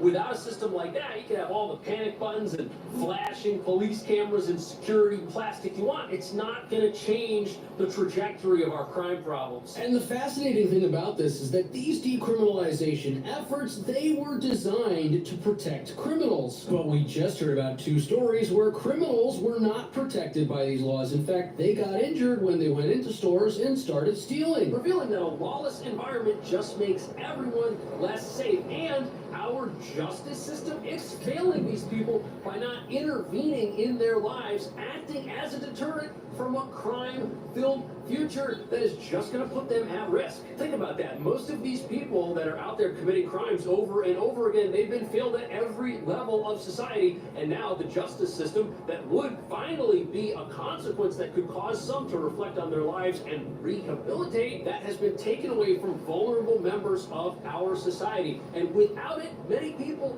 they see no reason to change their behavior because nothing is going to come along and force them to do that. That's how you have people who've been arrested 10, 20, 30 times who are still out there. And look at this, 327 people were responsible for 30% of the crime in 2022. How is our justice system helping these people change their ways by giving them second chances? It's not, and it's putting the lives of those very criminals at risk, along with the owners and employees of all of the stores that these people are targeting. What do you think about that? Is the crime problem we have here because of our legal system, or should we change our legal system? Is it not progressive enough, and is that the real problem? Thank you so much for watching. I'll see you in the next video. We need to be tough on crime. That's the problem. Please go to my store, the-studio-reykjavik.com, and get ashwagandha root. ashwagandha root helps to control glucose levels and your cortisol levels. By controlling your glucose and cortisol levels, you are bringing down inflammation. So taking ashwagandha root is going to help with your immune system and with your cardiovascular system. Turmeric is an antioxidant, and it also brings down inflammation. This is very important for your immune system. This stacks really well together, turmeric and ashwagandha root. Take them together and you're improving your cardiovascular health, and you're also improving your immune system. So please go to my store, the-studio-reykjavik.com. The link is in the description of this video and all my videos. And this is a major pillar of the 3-pillar system that I'm talking about. Bring down inflammation to help boost up your immune system. Vitamin K2 and D3, you stack them together. It's dual purpose.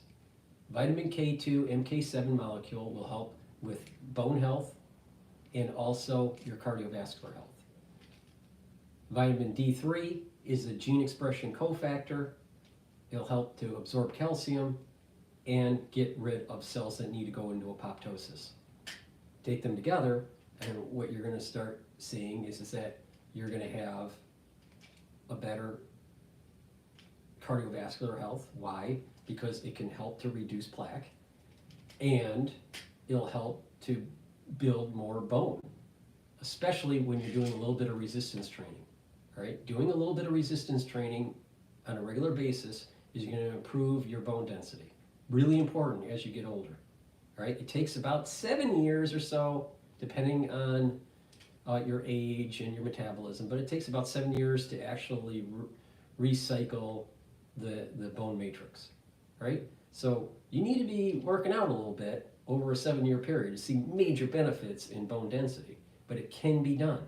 That's the key. It can be done. And strengthening bone density is really important. When you get older, you don't move around as much, you're not doing resistance training, your bone density goes down, and then all of a sudden you fall, you break your hip, and 3 weeks later you're dead. Unless you're Nancy Pelosi, who has lots of money. How did she get lots of money? By insider trading. Digestive enzyme complex. Really important to take every day. Why? Because when we get older, our pancreases don't work as well, even when you are really healthy. All right? So to reduce the load on the pancreas, take the digestive enzyme complex. The digestive enzyme complex helps to break up carbohydrates, proteins, and lipids. In addition, it'll help you to absorb nutrients, reduce that load on your pancreas. And if you work out and you're younger and you work out all the time, a great way to refuel your body for that workout is to take the digestive enzyme complex to be able to break up those proteins, carbohydrates, and lipids. So this is for athletes, and it's also for people that are 40 plus years of age, all right, to reduce the load on the pancreas. Please go to my store and get the digestive enzyme complex. I can't tell you enough how important pancreatic health is. It's super important. Same thing with the immune system. Please go to my store and get the digestive enzyme complex. All right. Let's see here. Police make an arrest. A horrifying situation What on else is going on in the news?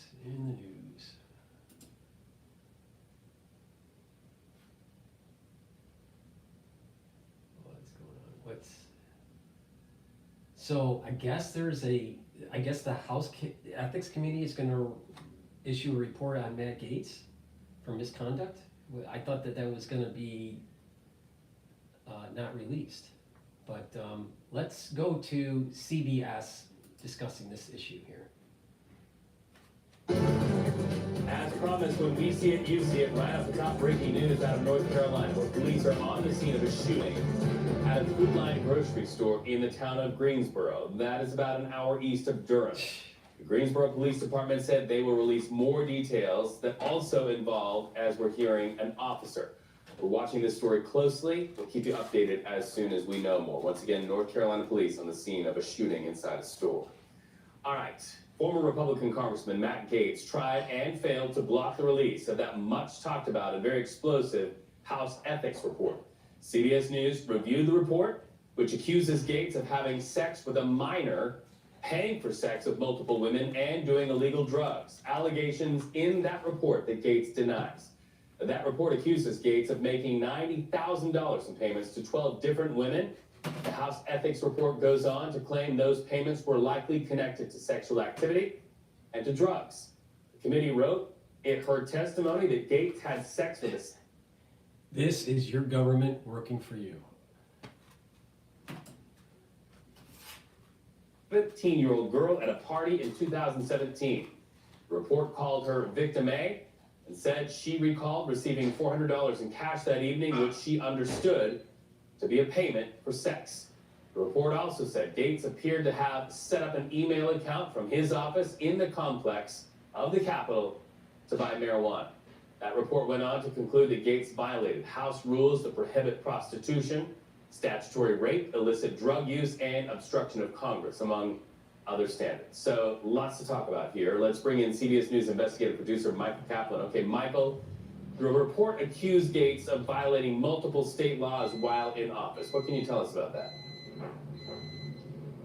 Hey, Reed, yeah. So the various state laws that the report says Gaetz, that the report found that Gaetz violated were state laws in Florida related to statutory rape, prostitution, and illicit drug use. And it all stems from a series of events and parties that Representative Gaetz allegedly attended that were drug-fueled, where there was a lot of sex involved. Women were paid, as you noted in your lead-in, a total of $90,000 in payments to 12 different women, likely connected to sexual activity or drug use by former Representative Gaetz.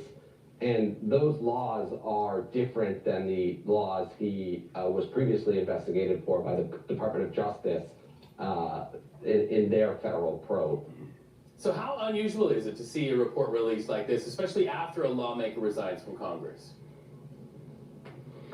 Well, it's really unusual, not unprecedented, and I think the committee did this sort of in light of, and they said they weren't doing this lightly, but they did this in light of the severity of the allegations and the obstruction that they say former Representative Gaetz engaged in all the way through. You know, there were, the report lays out multiple opportunities for Representative Gaetz to come forward to respond to these allegations, and they say time after time he employed delay tactics, he blew off a subpoena, he wouldn't sit for a sworn interview, and at the same time, publicly on social media and other places, accused the committee of engaging in the smear campaign, and that's his position to this day. He broadly denies these allegations, says he's done nothing wrong, but this is the first time we've sort of seen all this evidence put together, witness testimony, text messages, payment receipts, all put together in one place, and it spells a pretty damning picture. So, to that picture, does that report give any indication that Gaetz could face any legal action in the future? Why have we not seen charges? Well, as I noted before, the Department of Justice investigated him for sex trafficking, which is extremely a serious crime, and they did not bring charges. The House Ethics Committee concluded the same thing. He did not actually traffic women for the purposes of sex. The state charges, and the report notes this, the statute of limitations on those charges has expired.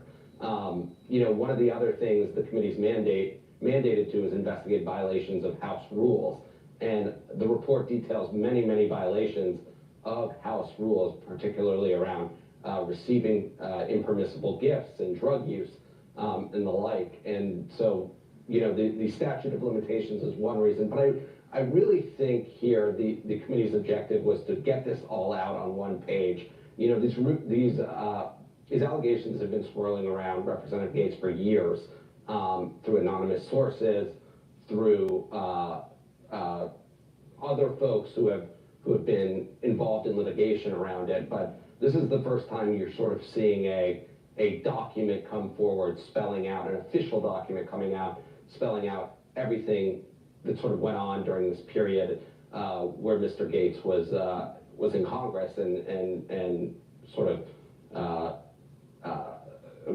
participated in a series of parties and events with rampant drug use and sexual misconduct. CBS News investigative producer Michael Kaplan, thank you so much. We know there are a lot of things in that report. That's a lot to get through. You have a good day. Well, that's Congress working for you, that's for sure.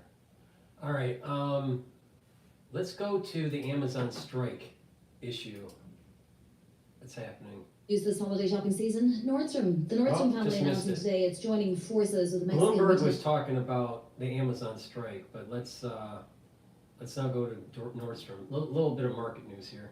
The market has had a few hours to digest this, Shelley. Nordstrom down 1.6%. Not sure if we can really say, much about the stock price move, but how is this being digested by investors in Nordstrom? Yeah, people have had quite a while to digest it in the sense that there was news of this over the last month, and so the stock has gone up in recent weeks. Right now, it's trading right about the price that was on offer for the take private deal.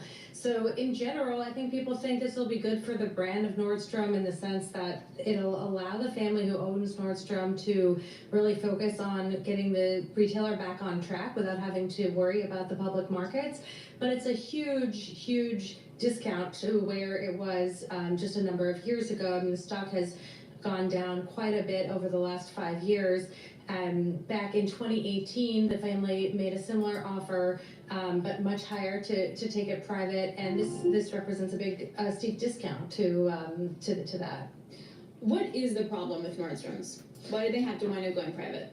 Yeah, I mean, I think it's a problem in general with department stores. I mean, the department store sales have pretty much halved in the last decade, and that's because more and more people don't see a need to go into the store. If you can get, as we spoke about Amazon, buy everything they need in Amazon. It used to be that some of the higher end brands wouldn't be seen, wouldn't be cut dead selling on Amazon. That's no longer the case. So you can buy anything basically now on Amazon.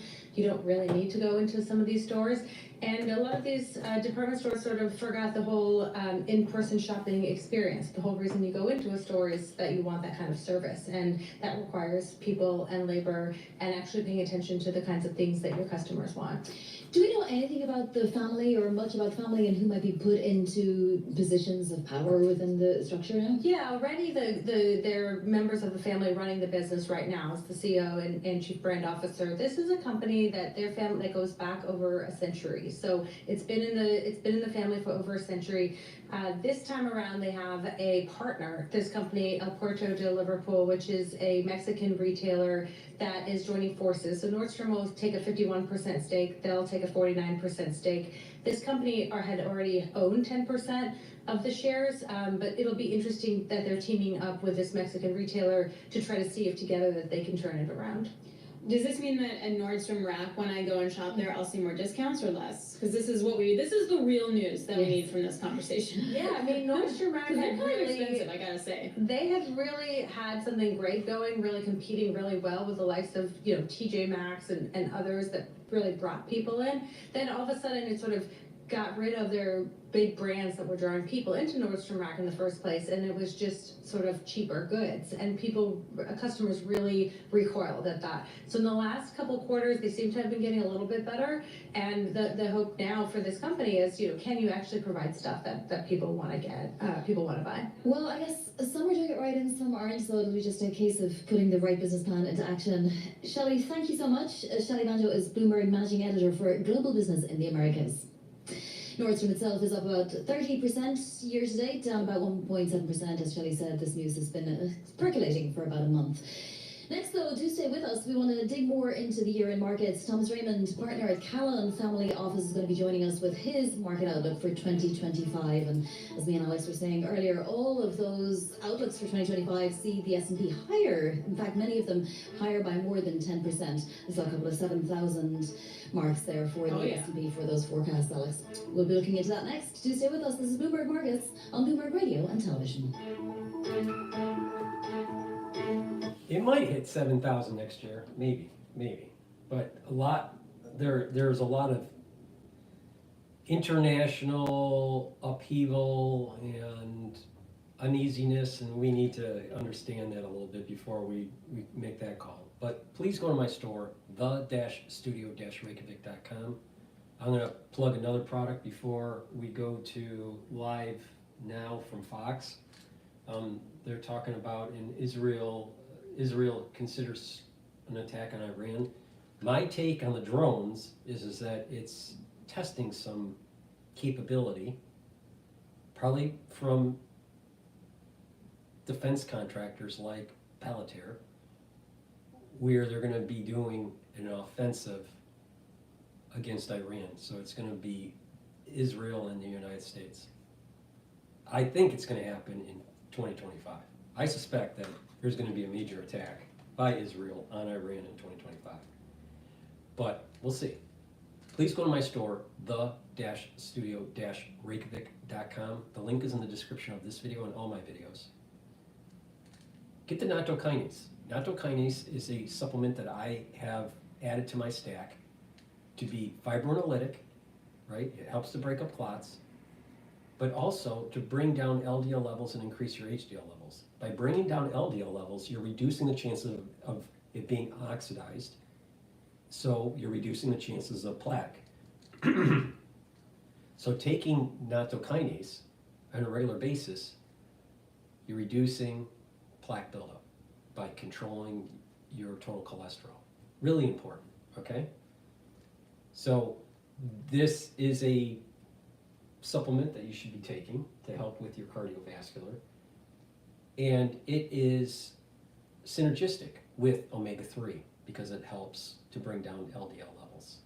It's also synergistic with olive leaf extract because olive leaf extract also brings down LDL levels. So I'm giving you a recipe on how to control your cholesterol, your total cholesterol, and move it into a good range.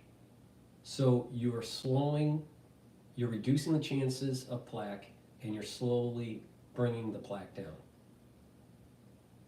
If this type of method, by controlling your cholesterol through supplementation and proper diet and exercise, is a much better solution than taking statins. Don't you think taking ashwagandha is a better solution than having to take metformin? I think so. So take my advice, all right? Just try it. See if it's making your life better. Now, the best thing to do is take a blood work, get blood work before you start the protocol. Start exercising a little bit. Start doing balancing exercises, stretching, a little bit of cardio, a little bit of resistance training. Start a stack, whatever you want to do to focus on. And then after a year, do another blood work and take a look at your physique and see what your energy levels are and what your blood numbers are. You know, your blood labs are. And once you see that you're improving, that's going to be a confirming factor to continue going. All right, and what you'll notice is that you'll be able to tweak it a little bit. Add a supplement here, maybe reduce a supplement there, and tweak it for your biochemistry. And what's going to happen is you're going to get healthier and healthier and healthier. So, for me, what I have done is I've added nattokinase to my stack to control total cholesterol. My total cholesterol was never really high to begin with, but because I'm not just doing it for cardiovascular health, but I'm also doing it for anti-aging. So I'm slowly trying to mitigate chances of plaque buildup. And whatever plaque buildup over the decades of life that I've had, I'm trying to reduce. All right, and it can be done, but you have to be vigilant on it. It can be done though. NAC is a relatively new supplement that I've added to my stack. NAC helps to boost up glutathione levels, and it's another pathway to soak up free radicals. And a big part of improving your endocrine system, improving your immune system, improving the overall health of your tissue is soaking up free radicals. That's a big part. It's not the only part, but it's a big part. All right? So NAC brings up the glutathione levels, soaks up free radicals. It is synergistic with C60 because C60 soaks it up a different way. NAC soaks it up through the glutathione pathway. NAC can also calm your central nervous system, right? And put it into parasympathetic mode, which is good.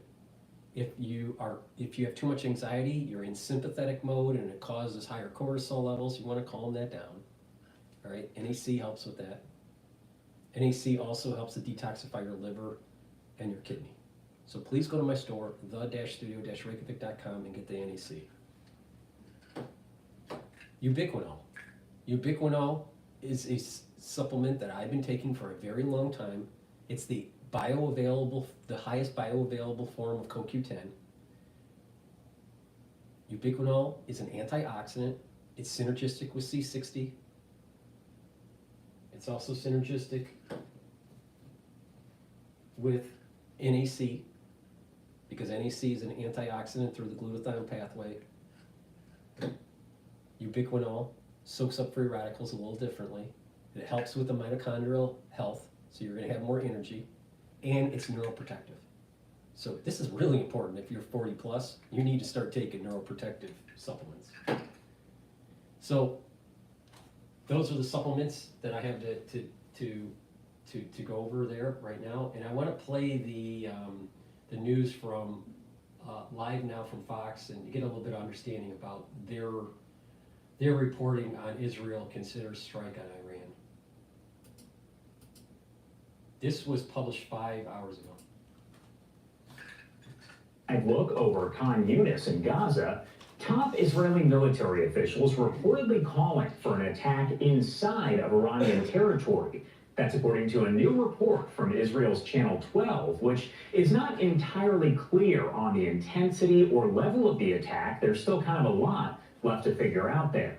Now, all of this comes as Iran's supreme leader has denied that terrorist groups like Hamas, Hezbollah, and the Houthis function as Tehran's proxies. Ayatollah Ali Khamenei saying that if Iran, quote, takes action, it would not need any of them. As always, a lot to discuss out of the Middle East, so I do want to bring in Josh Haston, a correspondent with the Jewish News Syndicate. Thank you so much for taking the time to be here with us this morning.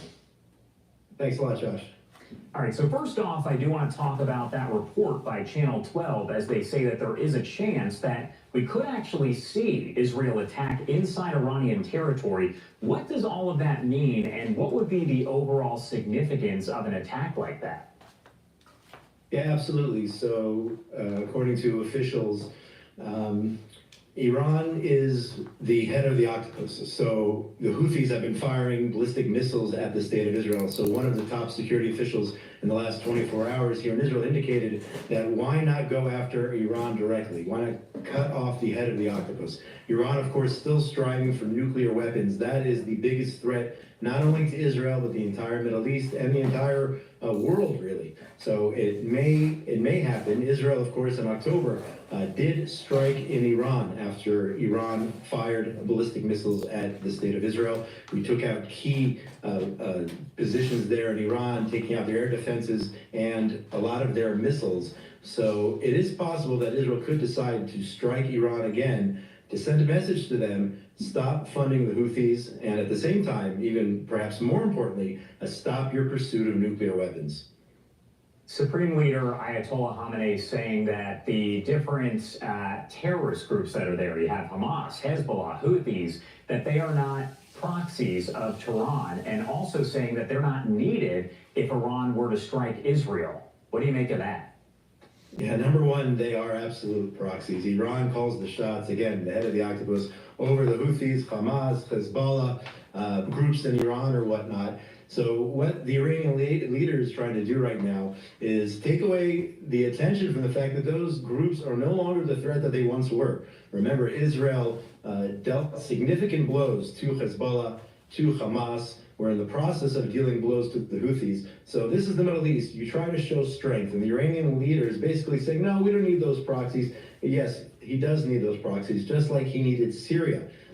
Syria, of course, in the orbit with Russia and Iran. And now Iran is much weaker than they were several months ago and several days ago. I heard a report also, I believe the New York Times reported in the last 24, 48 hours, that Iran is suffering from a major lack of gas. They have to make decisions whether they're going to use those remaining gas reserves to help the individual homes, help people heat their homes in Iran, or use them for government facilities. So Iran is in a world of trouble as a result of the fact that they don't have these proxies anymore, that Israel's already struck them, dealt a serious blow to their defense systems, and it shows you just Iran, how they've used their money through the years, not to solve these problems with utilities or whatnot. They've used the money through the years to fund these proxies, to develop nuclear weapons, to attempt to develop nuclear weapons, and their ballistic missiles program. So Israel may in fact need to strike sooner rather than later. And I think we'll have a lot of support once President Trump and his administration take over on the 20th of January. We heard from White House National Security Advisor Jake Sullivan saying that he's more concerned about Iran building a nuclear bomb now. So what risk would a nuclear bomb with Iran really have on Israel, but also on the U.S. and U.S. allies? Yeah, an Iranian bomb, an Iranian nuclear, Iran going nuclear would be an existential threat to the state of Israel and a threat to the entire Western world. Remember, I think I've said it to you before, Iran views Israel as the little Satan, views the United States as the great Satan.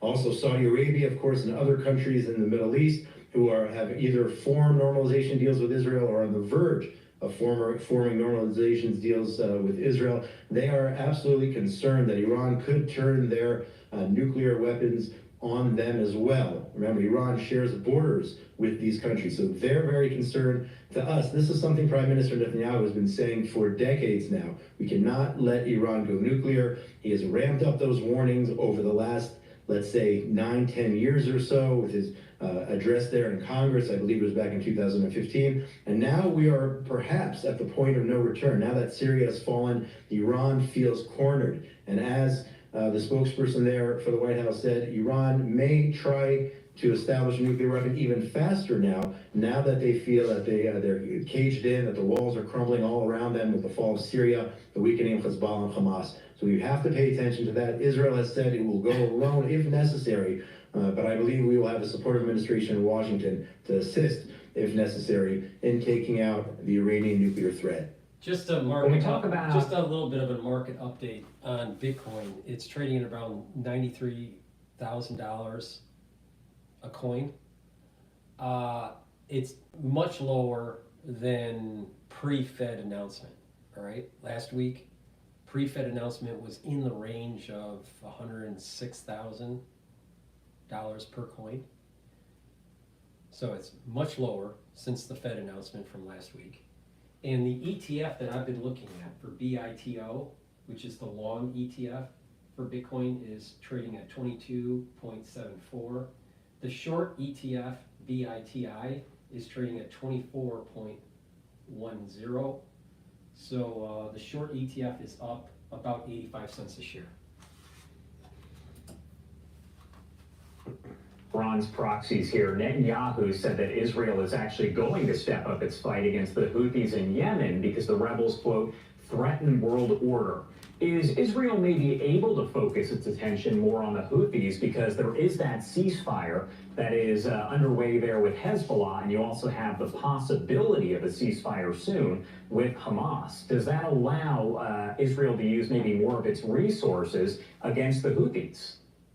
No doubt about it. That was one of the reasons that Israel agreed to a ceasefire with Hezbollah, is that it could focus more on Hamas. And now that the Houthis have struck Israel, I believe 3 times at least this week, a total of about 400 ballistic missiles and drones fired at the state of Israel since October the 7th. I don't think people realize how much damage they've tried to inflict on the state of Israel. Thank God, not as much as they would like. But now Israel can really focus on, again, the head of the octopus, Iran, and their proxy, the Houthis, who don't seem or haven't seemed to have gotten the message as Israel dealt a severe blow to both to Hezbollah and to Hamas. The Prime Minister warning that the Houthis could be next. We did strike them, taking out 3 key ports just several days ago, taking out energy infrastructure, but there could be more attacks against the Houthis, or, as we said just a few minutes ago, directly against Iran to prevent them from funding, from sponsoring one of their main proxies, this in Yemen, that being the Houthi terrorist organization. All right, Josh Haston there with the... We're going to go to Bloomberg. Before we do that, though, please go to my store, the-studio-reykjavik.com. The first pillar of the anti-aging protocol and the protocol to boost up your immune system is the Max 35 or the Max 14. Take a teaspoon of this a day, swish it in your mouth, gargle, 30 seconds or so, swallow. Very simple. Not feeling well because of the cold season, take a tablespoon or 2 a day. Do the same thing, swish it in your mouth, gargle, and then swallow. Take it every day, and what it'll do is it'll help to boost up your immune system, neutralizes pathogens. So please go to my store, the-studio-reykjavik.com, boost up your immune system, and take the Max 35 or the Max 14. All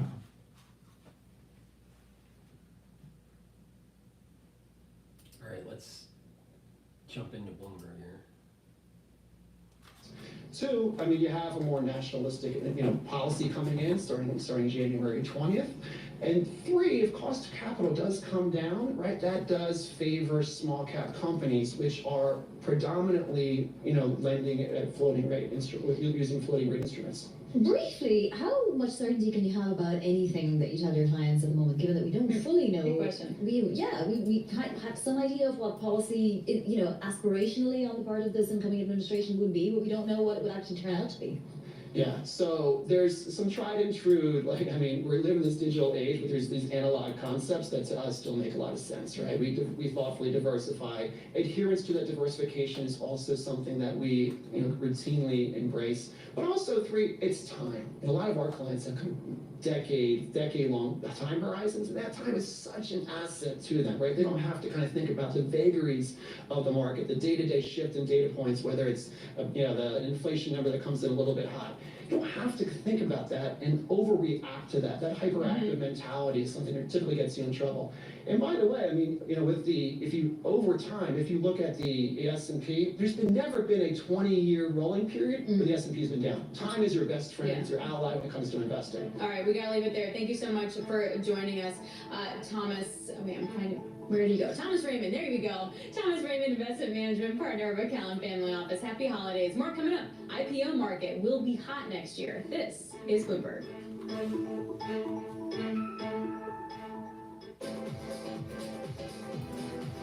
All right.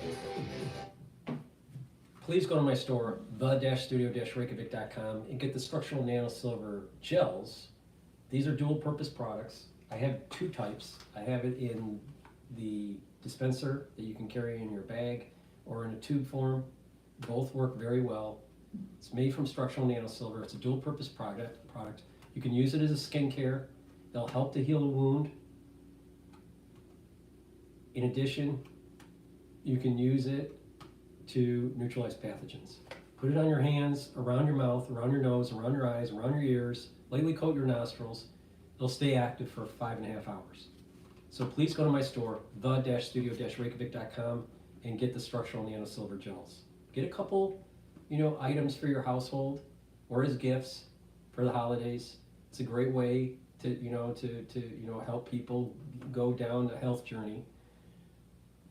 So please go to my store, get the dispenser version or the tube version. It's the-studio-reykjavik.com. So just to reiterate, all right, every show I do, or almost every show I do, so that means I have thousands of videos out there saying this, there are 3 pillars to improve your immune system and slow down the aging process. Neutralize pathogens so you don't get sick chronically. Soak up free radicals so you're reducing the stress in your cell and you're boosting up your energy levels. So you're taking strong antioxidants. And the 3rd pillar is lower inflammation. And lowering inflammation is taking things like turmeric and ashwagandha and lignans, all right? I've been saying this for 5 years. 5 years. So I was a little perturbed when someone said, I don't know what to take. And by the way, because of the censorship on YouTube, you have to say things a little bit coy. Because I had 2 channels nuked during the crisis. So on my store, I have many different supplements, and on my videos I explain on how to stack them to boost up your immune system. All right? And the anti-aging boxes that I have 2 types, the anti-aging boxes and the longevity boxes. And inside the anti-aging boxes is an anti-Fauci box. What do you think the anti-Fauci box is? It's a means for you to mitigate certain seasons of the year. All right? And they're at different price points because people can afford a different amount. And I want to make sure that I'm at different price points so people can be able to purchase products that will help with their health and boost up their immune system and slow down the aging process. So there's an anti-Fauci beginners box, and there's an anti-Fauci advanced box, and there's an anti-Fauci deluxe box. And as I put more of the different supplements in a larger box, the price point goes up. But I am giving you the actual recipe to actually improve your immune system. So when someone says, you're not giving me the answers to improving my immune system, I don't know what the fuck you're talking about because I've been saying it on thousands of videos. Now, this is the reason why I get upset with what was happening in 2020. People did not listen. People did not listen. People want an immediate answer. They want like, well, what do I gotta do? What do I gotta do? I got this problem, what do I do? And I explain why certain things work and what I'm doing to be able to mitigate certain problems. So it's a long form. It's not, this is what you take. I don't talk like that. I don't just give, I give a long form. That's the way I prefer talking. So it's important that you pay attention to what I have to say, because what I'm saying is what I am doing. And not only that, it works. By bringing down those pro-inflammatory cytokines, you're calming down your chronic inflammatory situation in your body. By neutralizing pathogens, you don't get sick as often. And when you don't get as sick as often, your tissues don't have to remodel after an infection, because that takes energy away from your body. It weakens the immune system when you're chronically sick. By soaking up free radicals, you're reducing the damage on the cells. You're reducing the chances of less DNA damage. You're reducing the chances of lower performance on the tissues.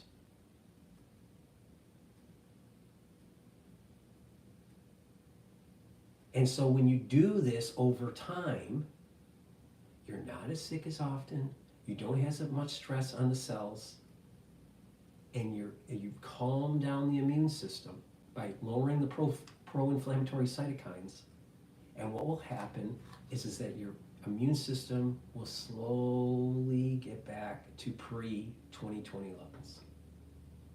And so as your titer levels start to go down from the crisis of 2020, and your IgG4s start to go down, you're starting to get back into homeostasis of your immune system.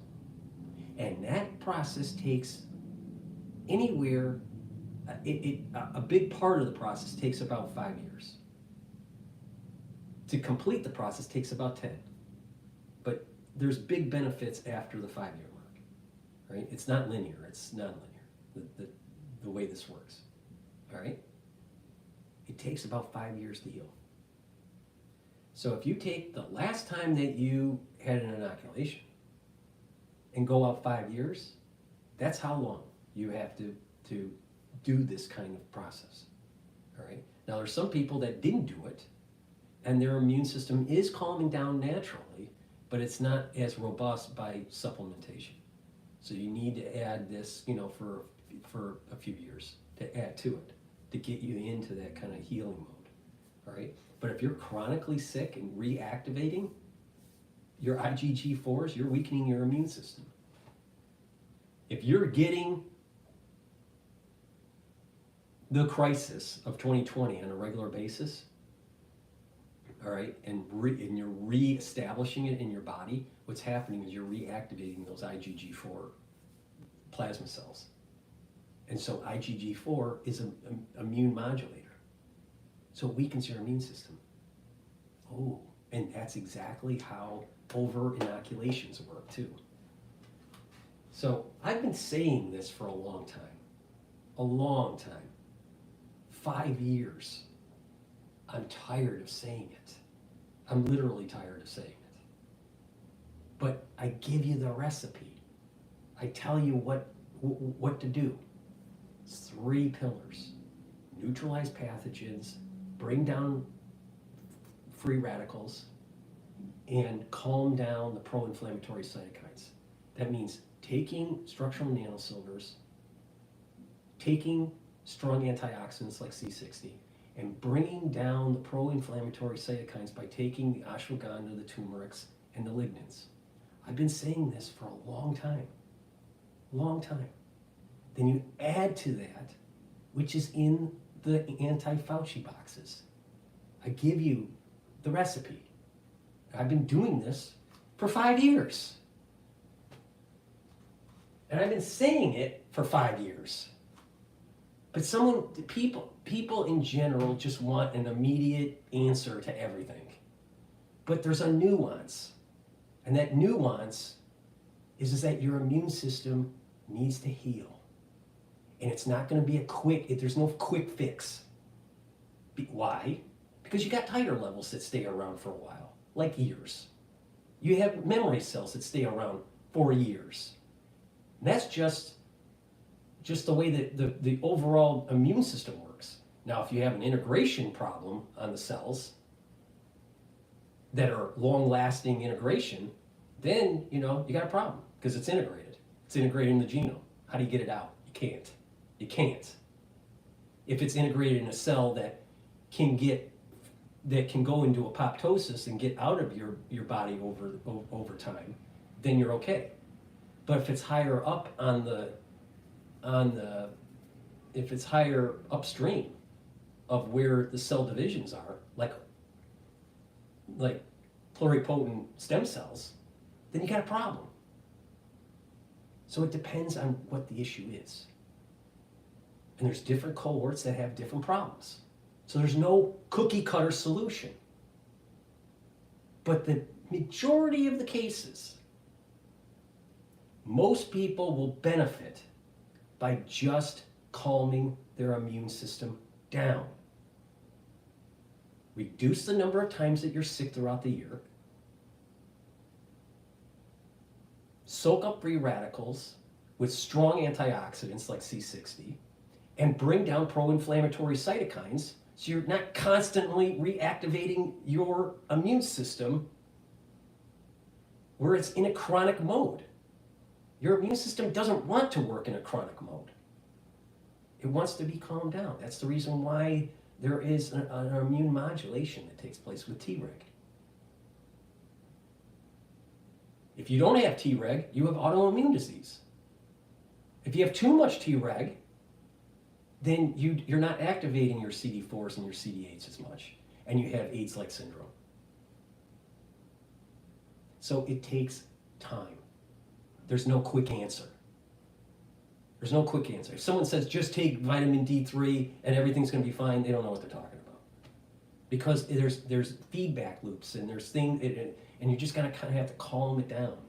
Calm down the system as the body is slowly bringing down those titer levels over time, as it's slowly getting rid of the memory cells over time, you're getting better and better. You're getting better and better. The problem is, what if a nefarious actor decides to release something? If a nefarious actor is out there trying to release something new that harms your biological system, then you got a problem. There's no quick answer. Never has been. There's no quick answer. Like, and this is the problem with the community out there, is that they think there's a quick answer when you don't do anything except wait for the next release from a bioweapon lab. That's why I said the real root cause of this is you got to shut down the fucking biolabs. That's the root cause. Everything else is commentary. Everything else is just trying to put a Band-Aid over a major situation. And until the labs, these biolabs are shut down, we can only try to mitigate our risks. We're not eliminating them.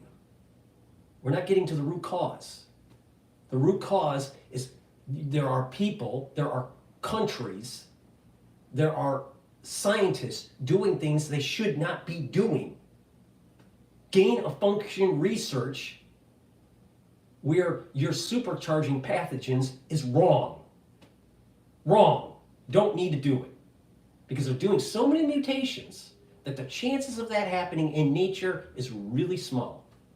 Because these mutations, when they're supercharging it, they're and situations. So it's this situation and this situation and this situation and this situation. So a probability of an and condition statement is very low. Could it happen? Yeah. But is it highly probable? No, not naturally. With these supercharging these pathogens. So they turn into weapon systems. And that's why I keep on saying the focus was not on the inoculation injury. The focus should have been on shutting down the biolabs because that's the root cause. And I am not wrong on this. And nobody is as more accurate as I am on this subject matter. Nobody. So, with that said, I've been going for like, I don't know, 5 hours, 3 hours, 4 hours, 308 minutes, whatever that is. So, the best thing to do, I want you to look in the mirror and go, okay, 2025 is coming around the corner. How can I get healthier? What can I learn from Dr. Paul Cottrell on making my life better in being a more productive citizen? All right? And a great way to do that is saying, you know what? 2025, it's a new year, and get healthy. All right? Learn stuff. Change your paradigm. Don't get stuck into a certain, silo of thinking. We are on the cusp of a major new era.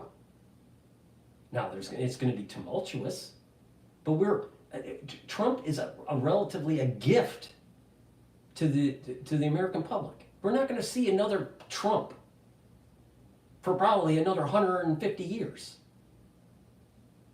So we better take this chance to get our house in order. Make America better. Make America where it's the promise of what our founding fathers saw 250 years ago. Instead of seeing New York turn into a shithole. And people in Congress eroding our civil liberties. No, we can take charge. We can make a difference. But it starts looking in the mirror and how you're going to improve your life. You got to get healthier. You got to get smarter. You got to get engaged. And you got to push back on people that are taking advantage of you. That means the national security state. That means people in Congress that are making a buck on certain policies that they're passing and making your life more miserable. That's what we need to do. It's in our power. And that's what our founding fathers wanted. To be engaged citizens, to be informed. What we saw with X, with the bill, the omnibus bill, that was what our founding fathers wanted. The people to be engaged in the discussion of what's going on in Congress. And if we don't like something, we need to say about it. We need to talk about it. We need to, raise hell. That's what our founding fathers wanted. But how can you do that if you are chronically inflamed? How can you do that if you're chronically sick? How can you do that if you're chronically worried about your finances? How can you do that if you're just not an informed citizen? So the best thing to do is look in the mirror. 2025 is around the corner. Get healthier. Get more educated. That doesn't mean you have to go and get a degree. If you want one, great. But there's lots of ways to get educated. We have tons of information. There are tons of libraries out there that you can actually take a book out and read. The scientific understanding of the American citizen in general is abysmal. Now, I didn't understand that as a major problem in 2020 because I assumed that people were educated. But the problem is that there's many Americans that have a very low base of scientific understanding. Like at an elementary school level. That's unacceptable. Totally unacceptable. Totally unacceptable. So, with getting healthier, it also means learning more about certain subject matters. Instead of depending on someone to tell you what's going on. The phrase, don't give the person a fish, give them a fishing pole. Well, read, learn. Be an informed citizen is how we're going to save our constitutional freedoms. Instead of people, fighting on the social media, pro-vax or anti-vax or blah, blah, blah. That was totally a waste of fucking time. Total waste. Why?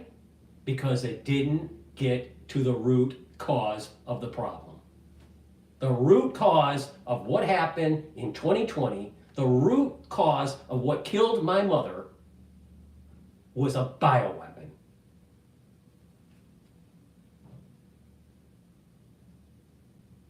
Now, if we don't wake up, if we don't listen to DrPaulCottrell and follow his advice and get a little bit more educated on the subject matter and do something about the root cause, we are going to have another fucking event that takes place.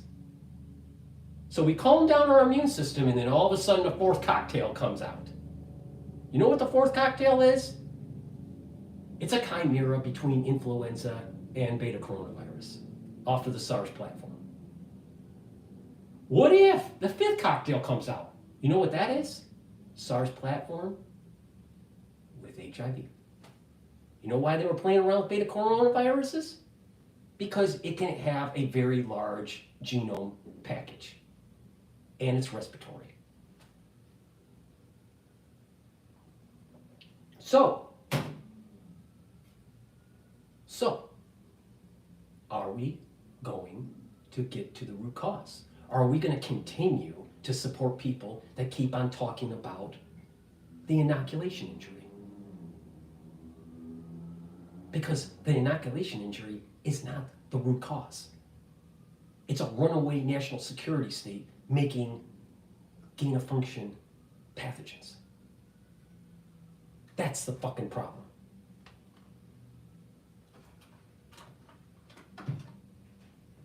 So, 2025 is around the corner. Look in the mirror, get healthy, get educated, learn about stuff. Be a better person.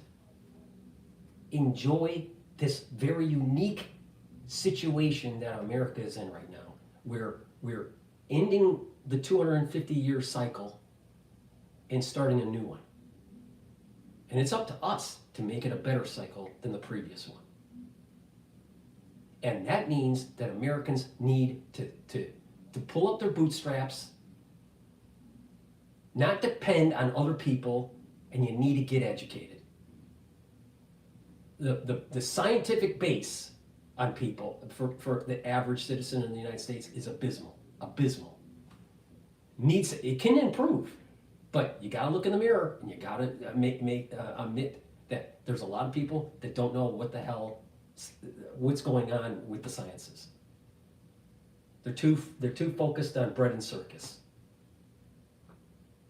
And when that happens, there's a higher probability when an uneducated group of people are being taken advantage of, there's a higher probability of them releasing something that is really bad for you.